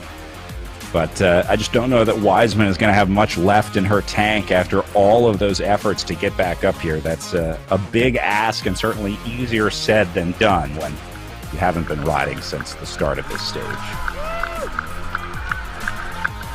Yeah, there's a lot of things that are quite a lot easier when sitting in the chair and watching the screen than actually racing yourself. This is a new experience for me, Brad. I've not commentated on races like this before, and it's quite a lot easier to say and do what you know is the right thing to do when you're just watching versus when you're completely redlined, like Garrett said, bleeding from your eyeballs and trying to think at the same time. A lot harder to put your words into actions at that point in time. Yeah, it's pretty easy to try and play armchair quarterback watching the racing here. We should say we are well aware of how difficult this is, knowing the efforts that they have to do and just the racing aspect of how tough it is to respond to moves like this. So, yeah, we'll be more than happy to give advice, but we are well aware that we probably couldn't follow that advice if we were out there on the bike. All right, here is Chase 1. This is Ward and Lejeune, 5 and 6, both in the red zone here on way up a sort of steep portion of the climb. Meanwhile, Sidlick behind them at about 260 meters back, but these two are about a kilometer behind Wiseman, Easler, O'Mara, and Godby. So I don't know that we see that lead group of 4 getting caught before the end of the day today, guys. I think your podium's coming out of this group, and I think this group is going to separate. I don't think these 4 riders go to the line together. Eric, let's start with you at 15 kilometers to go here. Does this go 4 to the line? Does Godby attack at 1K to go? What's your prediction? Oh, man. Yeah, you know what? She's got a punch. She knows she's got a punch. She has absolutely nothing to lose. On these other riders, her gap on GC is considerable. So I think she's going to want to try and follow the footsteps of Tom Thrall, try and go 3 for 3, and yeah, she's going to put in that late big attack and go for the win. So hard to not go with Godby on this one, I think. I'm noticing both riders taking on a gel. Godby just ate one, and O'Mara just ate one, and Godby is waiting to take hers. So, Garrett, we're getting right into that sweet spot here with 15 kilometers to go. This is where they're getting those quick sugars that you were talking about. This is going to hit right in the last kilometers for these riders. Yeah, definitely. You want to take on some nutrition, keep your blood glucose levels high. Especially, we're getting close to, hour 45, almost 2 hours of racing at the end of, after 2 hard additional days. So they need to take in those sugars and have some, little bit of pop here towards the end. But as Eric said, I think it's going to be hard to bet against Godby, but I'm impressed with O'Mara going with Godby step for step, and maybe up this last little climb into Pinos Altos, she might be able to show something. And don't forget about Easler as well. Wiseman off the back again as she looks at a pretty big 65-meter gap up to the front. Could this be the final time that Wiseman gets gapped off the back of the group? It seems like she's really using the climbs to her advantage, Eric, the short little up kicks, while the other riders kind of take it easy just before they get to the top. She always seems to be pushing all the way through. It's kind of like how you have to teach riders to ride through the climb, right? Ride over the top of the climb on a roller. Even though you want to get to the top and let off, Wiseman is riding in a way that she maintains that power all the way up and over, and that's allowing her to get back in even on the descents. Yeah, sometimes the biggest differences you see on climbs aren't the efforts that you put in the middle of the climb, let's just call it a 1K climb. They're not the efforts you put in 250, 500 meters into the climb, but it's the effort that you put in the last 30 to 50 meters and then over the top, get back on top of the pedals, get back up to speed. For a lot of riders, that is extremely difficult to do, to get the power back up, to get the cadence going again, and to find your new rhythm. And so riders that are able to do that can often find themselves in a place of advantage off the top of those climbs. I mean, look, Godby barely wants to let up enough to eat in this scenario, but finds an opportunity on the downhill. I noticed that she's waiting to take that gel, Eric. Is it just looking for a time when she's most comfortable to grab the gel? You think she's waiting for an easier section on the course, or just waiting until she can physically stomach another gel? Yeah, I think it's probably a little bit of both. Like, just again, you're finding a place where I can coast real quick, take a hand off the bar and reach over and grab it. But then, like, you need to make sure your breathing is right so that you can swallow it too. If you're breathing really shallow, trying to swallow a gel can be really hard. So you got to get your breathing under control so that you can actually stomach that and get it down. Been there, trying to eat food on the bike. Yeah, somebody's really hurting when they try to take that gel and the gel starts coming out their nose, because that's when their breathing is real shallow and not under control. So that's for real. I've seen it happen before, and I'm sure I'll see it happen again. But you've got to be able to control your breathing and get your body under control to take on food. I'll never forget the first time I tried to eat a Cliff Bar on a climb. I shot that thing like 30 feet in front of me when I started coughing and gasping for air. That was not a good choice for a red zone mid-climb snack.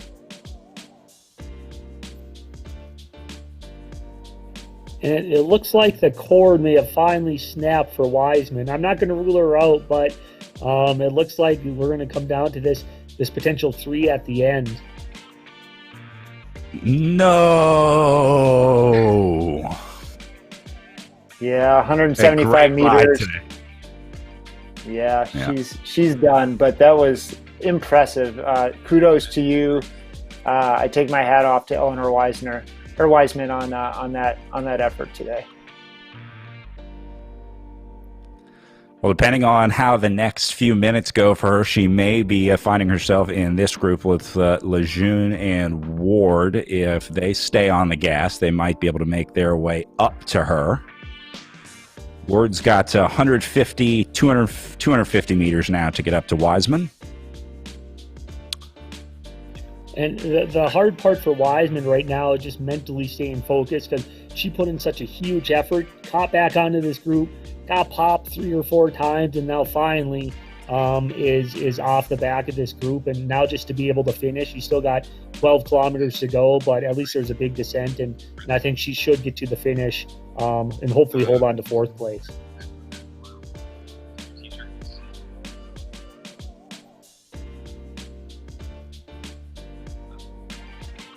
I am drafting right now my new t-shirt design for Eleanor Wiseman.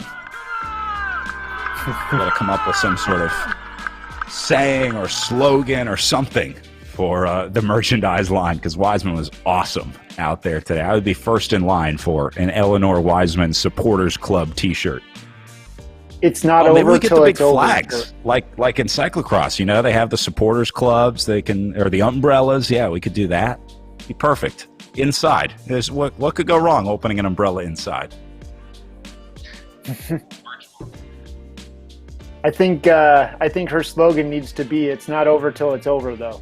That's right.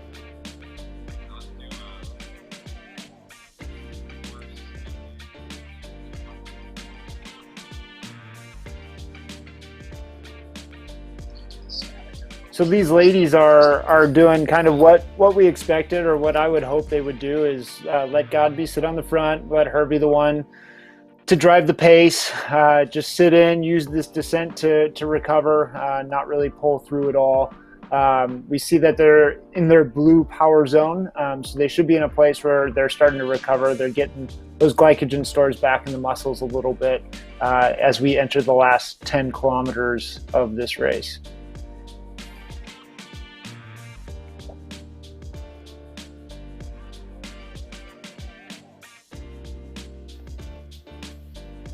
Well, the American trio starting to settle in here.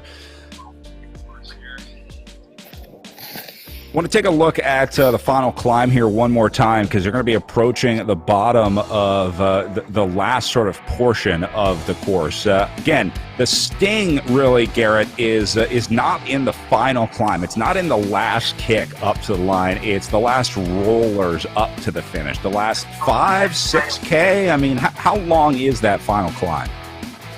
Yeah, it's not too long at all. It's only a handful of kilometers, and the tough part is that you've had a tough stage all the way. You just went over this big 15-kilometer climb, narrowed it down to 3 people. Then you have this big descent, and it's a lot of times it's hard to go from a descent up to a steep little transition. Just that change from going downhill to uphill is really difficult, and whoever can deal with that the most has the most snap in your leg, because when you go from a big climb, a descent, and then onto another climb, a lot of times your legs kind of feel like lead, and whoever has the snappiest legs at that point has a good shot at pulling this out in the last couple kilometers on the uphill drag into Pinos Altos.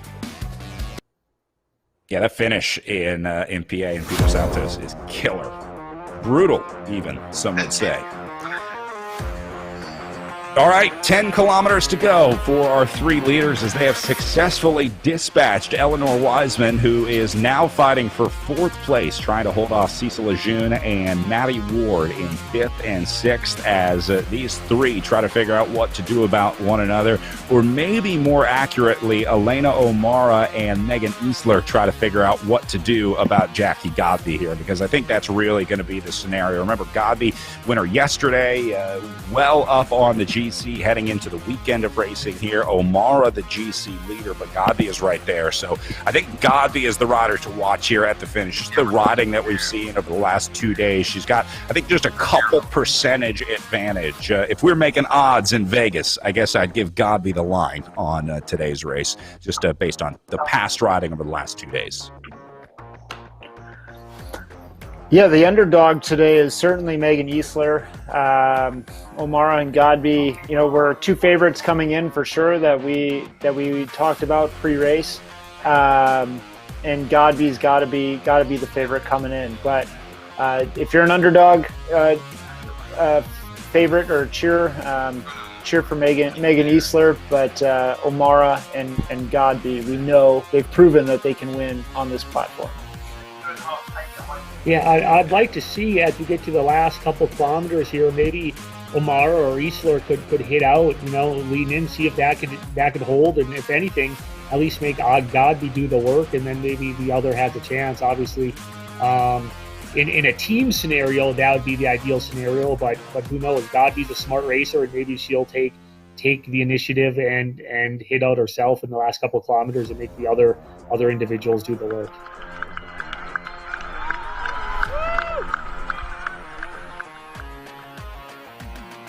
Godby and O'Mara looking calm. Look at Elena O'Mara at the bottom, barely working on the trainer. She's really figuring out how to conserve her energy right here, and this is going to be one of the last opportunities. So just want to kind of preload the legs a little bit here. Ride as easy as you can. And looks like Jackie Godby is more than happy to lead the way here. I mean, it doesn't seem like Godby, Eric, is really purposely slowing down to try to get off the front. I think she realizes what's happening here. It's just like when you're in a breakaway and it becomes pretty clear that the other riders aren't going to work. You just kind of ignore them and get back and do your work. Yeah, no, and she's definitely confident in her fitness, right? She should be almost at her peak fitness. With Wednesday World Championships coming up. So she's definitely confident in her fitness, and in her mind, she might just be thinking, all right, I'm going to ride at a tempo that's just on the edge of uncomfortable for me. And if it's uncomfortable for me, it's extremely difficult for everybody else behind.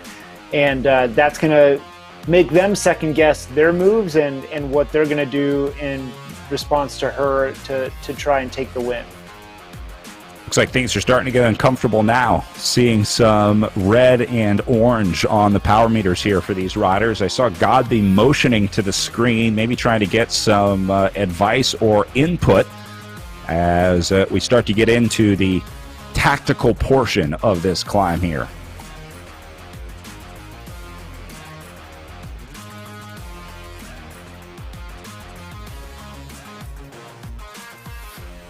I got to say, Isler and O'Mara have been doing everything right so far. I think they've done a nice job of just sitting in. Neither one of them has been too aggressive. They haven't been spending a significant amount of time up on the front. In fact, you see Isler letting off there to get Godby back in front of her. Now, if there were riders behind them that had a chance of coming back, this could be an issue, but Wiseman is the only rider that would be a threat to these three to get back up there, and she's holding steady at 150 meters back as they make their way up and over this little section of the climb. Now, this isn't the big part of the climb yet, Garrett. We still haven't gotten there. 6.5K to go. We're only seeing a few percentage, 2 or 3% maybe on the elevation change here, but it's going to kick up a little more. Here's Wiseman solo for the Amy D Foundation team. Now, you got to remember, these are teammates up the road too. Elena O'Mara and Wiseman are Amy D Foundation teammates, so obviously O'Mara wouldn't have been doing anything to endanger Wiseman's ride. I think this was pretty much every woman for themselves in this group.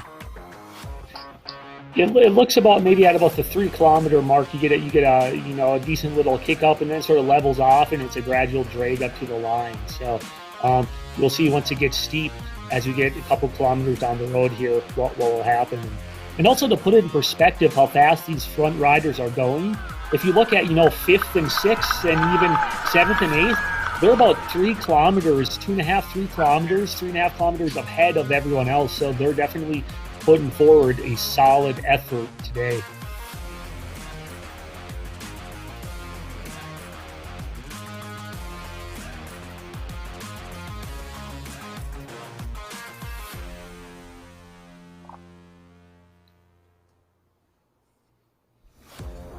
Four-star endurance coaching on YouTube saying Jackie's putting on a nice XXX attack show today, riding for the XXX Atletico team, although she's wearing her USA national jersey. He said the first attack was to split the field, the second attack to soften up some legs, and the third attack, coming soon.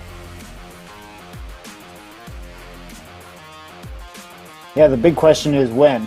We're just about 5 kilometers to go, which means we're going to have a short descent coming up here, and then a climb all the way to the line. It will not let up after this descent, and it will put the pressure on the riders. So it's going to come down to who has the legs and who really believes in themselves. It'll be a bit of a mental game for some of these riders as well. They can't second guess themselves. Whatever decision they make, they have to 100% believe that it's the right decision, and they just have to go for it. This type of race, how the women's race is playing out, is more how also I thought the guys' race would have played out. Remember, the guys' race came down to a pretty big group of individuals. What was that, 10 individuals or so at the end? Whereas here you have our 3 individuals, and so the women have been putting on quite a show today.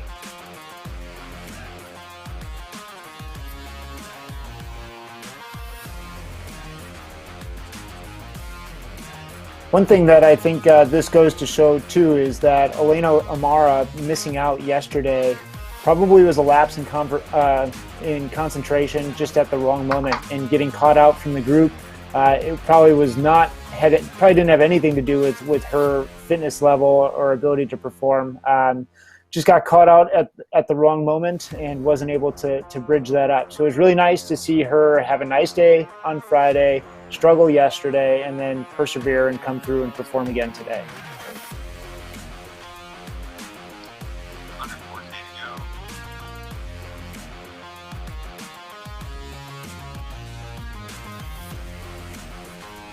Isler with a little gap here into the yellow to close it down as they go under 4K to the line.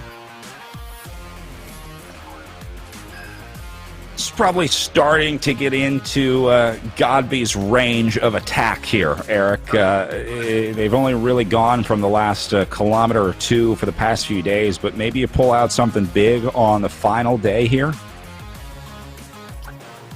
Yeah. Again, I don't know. I think it comes down to them doing an assessment of how am I feeling right now? Do I have that short sprint power? Do I have the long range attack? Again, whatever decision they make, they have to sell out for it. They can't do it half-heartedly. They have to give 100% of their energy and focus to that move. They really don't have the opportunity to attack twice at this point. If they put in that energy, they need to make it count.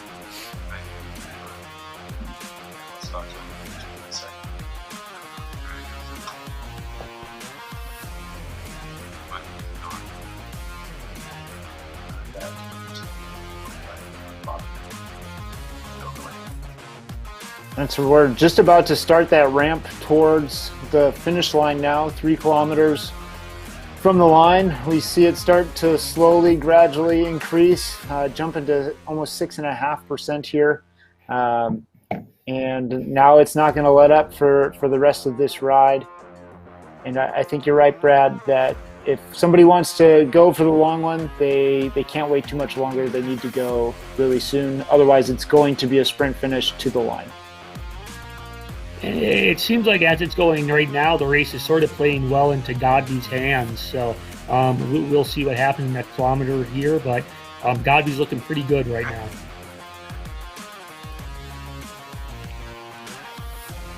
Well, guys, as we get into the final 3 kilometers here, I just want to say how much fun this has been watching the virtual tour of the Gila over the last 3 days. It really has been an honor to be able to present this legendary real-life race on the virtual RGT platform, and these last 2.5 kilometers are going to be incredibly exciting. I want to see if we can bring in our Tour of the Gila race director, Jack Brennan, from Silver City. He's been a huge part of making the virtual racing happen. Jack, can you hear us? I can hear you. Can you hear me? Yeah, a little broken up, but we'll see if we can get you in here. Jack, first of all, congratulations on a successful event. I know you're looking forward already to 2021, some new dates later in the year, end of September, early October, but we are planning being back in real life for the Tour of the Gila next year. Well, I certainly hope so. Let's first by saying that I had very little to do with virtual Gila. It's mostly Eric and Frank. You guys did a lot of work with this. I appreciate what they did. And Jack, you told me yesterday that we have some special trophies for the winners. We were talking earlier in the show about the winners' trophies. I understand we can now confirm that there are virtual Tour of the Gila winners' trophies for our Echelon Racing League race here.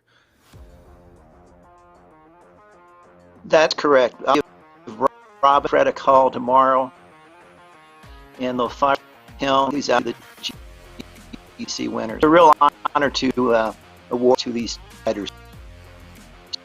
Well, Jack, thank you for all your hard work, and thank you for your stewardship of the Tour of the Gila over the last 20-plus years. We can't wait to be back in Silver City in 2021. I'm going to let you go grab a beverage and enjoy the last 2 kilometers of racing here. Sit back and watch your baby unfold here, Jack. That's Jack Brennan, race director of the Tour of the Gila. We're going to see Jack in real life September 29th to October 2nd next year in 2021. All right, guys, O'Mara putting down the hammer up on the front here, putting a little bit of power in the mix here, and Godby and Easler both able to respond, but I love this riding. O'Mara is taking it to Godby. Yeah, this is exactly what they needed to do. Like Garrett said, they were playing right into the hands of Godby, and that is not a smart move to make. We know that she will take the win if she gets to race the way she wants to race. So they need to dictate something different to her and make her respond to them. And so it's great to see Elena O'Mara trying to make that happen. 1.5 kilometers to go now. Remember, O'Mara wearing the series leaders jersey, riding for the MED Foundation team. So that's her at the bottom of your screen in the reddish pink jersey. And then Godby, you see in the top left of your screen, wearing the USA team kit in real life. And then, of course, Isler in the Project Echelon jersey, the light blue jersey of Project Echelon Racing. But O'Mara back into the red here on the front as she's got to try something today, right? We realize that she can't just sit around and wait for Jackie Godby to go. So O'Mara's doing everything that she can. This is, I think, the right style of riding for Elena O'Mara here. As they approach 1K to go here, Eric, this is it. All right, when does Jackie Godby go at 1K to the line? I think she's going to wait till the final 300 meters. I think she's got him exactly where she wants him. She knows she has the kick, and she knows she has the top-level power to even close a small gap. If somebody does gap him off here, I think she's going to wait for it. Everybody really going in the position. red zone. Yeah, and if she has anything left, we'll see, because Godby has to do a little work to chase back O'Mara here, but we'll see if Isler has anything left in the tank.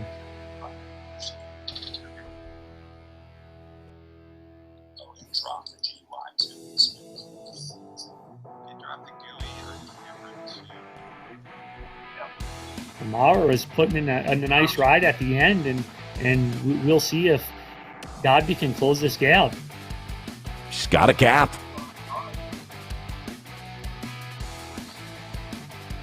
Couple 100 meters to go here. Oh, O'Mara's hitting it again. Godby responding. Isler might get caught out, but look how the road kicks up here. Yeah, this is incredible racing. I think if Isler can get into this gap and then slingshot her way around, she has a shot. But these women are all maxed out right now. There is no holding back at this point in the race.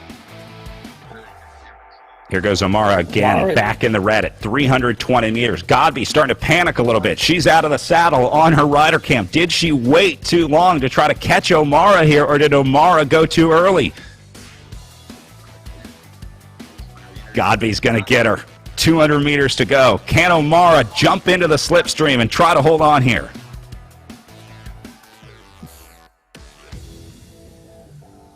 Ooh, it's going to be close. Godby opens up another gap. And that's going to do it. At 100 meters, Godby puts the final nail in the coffin to take stage 3 of the virtual Tour of the Gila. Hands in the air, the post up for Jackie Godby. We got to give O'Mara a lot of credit there. She put in a nice little dig at the end, had a gap, and then even he tried to hang on to Godby, and she made Godby work for that win. So I give O'Mara credit, and obviously Godby did an excellent job, as well as Isler, to round out the podium. So O'Mara going to take second. Isler will slot in for third there, and we'll try and get the rest of our top 5 coming through. Should be seeing Eleanor Wiseman coming through. My ride of the day for Wiseman right here, even though she's going to find herself off the podium at the end of the day today, the battle that Wiseman had with those gaps today was awesome to watch. Really made watching today's stage a pleasure. Yeah, all of these women putting in incredible efforts, truly honoring the Tour of the Gila for the race that it is. And we knew that this was going to be a grueling and punishing race all around for all of these riders. And it lived up to its reputation, but I think even more so, these riders honored the race with the performances that they put out. So Wiseman hitting 100 meters to go. As we'll welcome her back to the line after a hard-fought battle out there today. She'll hold on for 4th place. A respectable ride. All things considered, the way that things went for Wiseman today, you got to be pretty happy with that result.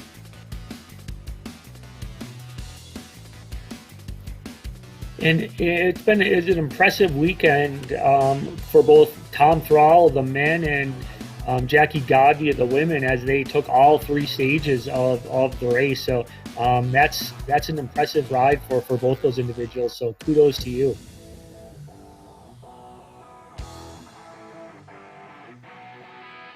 Meanwhile, Maddie Ward on the way in, about a kilometer out.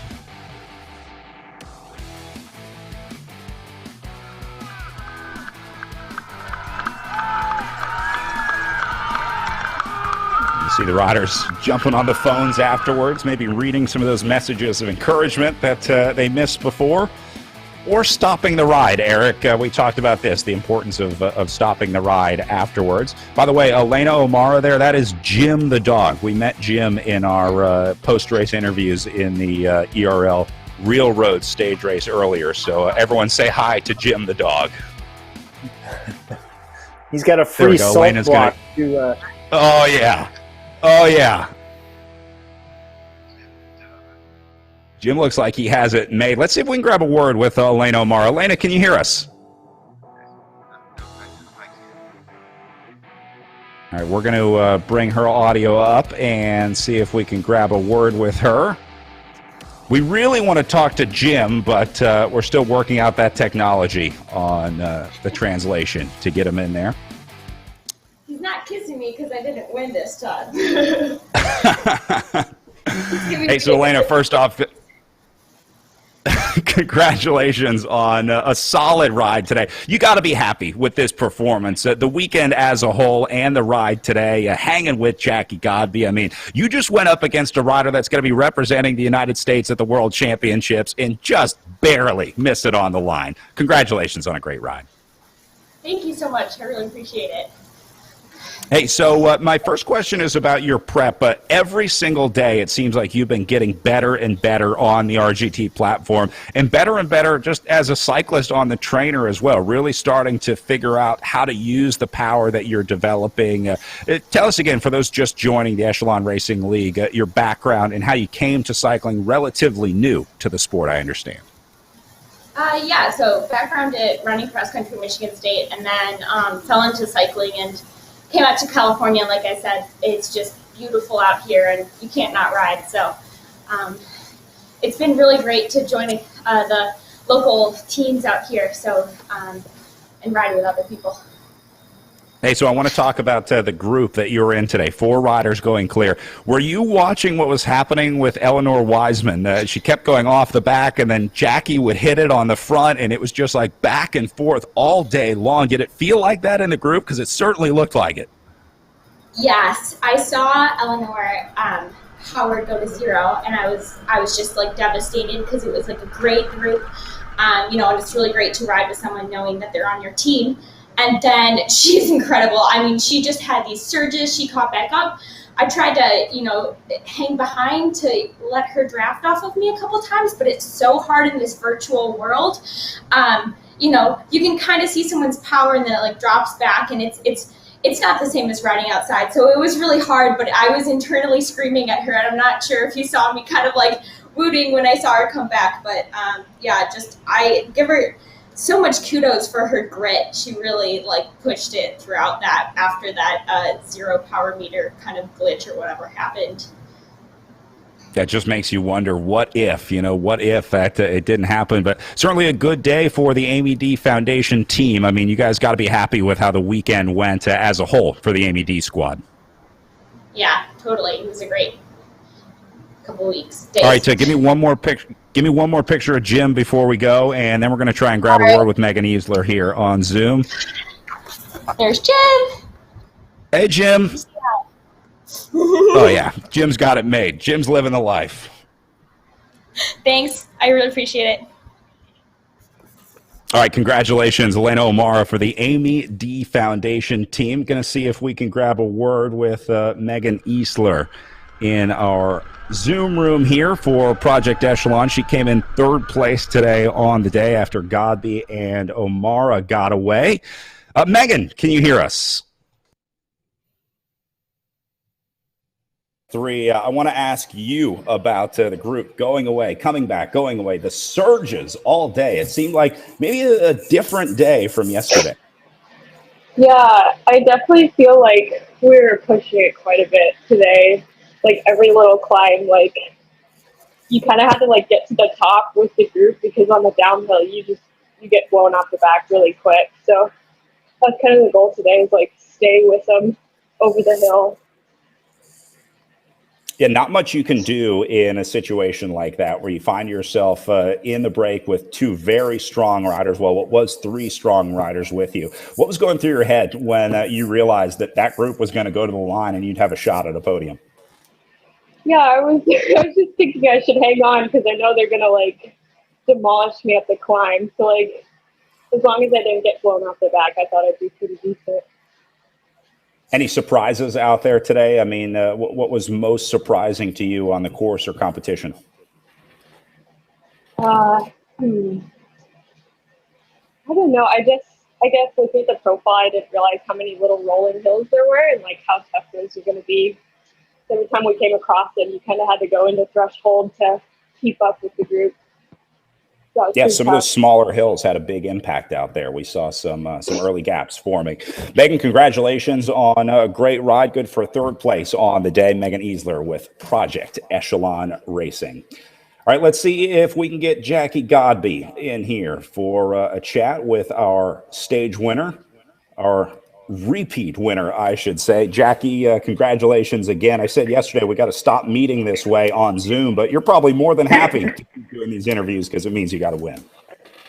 Absolutely. Thank you so much. Yeah, today was just another exciting day of racing where, you know, you really got the opportunity to get caught up in the races and just caught in the moment of what do I need to do to get over this hill? What do I need to stay with this group?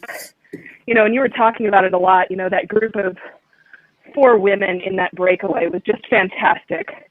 So again, it's this opportunity to just come together as both a team and opponents and pit ourselves against the course together. It's really awesome. You know, it's just fun to be there in the moment. Yeah, it certainly looked like you were having fun at the front. Obviously, it's a lot more fun when you're in the lead, but it seems like you've made that an important part of this indoor riding for you to keep it fun and make sure you don't really lose sight of that. Yeah. You know, I think fun is a very important part of athletics. You know, during my medical training, you know, you have a lot of patients come in and you're always asked, what is the best exercise?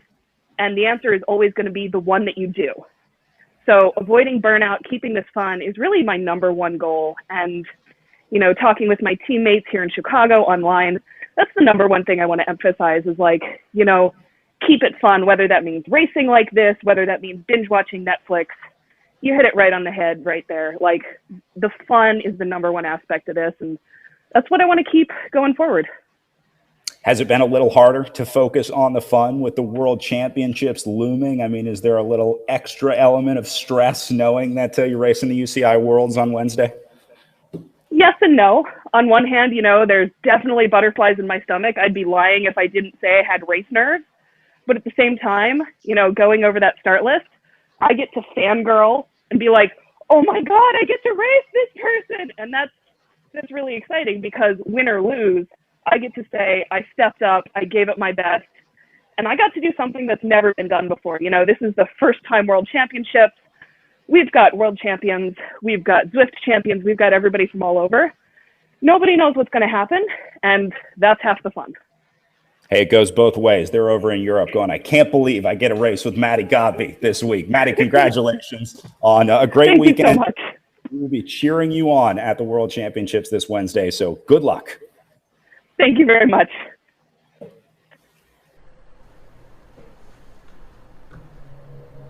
Well, it doesn't get much better than that, guys, as we see some of our riders rolling through here. Sean Morelli, we talked about earlier in the show for Project Echelon. Looks like she's going to come in for top 15. I think she's in 13th there. So good ride for Sean, hanging in just ahead of Stephanie Sidlick. As Cameron coming through now had some trouble early on, but she survived to find a top 15 ride as well. Looks like she'll get 14th out there today. Well, overall, guys, this has been an awesome weekend of racing here at the virtual tour of the Gila. You know, a lot of people are a little skeptical about virtual racing. Can this really be that interesting? Can it really be that fun to watch people playing a video game on their bikes? But Eric, I'm going to start with you as the commissioner for the Echelon Racing League. You got to be pretty happy with how this one turned out this weekend. Yeah, it was extremely dynamic racing. It wasn't predictable. We didn't know what the outcome was going to be immediately at the beginning of the race. And there was a lot of different things that happened throughout. It also gave us the opportunity to talk about the riders, to talk about their teams, to talk about these communities in a really positive way. So it's so much more than just virtual racing that we're trying to do here. We're trying to support our stakeholders throughout every aspect and branch and arm of this sport.